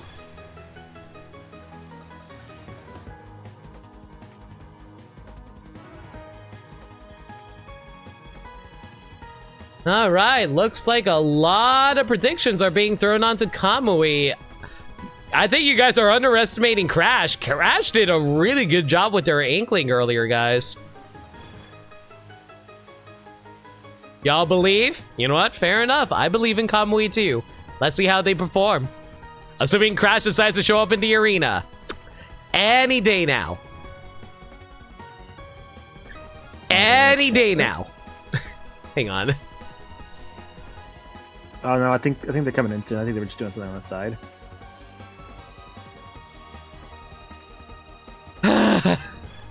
Yeah, it looks like they were playing Ninjala. Man, it's wild to me that Crash is able to be a lot like, okay, time to go play Ninjala. What? Time to play? Okay, time to play the best Inkling out of my mind.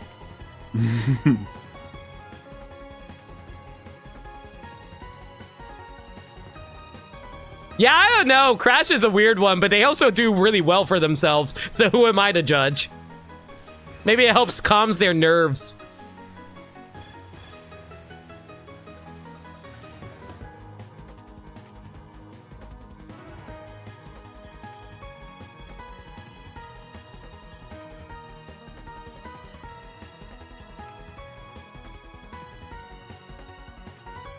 Playing 2 games at once is a big flex, for real.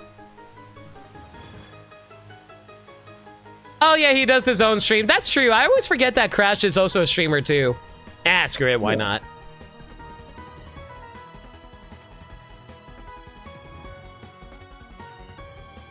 What was it, 94? Pretty sure it's 94.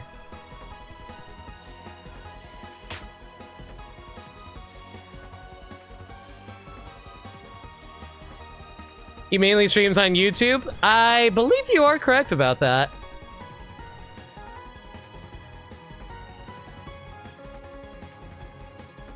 and sometimes questionable time management. I can kind of confirm that. They tried to get me on for Mario Party once, but unfortunately, it was a lot earlier than I was expecting. I unfortunately had to peace out for that night.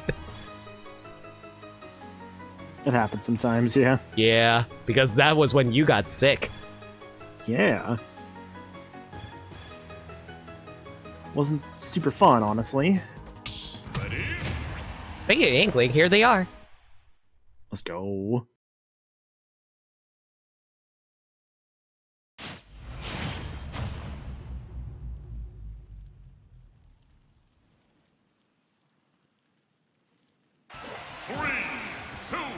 Yeah, Lemon deserve a lot of praise. They do all the tournaments. Thank you.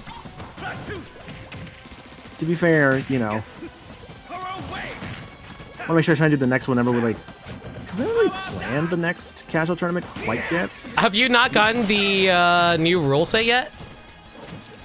I don't know if we ever did, actually, to be honest with you. I have to double check that. You gotta go message Sentry about that. Yeah.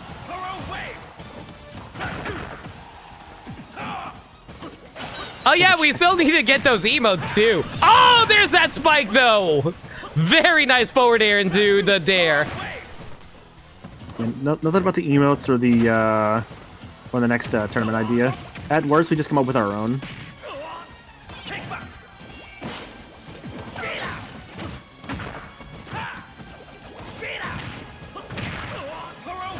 I wonder if Kamui is purposely taking damage sometimes to get that. To get that, maybe. Or, you know, you can just get ran over. But mash out, oh my god. That's not good.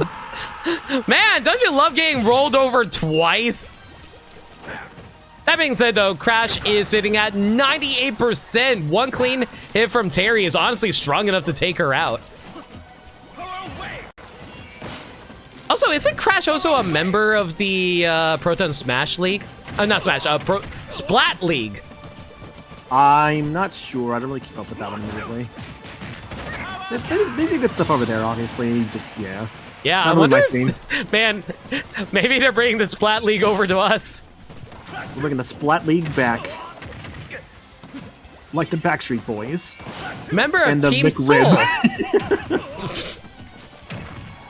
Oh no. Oh, what Terry, the no. great equalizer! Great equalizer, that is the roller. It's the brush and or bucket combo. Man, actual shoutouts to Crash being both a good Splatoon player and a good Smash player. I can't do both. Member of Team Soul. Full of bad guys in that team, it sounds like.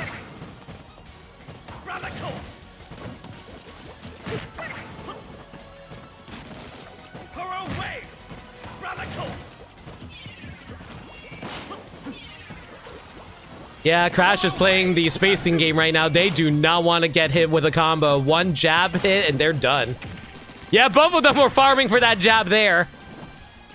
Am I not a good Splatoon player? No, you are Fuller, man. Like, everyone who plays these games well, you guys are good players. Okay, to be fair, I didn't know you played Splatoon, so you know what? Fair enough.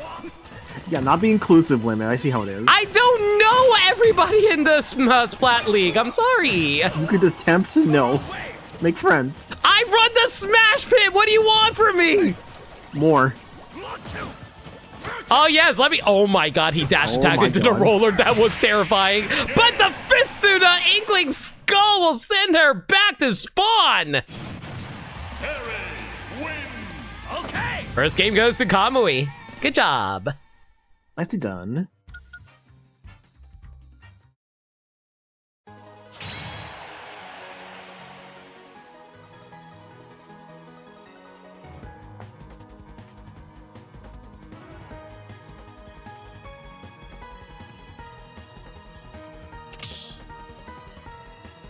I play good Splatoon 2. I'm like 2,000 rank in X rank. That's good, right? Yeah. Honestly, I think I'm better at Splatoon than I am at Smash nowadays. It's been a while since I last played Smash.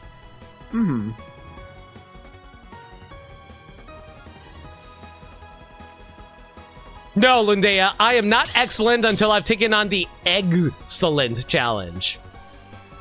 The Excellent challenge? Yeah, it's from regular show. Okay. Like, you have to eat, like, it's like a 12-egg omelet with chili, a bowl of fruit, and, like, was it 4 biscuits? No, 2 biscuits. This sounds like a shitpost video that Binging with Babish would do. He did do it. Did he actually? Okay. Wasn't there, like, also a thing in regular show that was, like, a death sandwich or something like that? There was a death sandwich, yes. Is that, like, the same episode he went to, like, go get some fugu? Because, of course, he did. Yes. I think that was Alright, actually the same sure. episode. It's been a while since I watched those episodes, but yeah. Would you do fugu? 3, 2,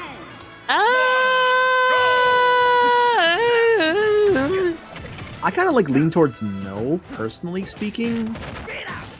I don't know, like, even if, like, the most, like, master chef in the world preparing it, I still don't think I would do it. You don't want to die? Not really, no.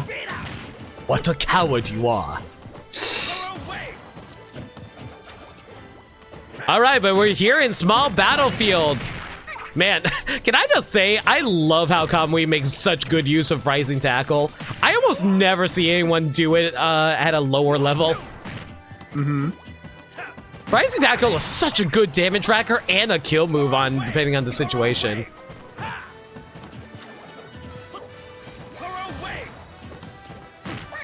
Oh my god, caught the jump with the nair. Very nice.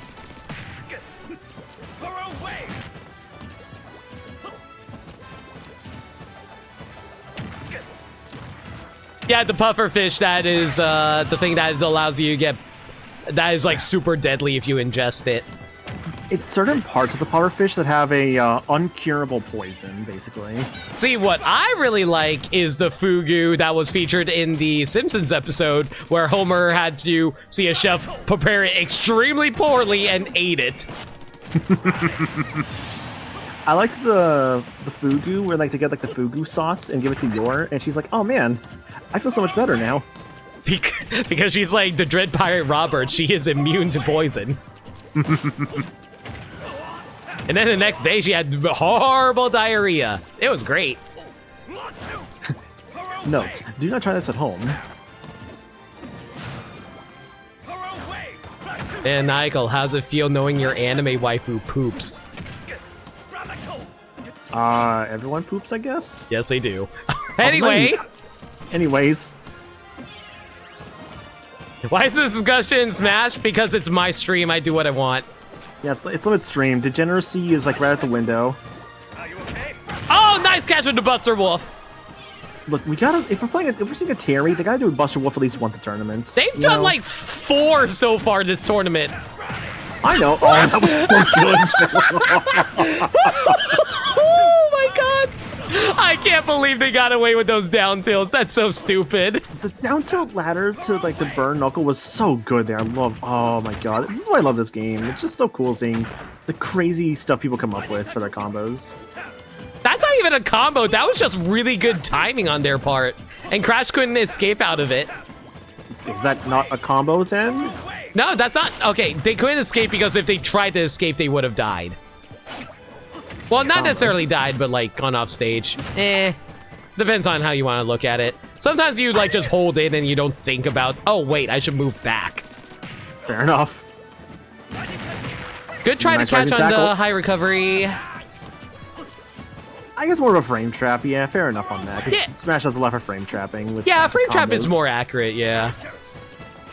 Like, for instance, like, having somebody, like, have, like, a hard landing, and then you, like, kind of bounce them from that hard landing with your different attacks. You mean, Like a jab jab locking. lock, yeah. Yeah, jab blocking.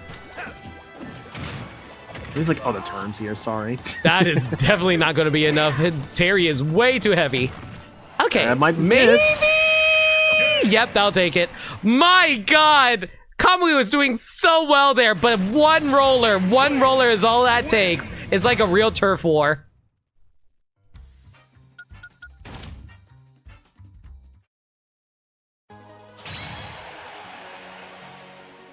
What weapon would Terry play? Honestly, I think two-framing is a lot of fun. Mostly because of the fact it's so hard to hit. I think it's just, like, really rewarding for people who are able to land it.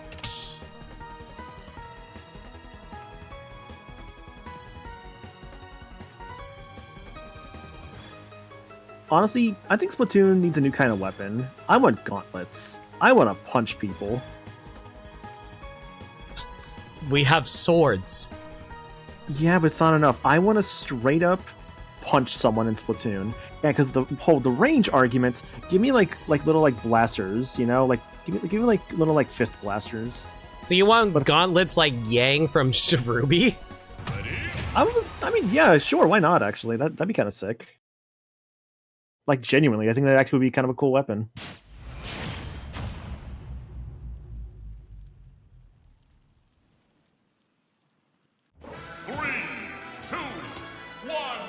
All right, running it back, right back into small battlefield. Go for the generic battlefield music, I see, but that's okay.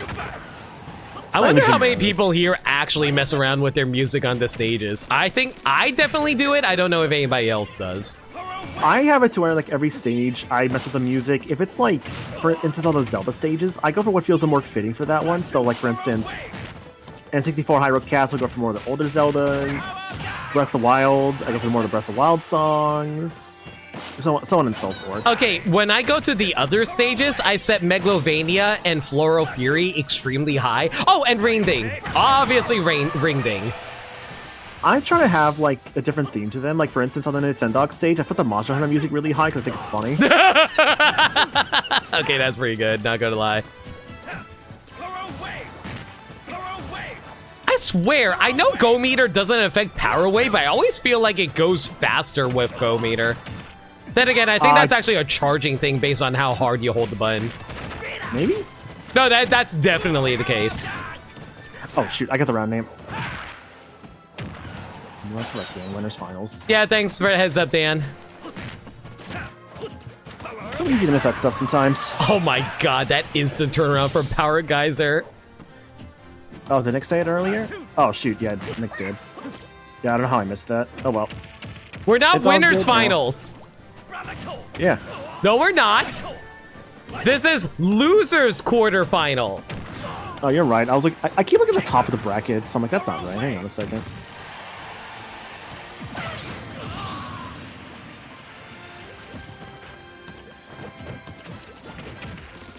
Thank you.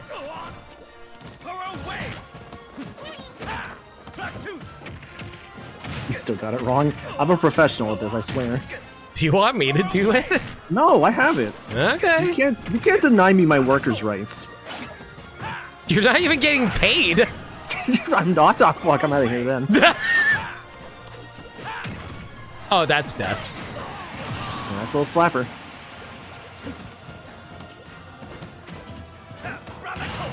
Oh my god! The instant burn knuckle out of Nair. I didn't know you can cancel Nair. Tio's having rights. Now you're painting gum. I have gum with me.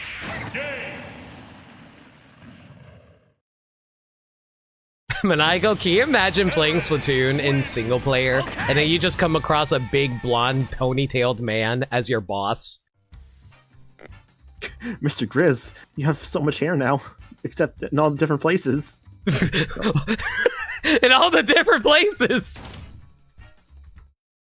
It's like, hello, it's me, the one human. I am Terry Bogard.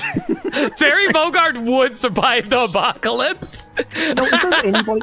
No, here's the thing. It would be Terry. If there's one character that, honest to God, would be in Splatoon for no inexplicable reason, it'd be Akuma from Street Fighter. Why Akuma? Because it's Akuma. He's just like, hey, what's up? It's me, Akuma. I guess I survived it somehow. Anyways, let's fight. Your lonely ink will not do anything to me. For I have the power of Street Fighter ink. Look, Akuma is the cockroach of Street Fighter. That man survives everything. What do you mean the cockroach? I mean, I get what you mean, but Jesus. No, that's it. Okay, I didn't realize you meant Dan Hibiki. I thought you were calling Dan the Enigma a cockroach. Oh shoot, they're pulling out the Sora. Okay. I guess Kamwi's going to have to fight Sora early.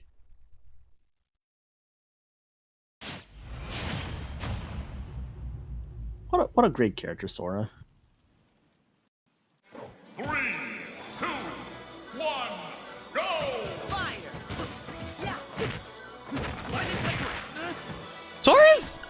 You know, I will say I think Sora's better than I initially gave him credit for.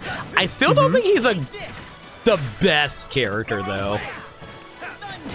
He's like... where would I put it? You basically gotta hope that you can nair loop your opponent, because you're gonna have a hard time otherwise. Yeah. If you can keep out your opponent, then yeah, Sora's fine. But otherwise, if they get in, Sora cannot get out of it. He is way too floaty. He's way too slow. It's like Sora is surprisingly easy to like kill. Oh my god, there is no way that forward tilt was able to get that. I thought Sora was way too light to pull off that combo.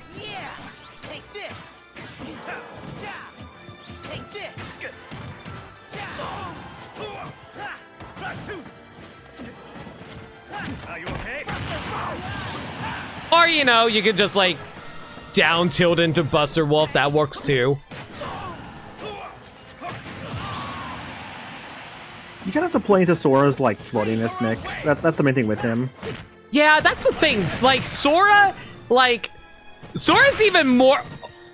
Okay, there's no way that was going to work on Sora of all characters. No. Anyway, but that's the thing. Like, Sora is even floatier than he is in Kingdom Hearts, which is weird to think about.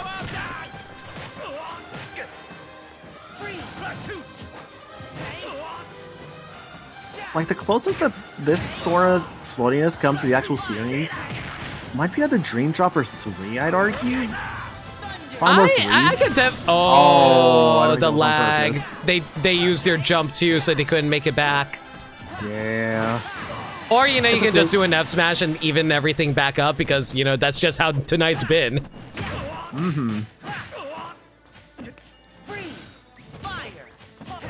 You love that Dan Hibiki is the weakest spirit in the game. Is he weaker than Buzz Buzz? I think so, actually. That's hilarious! I think just in terms of overall power.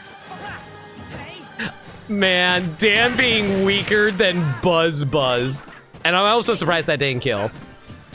I love the Buzz Buzz, like, spirit, by the way. It's, like, already, like, a small character, and I swear they gave him, like, a mini mushroom. There's no way. Oh my god. Wow. Oh my god. No, it makes sense. Sora's counter is ridiculous. It's not as strong as, like, say, Joker, but it is a pretty hard-hitting counter. That's true. What counter isn't ridiculous by this point? Palutena.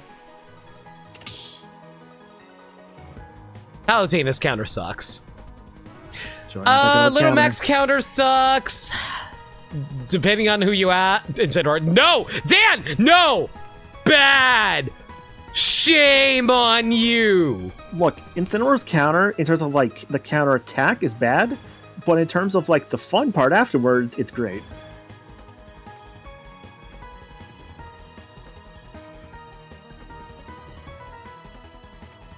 Shame!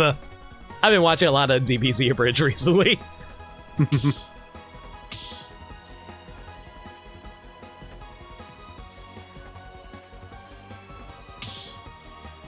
Palutena's is a counter and a reflect, but it's the thing is, if it comes out as a counter, it's just not strong at all, and the reflector almost never is good for her. Like, it's way too laggy, and a lot of times the reflection doesn't actually do anything for her. That's the issue.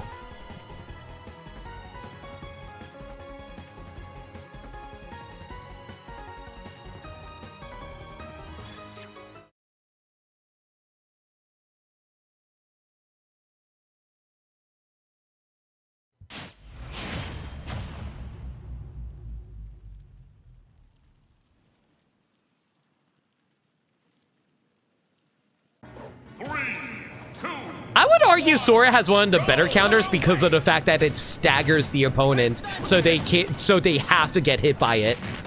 The only time it doesn't work if your opponent is too far away to be hit by the follow-up. Otherwise, I think Sora's counter is really good. It's just a little weird that he doesn't reflect. I don't get why he doesn't reflect.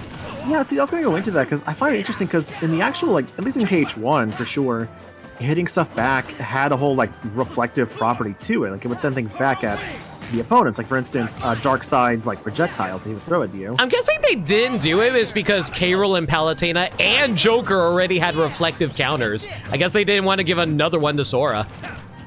Yeah, but would you have argued a reflective counter would have made Sora a little better? I mean, like, it would definitely help. I don't know if it'd make him, like, God tier or anything. Like, no, of course not. Just that most just a nicer option. yeah, it'd just be nice to have.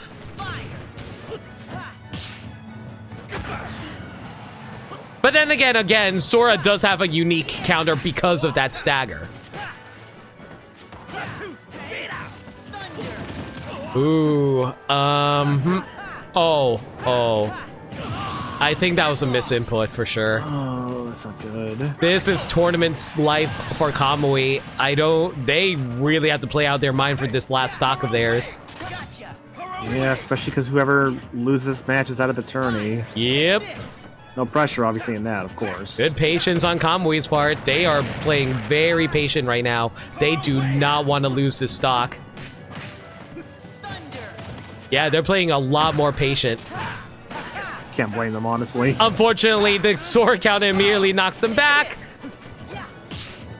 Harry, they waited it out. They didn't trust getting hit by another hit by Nair, avoiding the Thunder. It's actually very good that you can actually read what spell that Sora gets to throw out next. Now they gotta watch out for Blizzard. Ooh, very good patience on Crash's part. Good job on not tech rolling, but they rolled in. That's so unfortunate. Blizzard is... Oh my god, DBZ moment. And they have... Oh my god, that was so scary. The down throw and the up air is so scary for Sora at that high of a ledge. Not ledge, platform. Oh, I don't know where this is gonna go. Oh, Terry 150%. Like, Sora will kill with that. Oh, they wanted that grab. Oh, this might be... Yeah, that's death. Oh. Even with the crack shoot, that's so sad. Kamui's out. Crash's Sora is actually nothing to sneeze at either. Jeez. Well played, you two.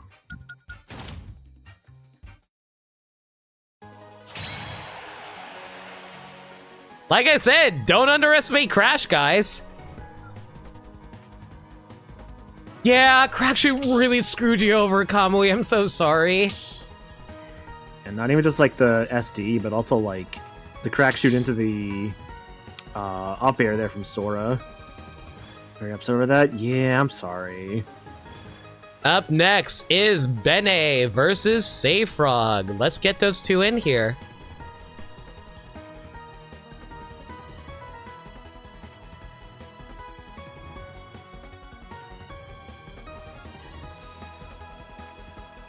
Yeah, I'm sorry, Kamui. That's actually a thing that Meds talks about a lot, that he says that as much as he wishes he could like Terry, Crackshoot really throws him off stage, and it really sucks whenever that happens. Crackshoot and the SD was the move not working as intended. The second was you mashing out of ice and not pressing Crackshoot. Yeah, honestly, that happens to me a lot too. Like, whenever I'm mashing out of ice, I always input Photon Edge as Mithra, and that always gets me killed a ton of the time. That is totally, like, it's so... I think what happens is that you're mashing so hard, it buffers the side B the moment you exit out of the ice. That's the big issue.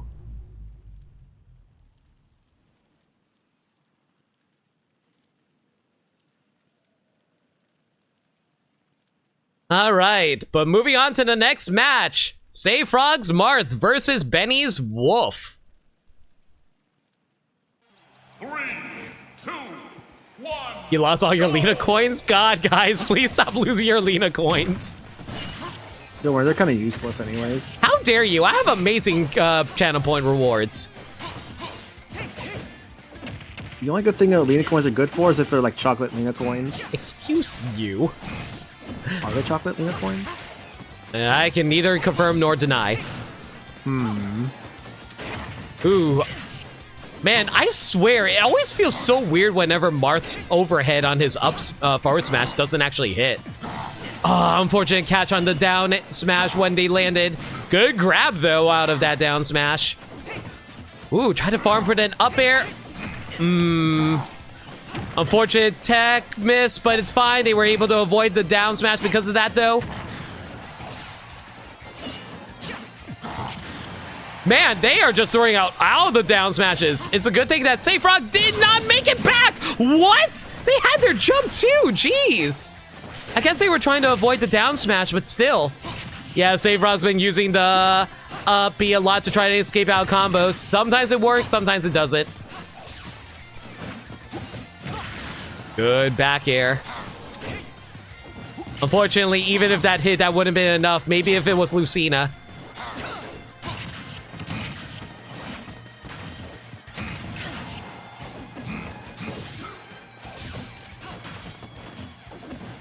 Maniacal, you play Marth. What insights do you have to offer? Sword funny. It's very funny. What was that DI? I don't know, but sure. I have never seen that up B actually send upward. It was like the weird like back angle on that I think just like blew out Wolf's back there and just ended up flying. Do not describe it as blowing out someone's back, please. What do you mean? What's the problem? Do you not know what that term means? Is that a term people use? Maniacal, never change. What? What do you mean never change? Anyway, so it looks like the Safe Frog is doing a good job keeping Ben at the moment, but they're sitting at 122. Probably should watch out for that. Probably, yeah. Alright, whatever. At least 1 to 2 here. All right, unfortunately lost their stock there, but if they can keep Wolf out. I wonder if you can actually two-frame with the down tilt. It's super tight if they could, though. For Marth or? With Marth's down tilt, yeah. See, I'm gonna be real. Frame data is like my biggest weakness in Smash Brothers. Do you know any of the frame data? No. Oh, nice tipper, though. Oh, Safe Frog's really proud about that one. I just go off instinct, dude. I don't go off frame data. So you're like Marth. It's not good, but whatever. Not Marth meds. Ooh, good hit there. Good back air. Oh, that forward smash. If that hit would have 100% have killed. Ooh, that nair, though. Man, I really hate Wolf nair. For real? Oh, that was so nice. That's a pretty good down smash, yeah. First game goes to Benny. Benny.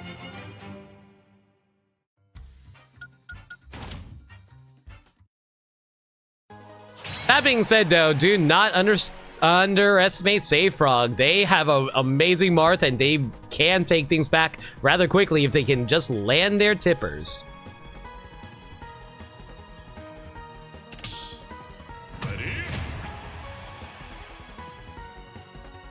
Ready. And what else when they hear the words like ready? Think of like the monkey ball, like ready.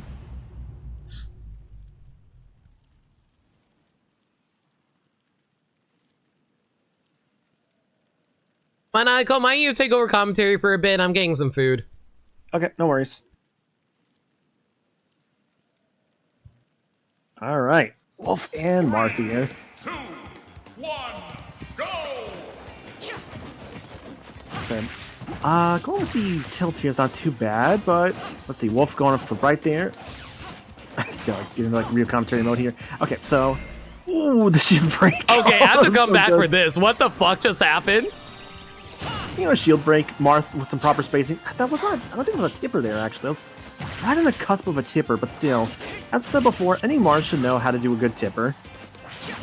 Well, also, I feel like, as dumb as it sounds, never mind, because Marth gets spiked there. Well, I guess Hey, there's that remember wolf spike how from I the said Marth. that was going to happen tonight?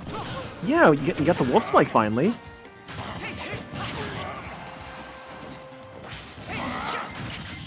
That was insane indeed. And it's tied up a little bit with about 20% of Marth, which isn't the worst thing in the world. I do actually know that, yes, Nick. Yeah, Marth actually has a bit of a higher damage from hitting someone's head with a shield breaker. Which is kind of a cool additional thing about his moveset. That is the beauty of this game, is that all these characters have little additional caveats to their moveset in certain situations that really is what helps them all stand out in some way. Aside from just being a... Because there's like the very simple stuff that's for like, you know, anybody to pick up the game and play and have fun. And then there's like the really cool, hardcore player stuff that Sakurai and his team also put in there to make like a deeper fighting game experience become more enriched. Speaking of enriching, there might be an enriching match here, because Wolf getting that stock up on Saefrog. Right now our players are pretty tied with each other. I think they were trying to be reverse ad neutral B, actually. For forward smash there, not quite enough. Using the up B to escape. Ooh, Benny getting the double hit with the gun there, with the standard neutral B blaster. So those who don't know, Wolf's blaster has a blade on it because Wolf thought it looked cool. Oh my god, that nice hit on the side B there. Ooh, but Marth gets the back air. Alright, this is Saefrog at 96 with Benny at 0. We'll see where this goes. As our friend Saefrog here has a bit of a climb to make, especially with Wolf's current domination, and gets the kill. Point goes to Benny. Weaklings, a lot of them. Yeah, Lucina does actually have that aspect of shield breaker as well.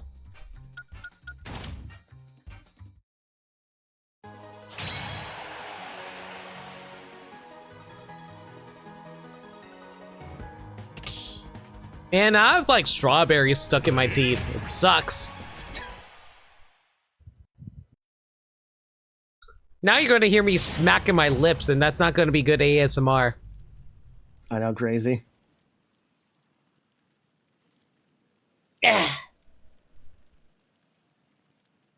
No smacking for limit. I'll let you out as soon as they're done cleaning the bathroom.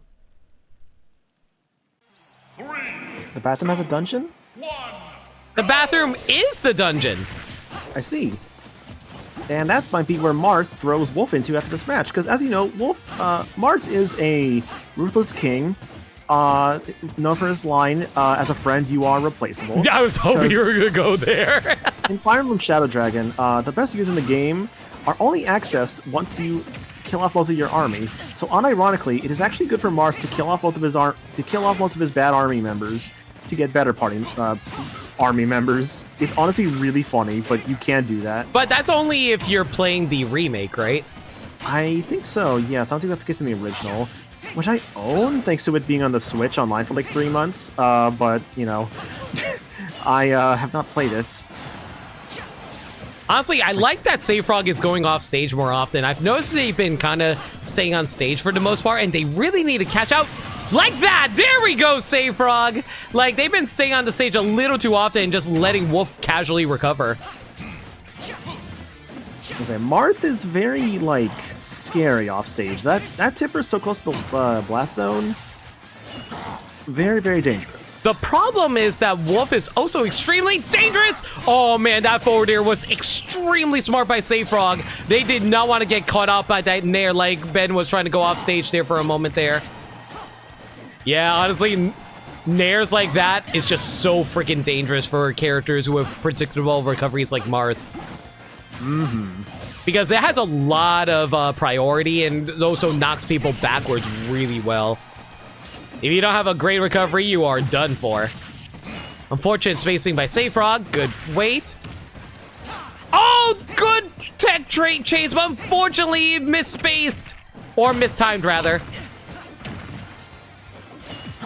Oh no, they recovered high and they were trying to... I'm sure that they were trying to catch Ben with the up B, but unfortunately the down smash will knock out their next stock. Saefrog on their tournament life.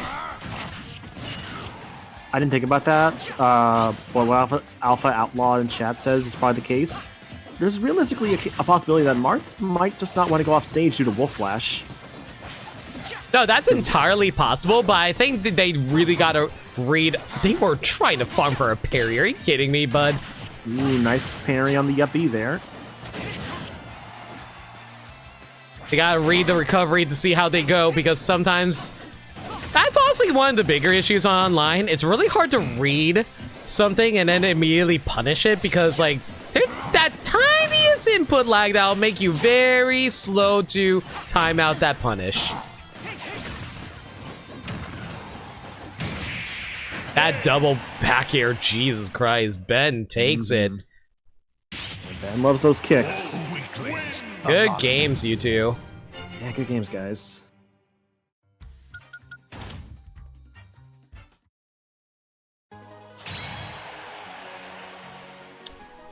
All right, we're heading back to winners finals. It is the Hunter versus Gamer Hype.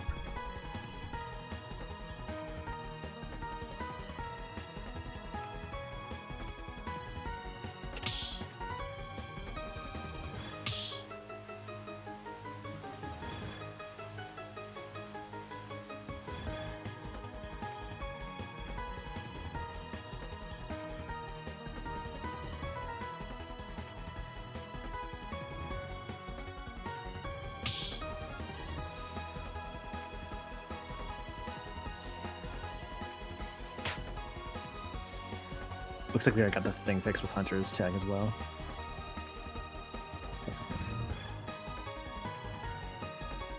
Why did Crash come back into the room? Crash is like, I got one more in me.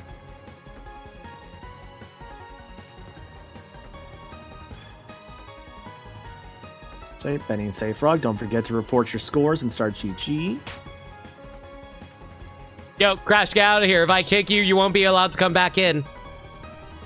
Thank you.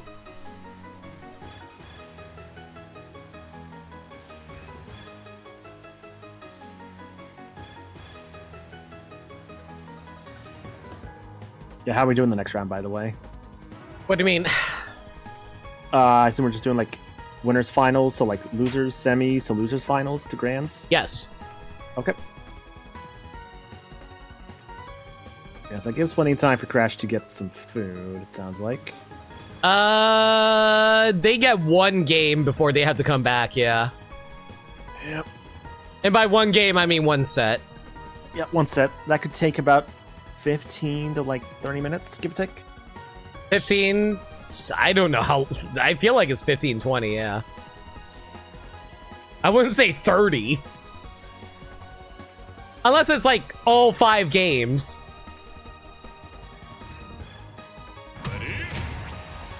Never know for sure. All right, do Hunter with their Sora.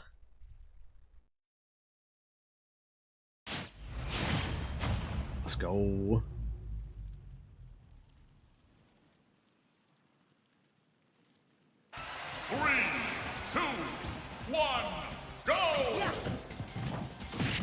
This is going to be a very interesting matchup for Sora, because Sora is so floaty, it's very easy to combo him sometimes with Rob. Especially since he really likes keeping them in the air. A quick question. Yeah. Have we seen Kalos Pokemon League at all today, or am I mistaken? Nope. It's almost all Pokemon Stadium 2, but maybe one Final Destination. I don't think we've seen a single Final Destination now I think about it. Why not like stream matches? No. Saw some like Animal Crossings, like Town and City and Smashville. Good forward air. Oh, they retaliate right back with a spin to win! Oh, Gamer Hype was having none of that. Do you think Smash has stage variety? We could. If you wanted to have more fun. Just kidding, no. Oh yeah, let's go to Palutena's Temple. That sounds fun. Yeah, let's go to Great Cave while we're at it. Oh, they really want to keep them off stage there. Hunter's doing a very good job keeping Gamer Hype away from them and keeping them in disadvantage. We really should have like a trash like stage list at some point just for fun. I mean, like if you want to do that for a casual tournament, sure. No, for a main tournament. No, never for a main tournament. Say 75 meter, Palutena's Temple, Great Cave, Hyrule Temple. What else? Mario Brothers. Mario Brothers. Hazard Dawn, of course.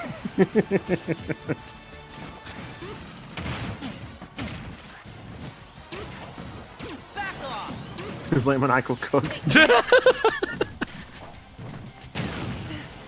Listen, I'm just letting him gas himself. I didn't say that he's cooking. Games as a service?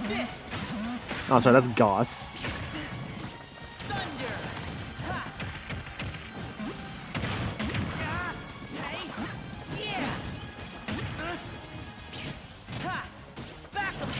Oh my god, Ooh. I actually caught him on the back swing. Unbelievable.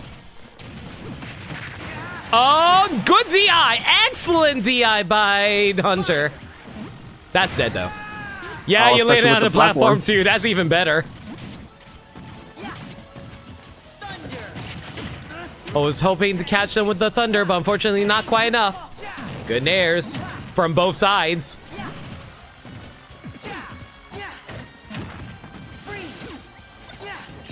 Man, they're really trying to make as much use of their disjoints as they can. Oh, they tried to fire. I think they were trying to go for a counter. Or the back air! Oh, no! Oh, no! The back air had too much lag, so it caused them to fall into the blast zone! That's so unfortunate! First game goes to gamer hype! That was the most unfortunate thing I think I've seen all night. I don't... Okay, here's the thing. Even if that did go through, I don't think it would have killed. I don't think it would have killed Rob. I don't think so either, but I still love the attempt at it. The salty run back. Nah, they're having none of this. Pokemon Stadium 2, baby. Hunter is pissed. And honestly, Hunter can get away with this too. They're in winners. They have a safety net.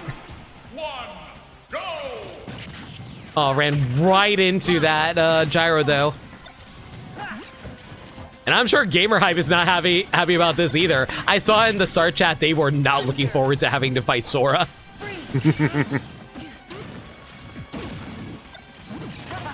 Markdown 2 can 2-frame, but super hard also doesn't work against Wolf. Ah, noted. That's unfortunate. Ooh, excellent spot dodge. Spot dodge broken in this game, by the way. Don't spam it, but, you know, it's broken.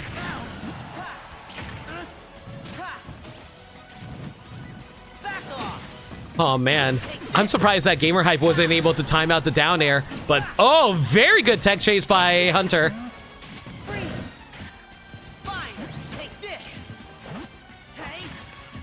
And looks like at the moment, both of them are just feeling each other out, trying to figure out some sky setup. Attempted Nair Loop didn't work, unfortunately. Wasn't perfect. Yeah, that's honestly the big issue with Sora for me. The Nair Loops require some precision inputs for you in order to get into the smash combos you want, or you can just play Rob and just throw out a massive back air hitbox and kill that way.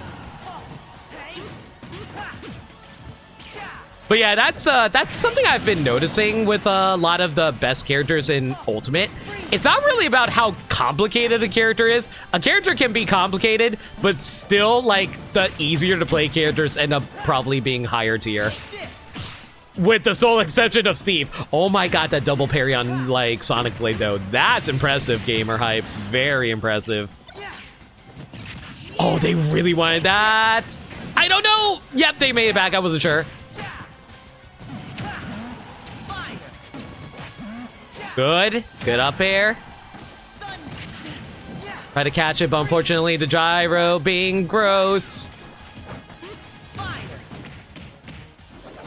But yeah, the one exception being Steve. Steve is very, depending on who you ask, easy or hard. I personally find Steve hard to play, but that's just me.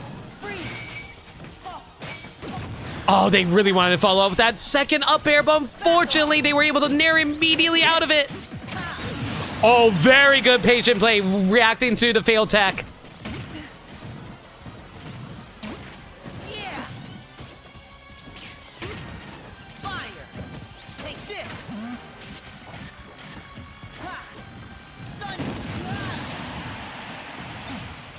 Oof. That's the thing. I feel like Rob probably has stronger and better combos than Sora does. Sora is like just... As much as I love Sora, he is kind of a mostly a novelty of the fact that he's in here rather than actually being a great character.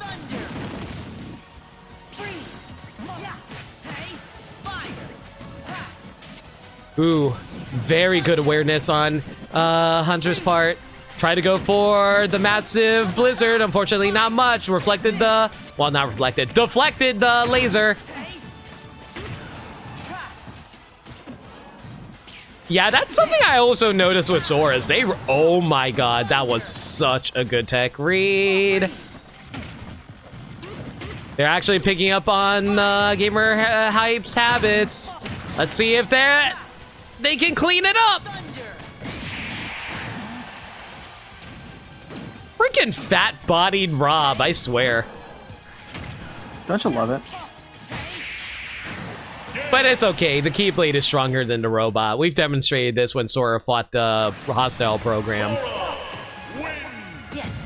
And Sark, and the MCP, and the data cubes. Are there any other... Actually, is there any other robots that Sora fights? Do we count the possessed, like, toy robots from Cage 3? I don't... Do those count as robots? They are. The issue is that it's like they're being piloted by Heartless, so it's like they're more mechs. They're more mecha, yeah. Oh, I mean, to be fair, mecha are literally giant robots. Yeah, so I guess we can count all those. Oh yeah, like... predictions. Yeah, someone we forgot to have predictions. Sorry about that, chat. Hang on. You want to do it? 2, 1,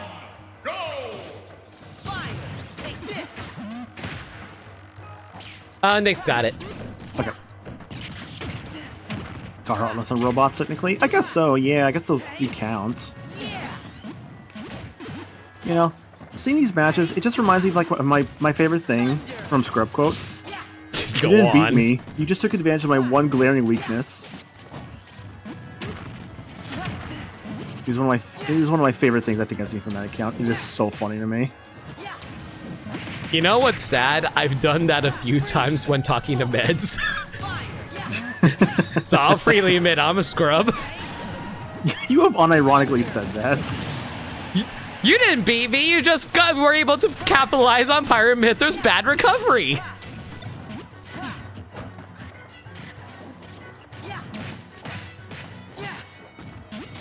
Anyway, go vote for winners finals. Ooh, good back air. That evens things up real quick.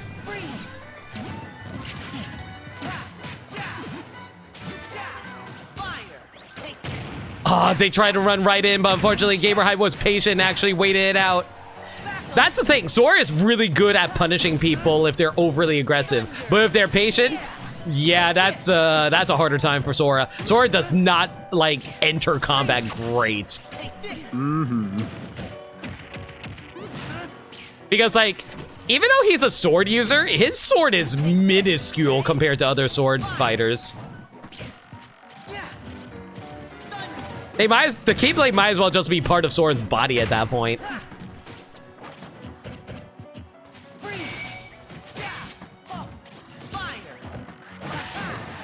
Ooh, good forward air into F smash though. Very good play. As you know, the limits. Oh my god, the footstool combo! Oh my god, that was sick! You were saying? I don't know what I was saying, honestly. That's fine. Oh my god, good tech read with the down smash. Oh, good air dodge. Very smart play there. Good up tilt, good follow-up damage.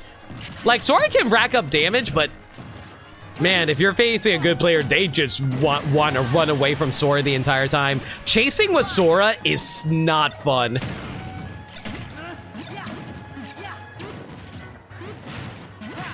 Then what'd you say is the most fun with Sora? Being Sora. Being Sora is the most fun thing with Sora. Okay. That's literally the... okay, listen. I love Sora. I legitimately love Sora. I love Kingdom Hearts. But man, I do not like playing as Sora in this game. I only play him out of obligation.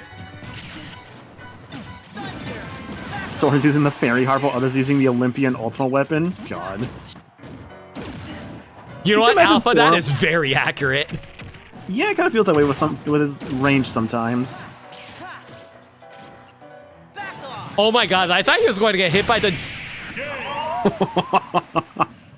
Well, they did get hit, yes. I thought they were going to get hit by the gyro, but no. Let's get hit by some rocket thrusters instead. Rocket. Look how happy he is. He clapping. Sora is a good boy who will clap for other people. He is a good child. He is a good boy. In this house, we love and appreciate Sora. Gee, I wonder who Hunter is going.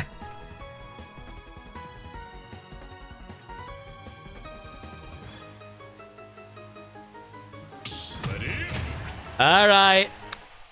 Time to go on this bitch. Gaha indeed. Do you think there's a Jiggy inside of Rob's skull? What would happen if we break open Rob's skull? Well, he would die, probably. Yeah, but we get a Jiggy. I think it's worth it. I don't know. Is murder really worth it for collectibles? I mean, have you not seen the way people act in Banjo-Kazooie? It's absolutely worth it. It depends on the character. Some of them are fine, but there's just like, hey man, I'm kind of a piece of shit. It's like, go do this thing over there. I'll give you a puzzle piece. Oh, that's it. I'm going to the lava world. It's like, you got a free easy peek. Hey man, I abandoned my kids on Christmas because I wanted to go sledding.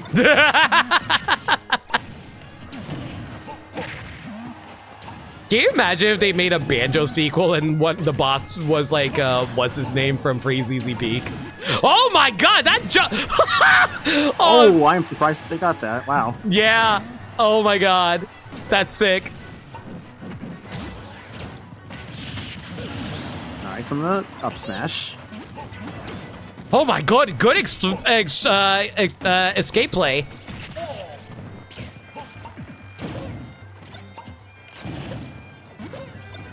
Little known fact, Banjo is actually a zoner. No, seriously, Banjo's actually a zoner. Oh no, they absolutely are. Oh my god, those are some perfect egg legs at the ledge there. I'm so impressed how well they're doing. It could be like Banjo Tooie, where like I think one of the characters like is straight up dead for most of the game, and their family just never finds out. They're like, we want to make sure we avoid telling this family, like, yeah, your dad's dead, kids. Don't worry though, he gets better. I do like how Dan puts it. They have taken off the weighted clothing. Oh, they have Rock Lead this. See, I was thinking Piccolo or Goku, but sure, why not? Look, when you're a kid, like I know you weren't a kid in the 2000s limit. Excuse you? Like, when you're a kid in the 2000s and you're watching Naruto on Toonami and you see Rock Lee taking off his weights and going super fast, that changes you. Yeah, and I watched Dragon Ball, you know, the better show. I mean, it is the better show. But I'm just saying, you didn't grow up on Ninja Power like I did. I grew up on Pirate Power, thank you. I mean, I also watched, you know, it's like what, One Piece, Oh, the jab lock, Naruto. yo, let's go! Oh, so good. But yeah, no, Toonami was the shit back in the day. That's where we watched all the anime. Like, all those and like Bobobo. Get these Japanese words off my body. Introducing Geha the Gale, commander of C Block. Get those Japanese words off of me. I think a show like Bobobo really just knew how to like just be stupid in all the best ways. And the dub also kind of helped accentuate that. Because they're like, you know what? Let's not try and make sense of this. Let's just like roll with it and have you more fun with it. It's like a canon version of the dub for Ghost Stories. Mm-hmm. Except, you know, less vulgar. Megas XLR based. Oh, I never got into Megas. You know what? Megas XLR, though. True, though. Isn't that show like it's like it was like a tax write-off or something? Yeah, they written off as a tax write-off as a failure, so they can legally never release it ever again. That's so annoying. I was so... Oh my god. Oh my god. Oh my god. Oh my god. No, they came back! Good ball back. No way! Oh, I cannot believe this. Oh my god! Even without the weighted clothes, Still lost! Rob truly is the Gara. Let's side B for days, guys! Look, this is fitting too because Gara trapped Rock Lee in the sand coffin, like how Rob uses the side B and like just captures you in there. It just wasn't enough, sadly. Don't forget, Hunter is not out of the tournament yet. They're merely waiting, biding time, and restoring their energy in losers finals. Yes. That being said, though, up next is Crash versus Benny. Let's get those two in here. All right. That being said, though, I think Crash might be getting food right now.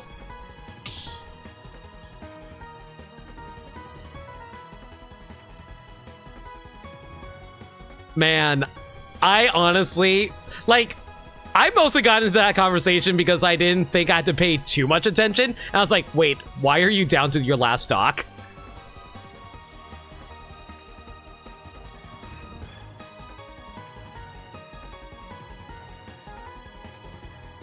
And whoever bet on Gamer Hype just made out like a bandit. You love Rob? I certainly don't. Wow, no one, wait, no one bet on Gamer Hype! Guys, what are y'all doing? So y'all just threw away all of the Lena coins. Y'all just threw away all of those Lena coins. I see how it is. They weren't worth much, it's fine. How dare you?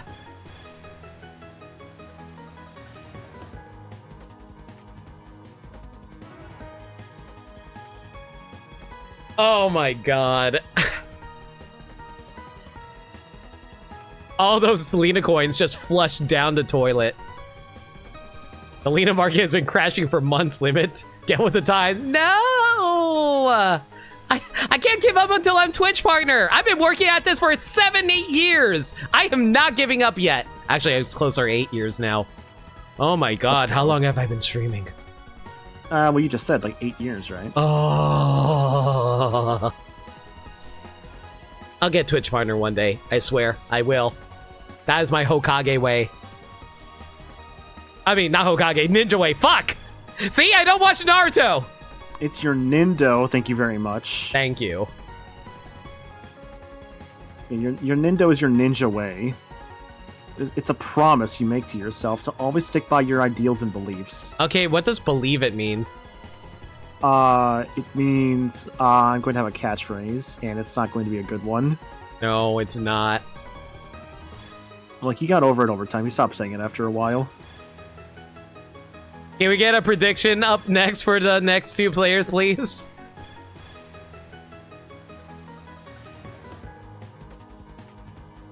The Chunin exam betrayal.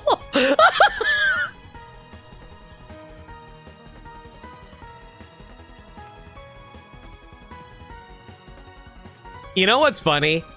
I had a friend who tried to show me how Naruto is so great and just show me the Rock Lee versus Gaara fight with zero context. You can't just do that with zero context. You need to know, like, what's going on there. They didn't give me any context, and they expected me to be impressed, and I was like, I sure am not impressed. Like, this animation's cool, I guess. No, exactly. Like, it's like, oh, that's a cool fight. I'm not invested. Of course, I did find out the context later, and I appreciate it a lot more, but still. Of course. Look, no, I would argue Naruto is pretty great all the way through, up until perhaps, like, the Pain arc. Rather, after Pain is done, it's like, honestly, I almost wish the series had ended right then and there. Oh. What's up? Sorry, just getting, like, a message. Oh, I think I know what you're talking about. Oh! Okay. Never mind. Yeah.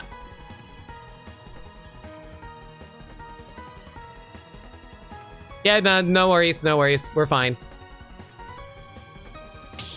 It's, I thought we were talking about something else. Don't worry about it.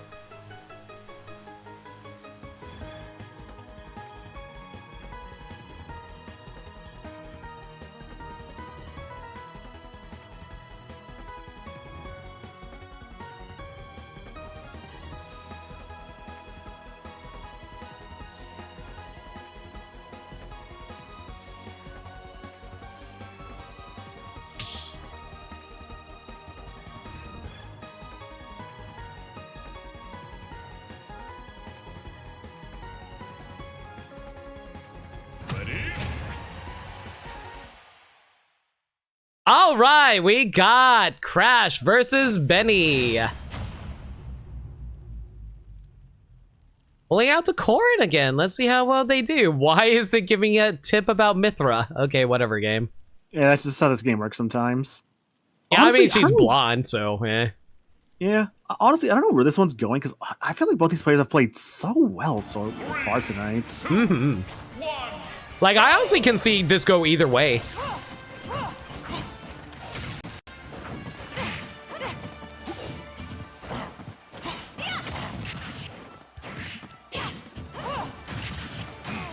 It's actually kind of, yeah.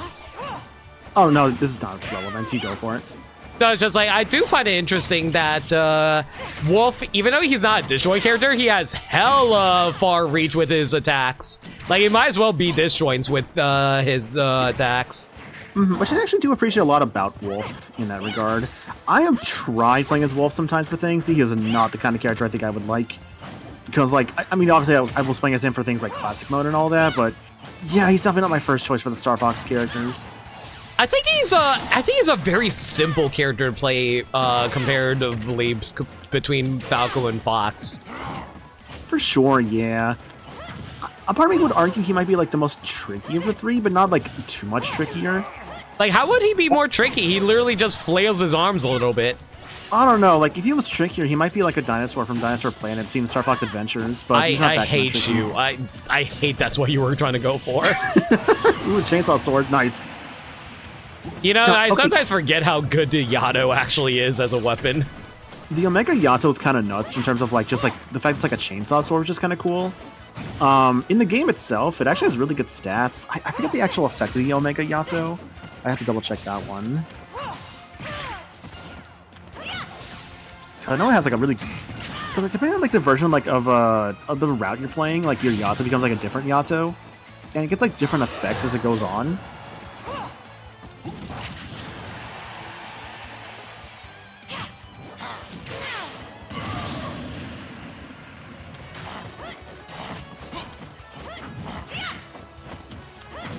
Okay, I see it here.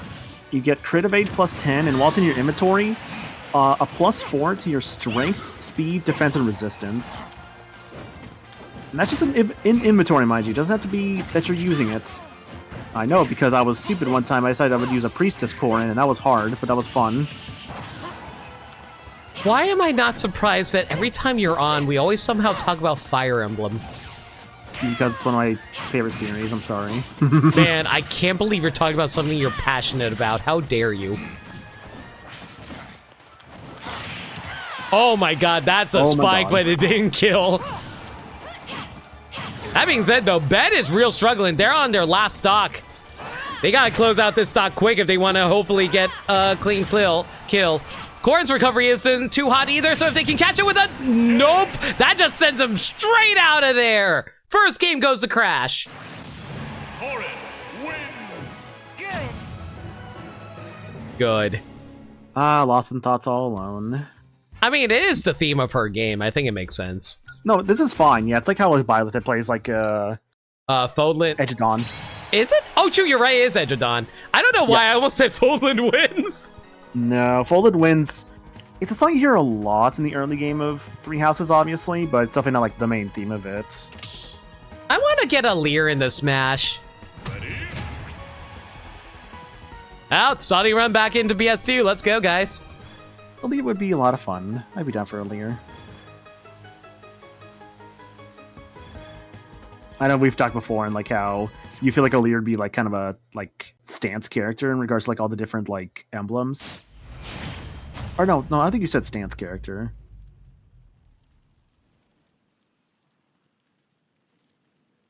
Anyways, Corrin and Wolf. One has a lot of hair and the other one is Corrin. Almost like, you know, he's like literally an anthropomorphic like bounty hunter wolf man. 3, 2, A lot of Pokemon Stadium today, we'll say. It's not a bad thing. I'm just surprised how much people just really want to go here. Guys, do me a favor and pick Hollow Bastion next, clearly. No. When it comes to a tournament like this, players should obviously play the way they wish to, and the way that they want to. Our players have all been playing very well tonight. Here on the Proton Smash Pit, sponsored by nothing, actually, because we don't get sponsors. But we are sponsored is by your love and appreciation and your time. So thank you for being here. Honestly, I don't even know if we could like accept sponsors. No, we legally cannot. We legally cannot. Okay. We legally cannot accept sponsors. Is this because of the new Smash? Is this because of the new Smash rule thing? Gee, I wonder if that's the reason why, Maniacal. Daddy Nintendo wants to ruin my fun. Daddy Nintendo, why do you not want me to have fun with my friends? Because you put 201 people in one room. What's that? You're trying to make a profit? Is that a drop of Sprite I see? We can't have drinks here. You brought food and drink? Anyways, we love Smash Brothers. We sure do, as we casually watch this dragon woman beat up a wolf.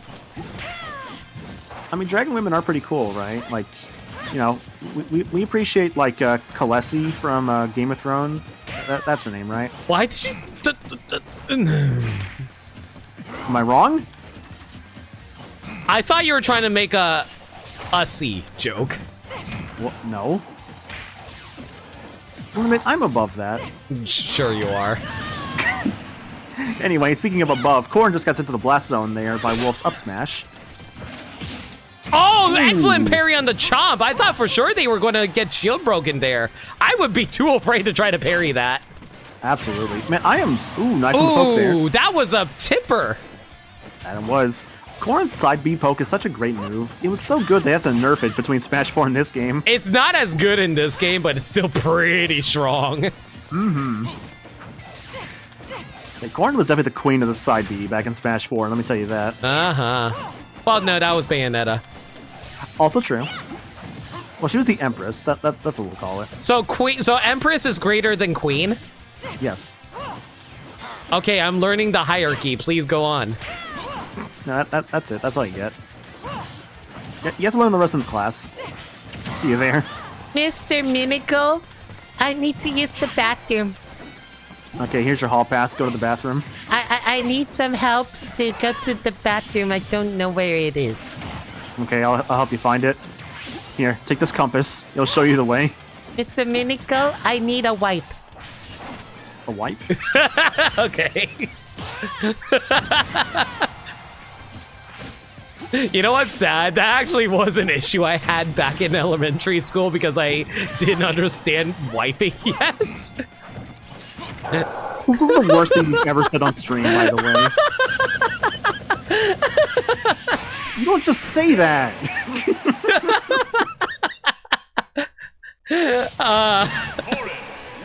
Second game goes to Crash.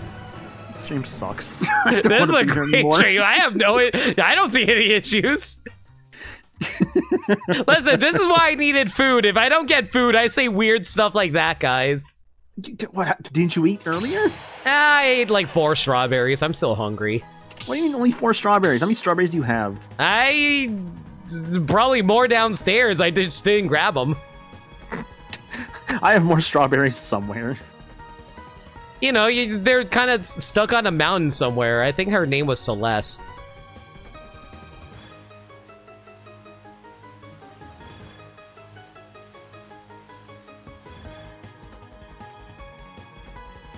You want me to climb a mountain, Maniacal? Depends on the mountain. I don't want to climb the mountain. You climb the mountain. Which mountain do you want me to climb? That one. The really big one. That has a lot of snow and a lot of sharp rocks on it. And probably a volcano somewhere. Sharp rocks on the bottom? Most likely. Bring it on. All right, have fun.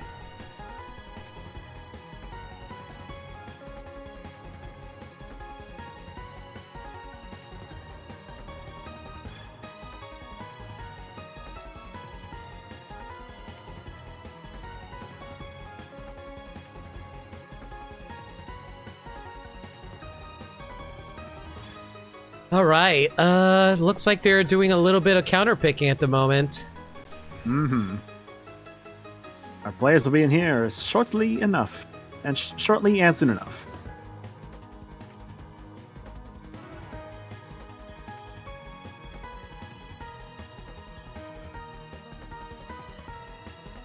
I don't know, every time I see the words SV, I think it says like Scarlet Violets. That's not right for Smash purposes.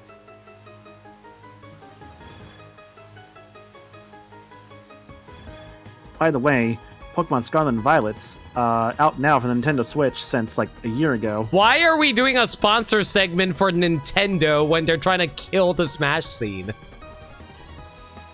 Good question. Anyway, see you guys in a year from now. We get our cease and desist letter. The sad thing is that's actually kind of probable of happening. Let's hope not. Remember, guys, it's a secret to everybody. As long as we just stream under the Melee category, they can never find us. Actually, no. We'll stream under Rivals of Aether. That'll show them. That won't fuck with the Rivals of Aether community at all. Nope. I think the Rivals of Aether community would be pissed at us.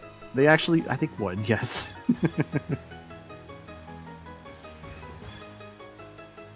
Ready? Oh, a Shulk. All right. Well, with no puppet in this tournament this time, we guess we have to have a Shulk somewhere. And using the best skin, Charla. The Charlotte skin's nice. I'm more partial to the 7 skin and the... I think it's the... Which skins do I use? I think it's a 7 skin, and like I think I use the Dunban skin sometimes. 3, 2, 1, go! Speed!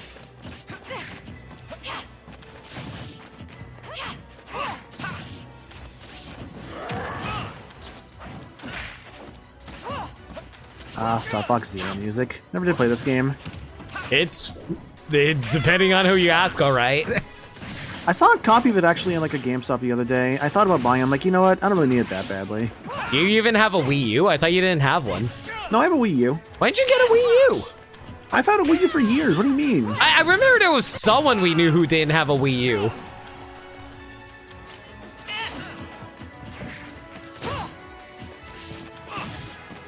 Also, Yeah, this actually- isn't fair. Like, Shulk's sword is not supposed to be able to harm humans. It's a different sword. It's fine.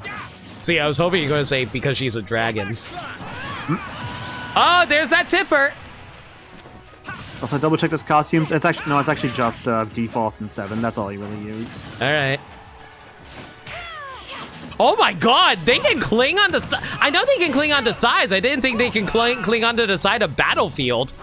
Mm-hmm. Corner's a human. She's a pain in the butt. Yeah. I wish she would be peeing in my butt. I'm sorry, what? That's wonderful. Look, the thing with Corn is that she is a enigma. She is endearing when she's a female character, but as a male character, she's the most annoying person. You know what? You know, I've kind of turned around on that after meeting Aleer. I think Aleer is way better as a character compared to Corrin. I think it's just because Oh my god, even with shield, Ow. the tipper still killed! Unbelievable! That was a really good play there. Even with the shield, it was just not enough. It might have been just right at the cusp of that due to like being on the ledge. Oh my god, that back air spacing. Crash is insane right now, guys.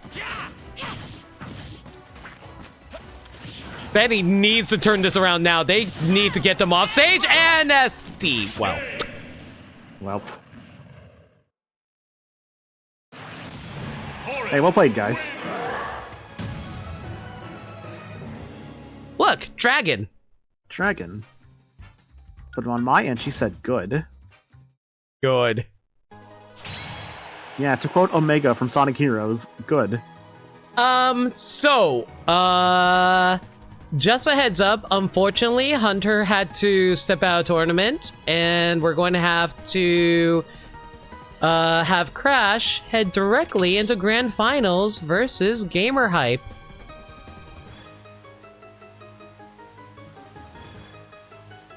I'll get the setup here. Yeah, thanks, bud.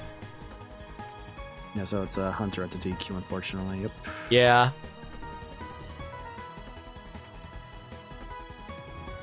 Well, Hunter, if you're here, just want to say you did an amazing job, and we were really impressed by you. You're welcome back anytime you want, bud. Absolutely. Yeah, like we love seeing like new folks coming in, and like you did great. We want to see you again, man. Honestly, I was losing my mind. Your Sora and Banjo were super good. Crash and Gamer Hype.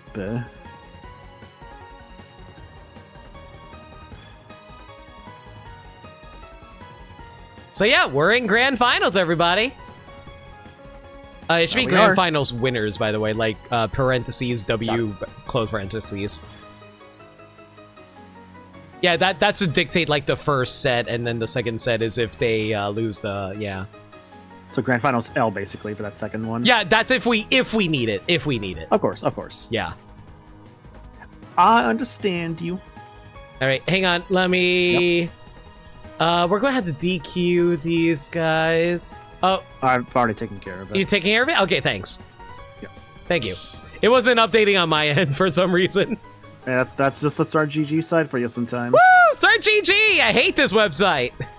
I do too. Let's talk more about what we want in the future of Smash Brothers. So I want to see Akira Howard from Astral Chain. They are a Nintendo character, and their moveset could be really cool because of all of the different legions that they have. I want Ashley from WarioWare because she makes me laugh. But yeah, grand final predictions are up, everyone. Who do you see winning this? Crash versus Gamer Hype. I think Gamer Hype was the one who knocked Crash into losers, wasn't it? Or am I thinking of someone else? Gamer Hype. No, Gamer Hype has Oh no, not... you're right. Crash was knocked into losers by Hunter. My mistake. Correct.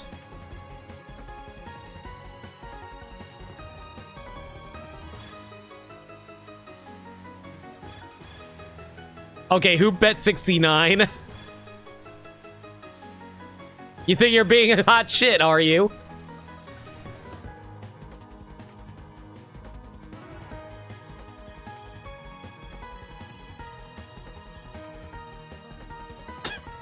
I just saw the amount. Apparently someone bet 69.69 on one Crash there. Very nice. I think they heard you on that one. Very nice. All right, Rob and Corin. Don't rob Corin, because her brothers and sisters will be very upset if you do. Yeah, but Rob has, like, his professor friend. Who is his professor friends? You know, that one guy from, like, Gyromite. You know, that guy. I've never played Gyromite, so I don't know. Yeah, he needs to grab, like, carrots, and Rob is supposed to be his buddy, helping him take out a bunch of monsters. It's all cool.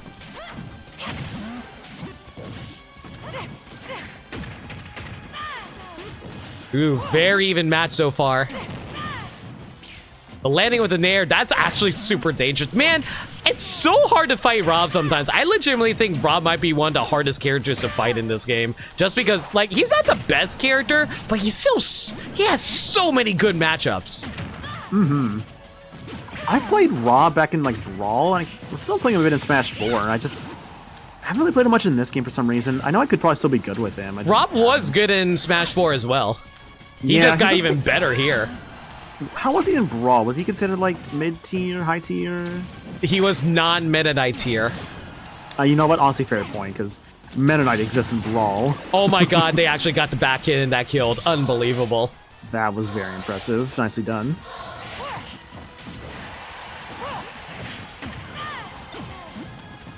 Unfortunately, the gyro combos aren't going to set up for anything at the moment. Oh my god, that hit through what? I mean, I know it can go through platform, I just didn't think they were in position for it.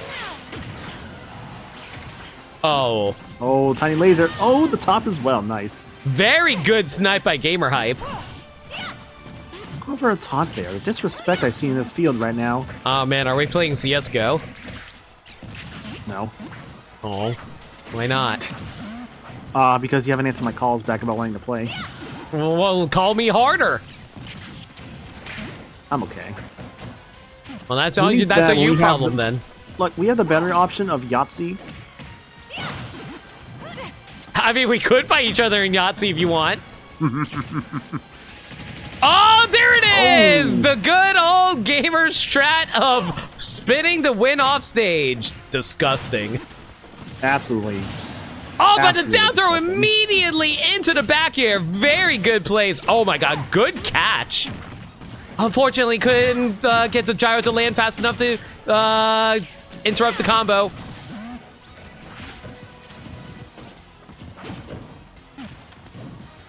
Crash is definitely spacing out these sword strikes really well right now.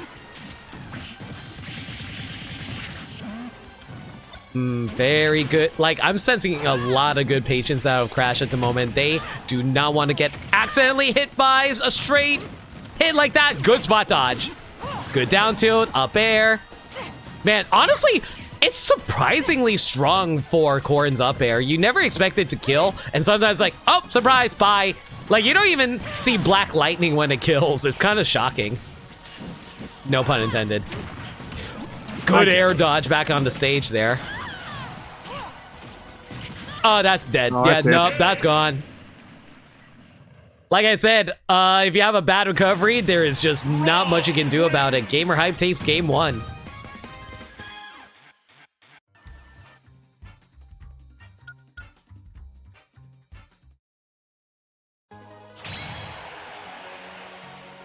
Please don't let the robotic operating buddy make you go bankrupt.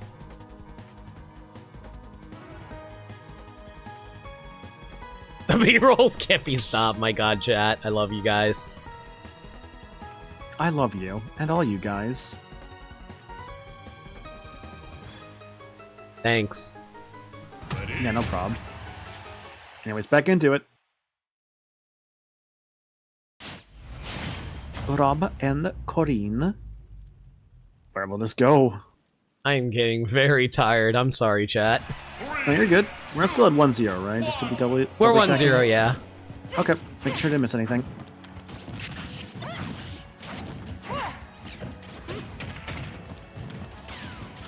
Oh, that's the accidental B reverse. That's unfortunate. There, up tilt, more up airs. Ooh, nice parry. Unfortunately, jumped right into a laser. Ooh, first down air of the game.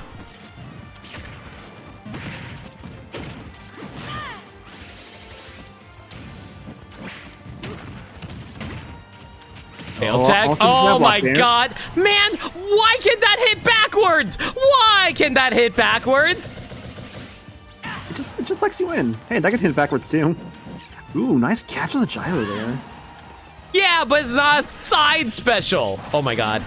That No, was a Rob's side too heavy. smash. Good back air. Man, can I just say that the reverse aerial back airs for Crash has been really on point tonight? Can I also say as well, I love Corrin's moveset, like, from a, design standpoint. How much she used, her dragon stuff, in her moveset is honestly really cool. Ooh, nice on the gyro. Man, that's the third time that's happened now, Crash. You gotta be careful going off stage. This is why I appreciate Fire Emblem's representation in this, series. If they give her standard stuff, of course, but then you have your things like your Monokeets with Corrin, you have your durability and the magic with Robin, you have the different, weapons, with Byleth. Yeah, and I love all the swords and swords and swords and swords. But that's just a byproduct of, Being a main character in a JRPG, yeah, I know. yeah. Something, you could just leave Martha and take out Roy, Lucina, and Chrom and be fine. Oh my god, good attempt with that pin, though.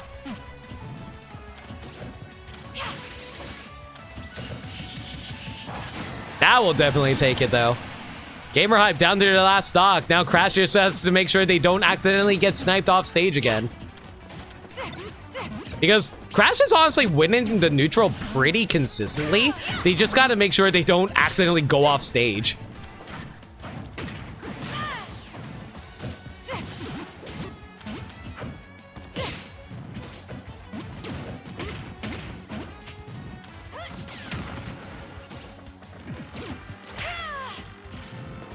Good cancel on the pin. Landed right on top of that, but they were able to... Oh, kind of surprised that... Ooh, very good drop there. They definitely would have died there if they tried to... didn't, fast fall. A lot of All right. patience here by both players. Both of them are just spacing each other out right now. Corrin does not want to take too many hits. Yeah, they recovered high. They knew that if they tried to recover low, that would have been a dangerous game. And unfortunately, Gamer Hype didn't capitalize on the fact that they knew they were going to go for a mix-up. Oh, but maybe... Nope, Crash is going to make it safe, but safe and sound. Now, Gamer Hype has to recover back on ledge there. They were really feeling that.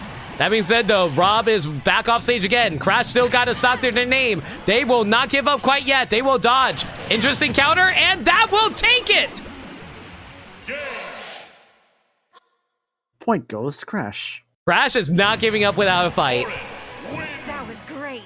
That was very great. Very good for you, Corin. Great. Can you please be more interesting of a character and not just be white bread spread with mayo?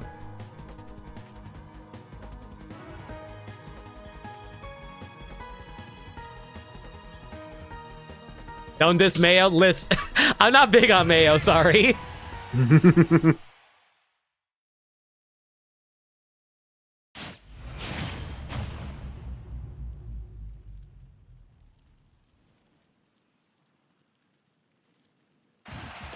What's the most bland cheese that you can think of, Maniacal? The most bland cheese? Probably cheddar, I would say. Cheddar? How dare you? I was going to say American cheese. Oh, you know what? No, you're right. American cheese is right there.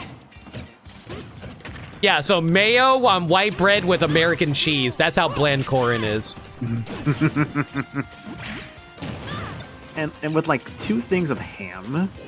Not even ham. It'd be like bologna. Like cold turkey. Just like, you know what? Yeah, cold turkey. And dry cold turkey at that. Ew.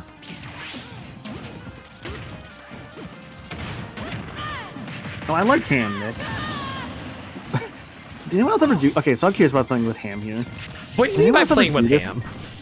So, like, what my, like, aunt would do, right, is that she would roll up, like, ham for us, right? So she would take, like, the ham that was, like, from, like, those little, like, square, like, packages. Like, those, like, Oscar Mayer. Oh, that's an unfortunate air dodge. Oh, that's unfortunate. So what she would do, right, is, like, she would take one out of the package, and she would roll it up into, like a cylinder, right? And she'd give that to us and be like, oh, you can eat it like this. Did anyone else ever do that? No! So, like, no, you just, like, you didn't just, like, roll up your ham and eat it like a cylinder? They're like little ham slices, mind you, but yeah, what? Oh my god, this match was great, by the way, holy shit. What the frick just happened? You know, just, you know, just Gamer Hype, just kind of stomping all over Corin there. That's all. Guys, I don't think I want to buy a Rob toy anymore. I think it will come to life at night and try to kill me. Corin got hit with the Wheel of Fortune, absolutely. Rob does not like turkey, confirmed.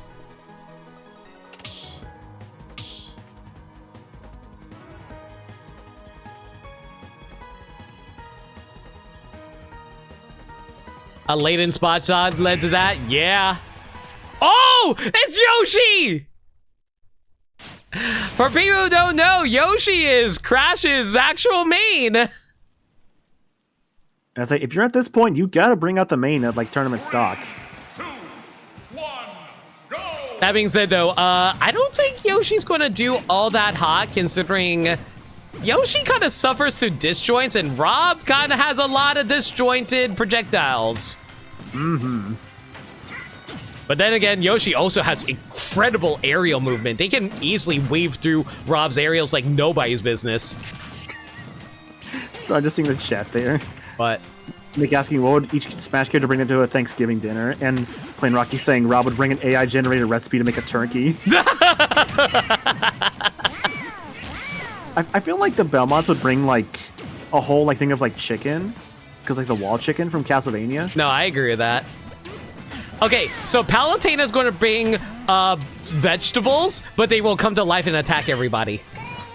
Also, like the revolting dinner short. Exactly. Ooh, Playing it right in the skull. Ooh, very good projectile play with the eggs right now. Very good play, but unfortunately they're off stage. Got to be careful. Oh, and there's that up air. Man, Yoshi's up air is disgustingly good. Dr. Mario would bring Tums.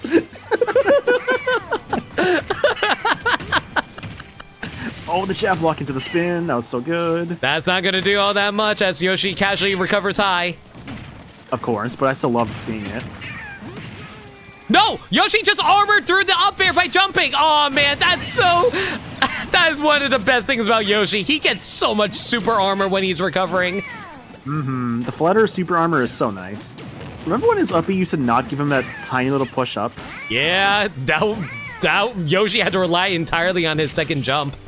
Mm-hmm. He had to, like, Yoshi players have to be careful to not waste it.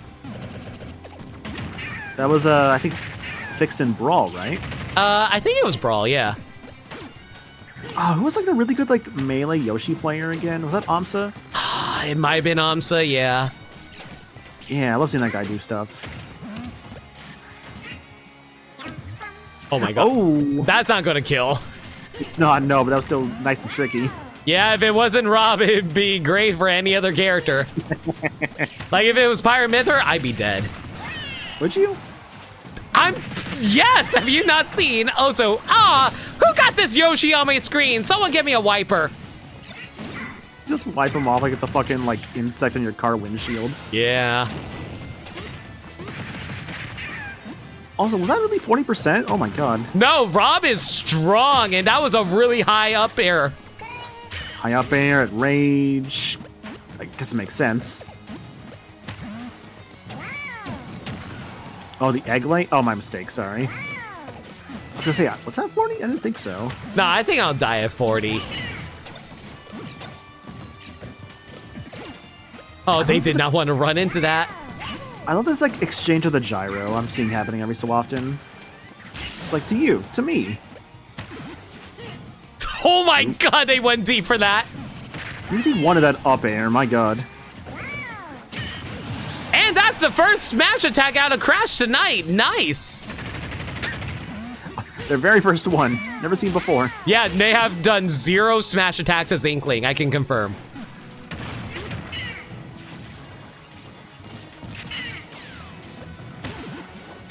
Oh, I'm surprised that egg actually hit. I thought it was going to hit the gyro first.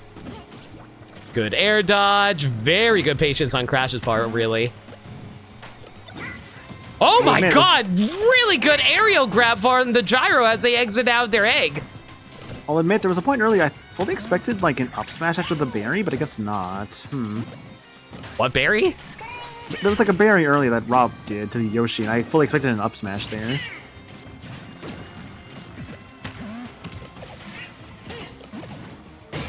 That back air might take it. Yep. That it does.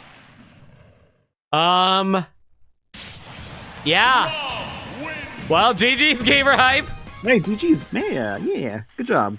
Well done. Congratulations to Gamer Hype for taking their second smash. Second? I feel like they took another tournament. Either way, such a bad way to end the tournament. It be what it be. But you honestly performed amazingly, and so did Crash. Everyone, thank y'all for coming out to the tournament. Thank you all for showing up. You guys are the reason why we can help, why we can still keep doing these. For sure. Thank y'all for being here. All right. I should probably give you guys a heads up on the upcoming schedule. The next casual tournament will be sometime this month. Not entirely sure when. We still have to contact some of the people that won the casual tournament last time for their rule sets as well as their prizes. As for the next normal tournament, it might be end of November or beginning of December. I'm going to have to talk to Meds about that. I'm sorry that we don't have anything solidified at the moment. We just dealing with a lot of personal stuff at the moment, so we'll try to figure out the answer soon and get back to you guys on that. So I hope you guys stay tuned into the Proton Smash Pit. If you guys haven't already joined, please hit up the Smash Pit Discord server found right here.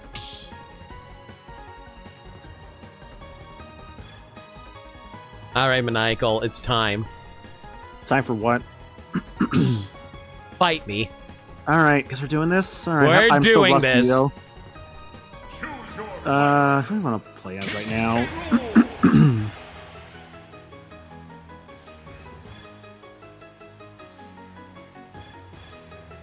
Fuck, I don't know, man. I'm so rusty.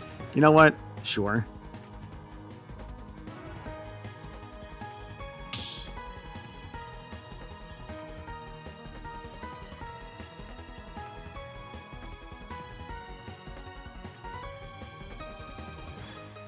Get in here, limit. Do you have random stages on or what? Do you want me to put random stage on? Yeah, just put it on or- random stages. Okay.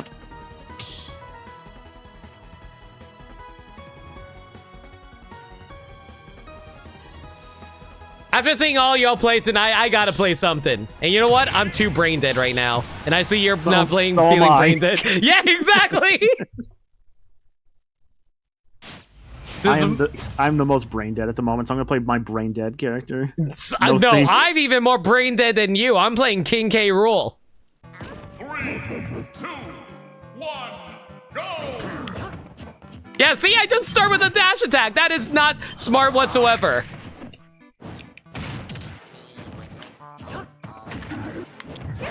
What are you doing? Winning.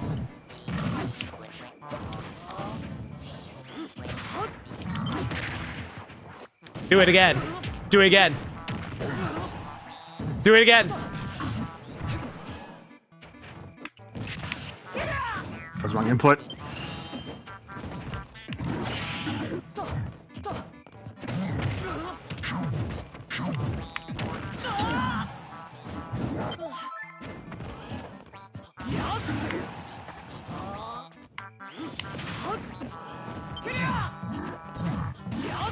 Aw, that's rude.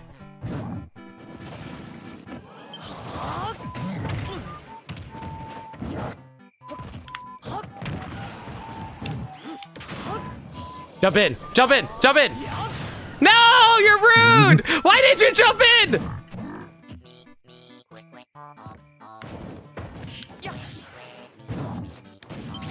No! You're rude! How dare! Get back out there. Yeah, that was not a winning situation, I think, in that one. I screwed up. Get in here. Taste it. Taste the rainbow. Taste it! Get him all! I hit the wrong way. Get out, Sage. Get back here. Come in, come in. I have a message for you. The message is, break your back. Break it again.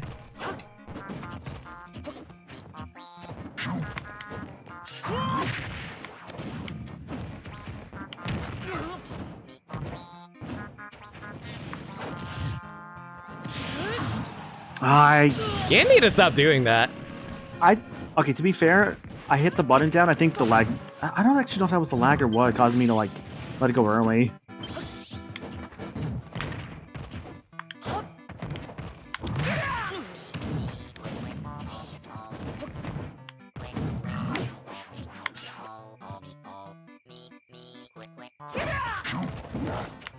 That was a terrible punish by me.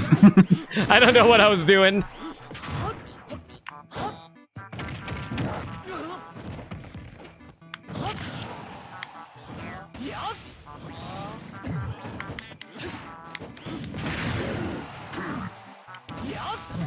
Damn, I was trying to reflect that. Aw, really? I mistimed that. Unbelievable. I should have rolled there. That was stupid of me. Oh well. Well, that refreshes everything, so why not? You freaking top decker, you asshole! That was a billion times a top deck. You did not read that.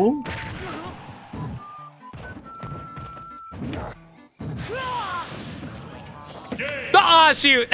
You know what happened? You will not believe what happened there. It actually, like, I was trying to do an upbeat, but it didn't put away the blunderbuss in time, so it became an inhale. Dude, I am so rusty at this game, honestly. I cannot play this game well anymore. What do you mean? You won the goddamn game. We're doing another one? Alright. I just feel so out of practice with this. I don't know, man. Get the up smash spike. You know what? Done. Bet. I better get 5 gift subs out of this. Uh-huh. Oh, I don't care about the winning part, Nick. I'm just like, I just don't know how to play this game well anymore.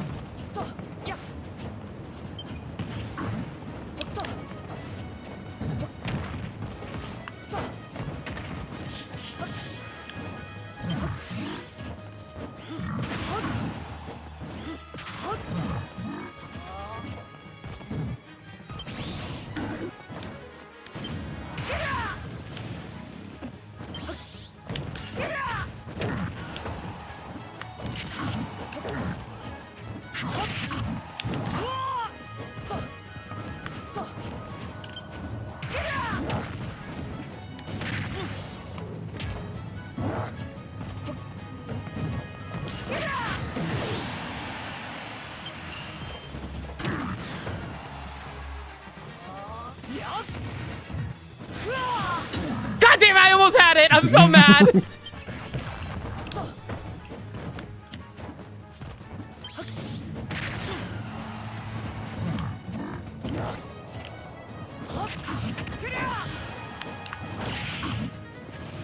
What do you think you're doing? Playing the game. Sure you are. Okay, you need to rely a little less on that. Less on what? Yeah, that's what I thought, Hocus Pocus, asshole! I just went invisible. What's the difference?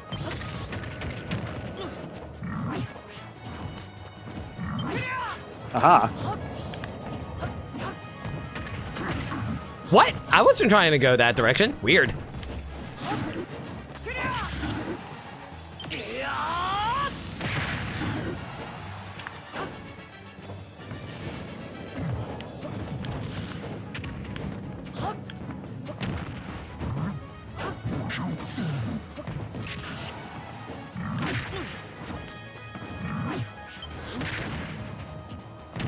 Stop trying to whack me. Ah, shoot, went too deep.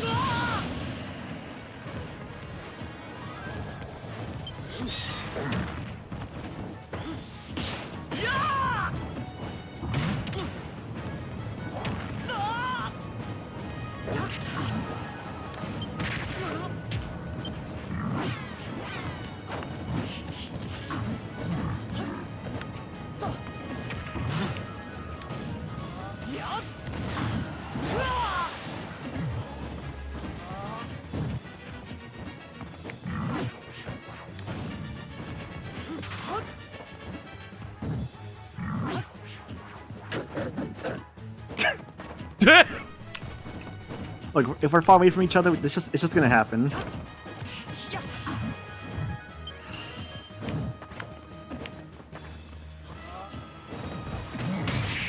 Ah, shoot. Dang. King K. Rool wins. He's farming mana, get his ass. Yeah! Like, I was just baiting him forward, honestly. Ready?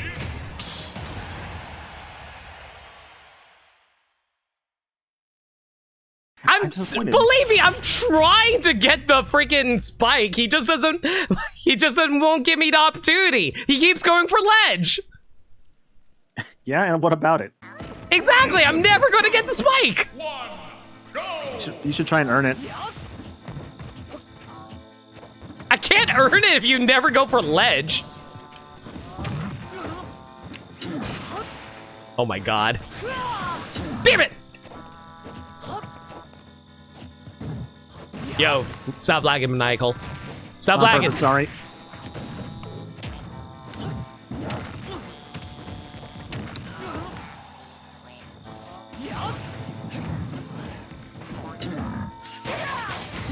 That's what you get. Listen, I made a promise. I will get it. See, he keeps going for ledge. What am I supposed to do?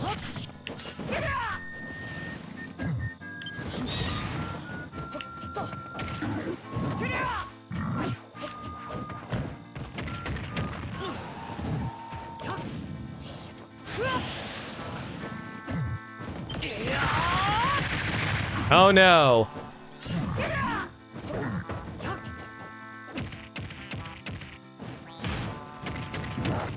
Happens sometimes.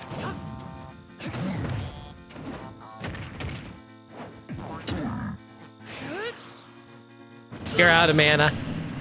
And I was.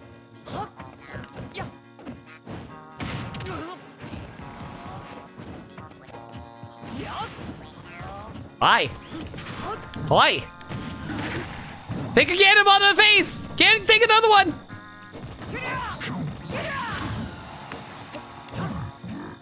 Who do you think you are, Shulk? Yeah.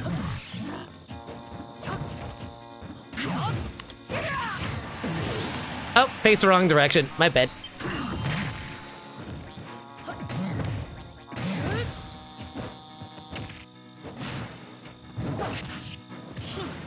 No, you don't. You dumbass. I don't know why I air dodged there. I feel so sad about that. Fuck.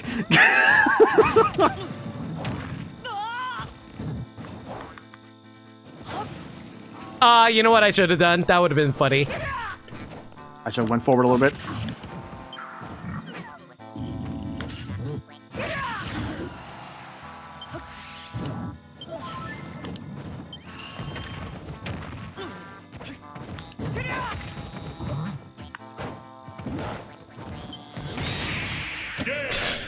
You need to stop getting stupidly lucky, my man.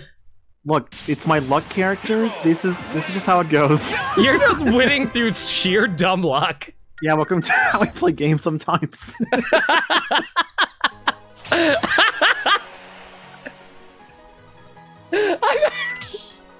Why does this happen to me? How many do you want to do, by the way? Because you should probably end soon. No! 2 more! Alright. Because you keep getting dumb luck. You literally get the freaking crits and a freaking whack. The game really wants you to win for some reason. Go!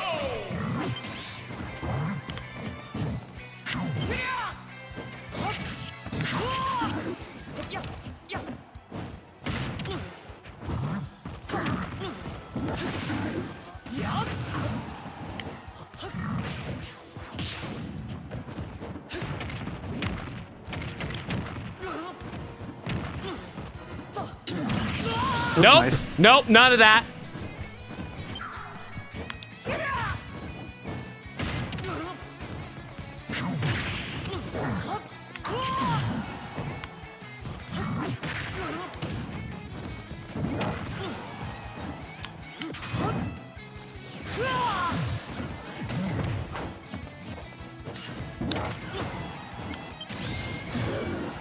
Nice top deck. Do they make it Yeah, thanks. for good players?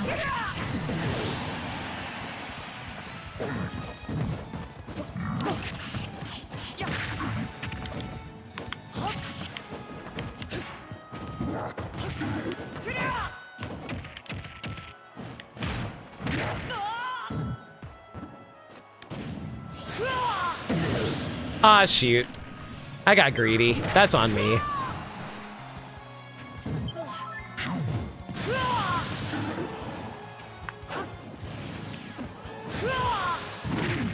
That's on me.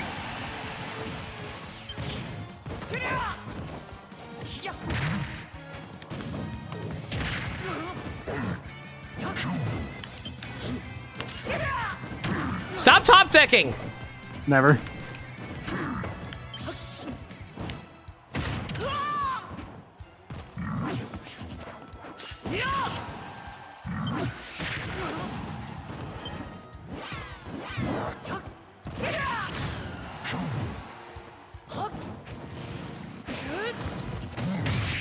Ah, I don't know why I rolled into that.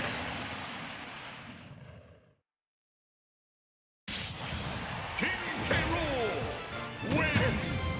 My luck in trust me, my luck in Mario Party is very dumb in the best way. Stop top decking! Never. I swear to God, if you keep on top decking, I will keep spiking you. You've only done it once though. I will do another one right now. 3, 2, KK Gumbo. go!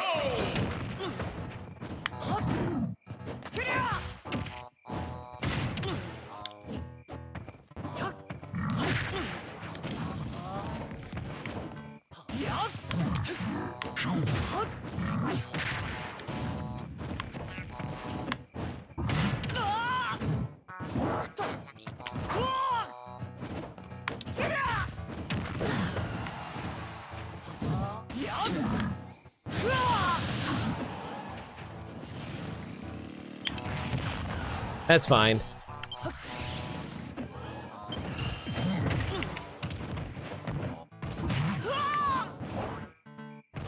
Why did I do that?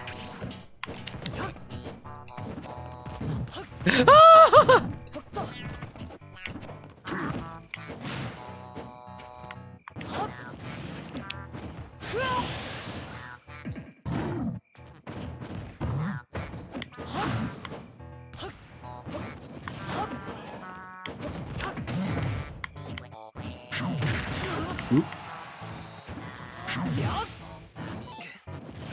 You're welcome.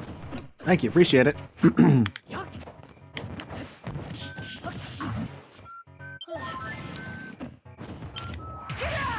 Oh, this ball's a little closer. Yeah, I'm not saving you that time. If you're going to make Yeah, the same for- mistake twice. Oh, shoot. That was a misinput. If you're going to do that, do a faster smash attack.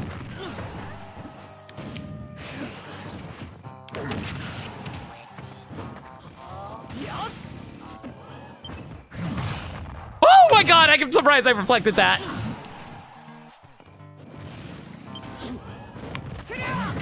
I don't even know how I reflected that.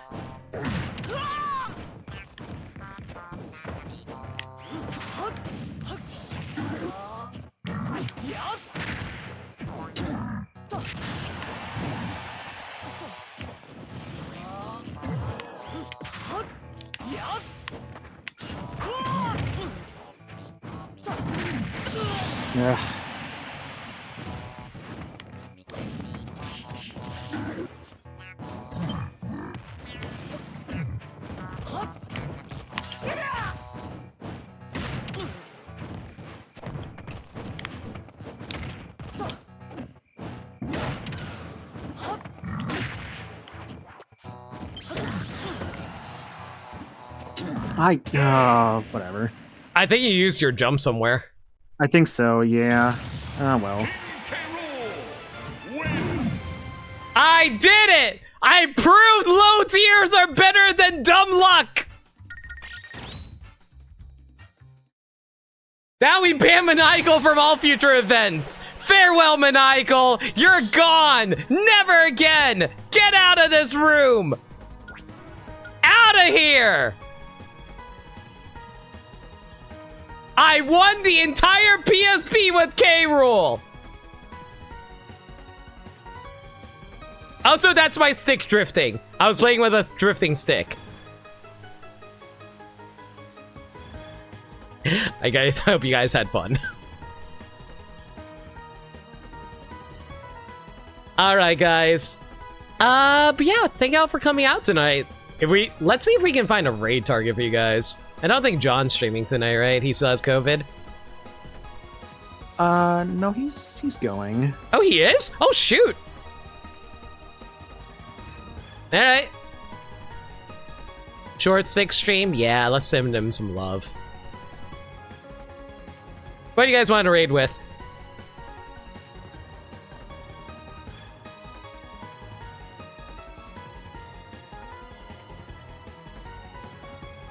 How about...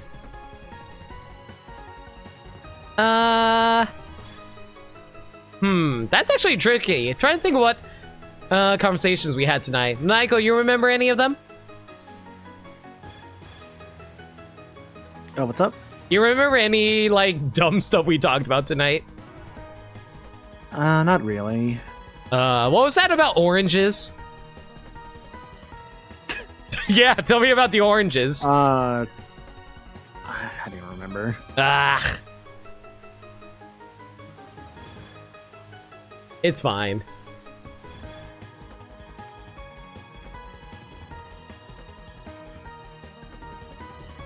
What's that oranges? Sure, why not? Let's just go with that. Let's just raid this. We're raiding John. Go give him all the love. He is the whole reason we're running this, after all. Alright. Well, until the next tournament, I'll catch y'all later. Maniacal, thank you for keeping me company and being a good sport about all this. Sure, I guess, yeah. Listen, without you, I honestly would have had a really bad night, so I appreciate the company. Alright, but yeah, I'll catch y'all later, guys. Good night, everybody. See you next tournament.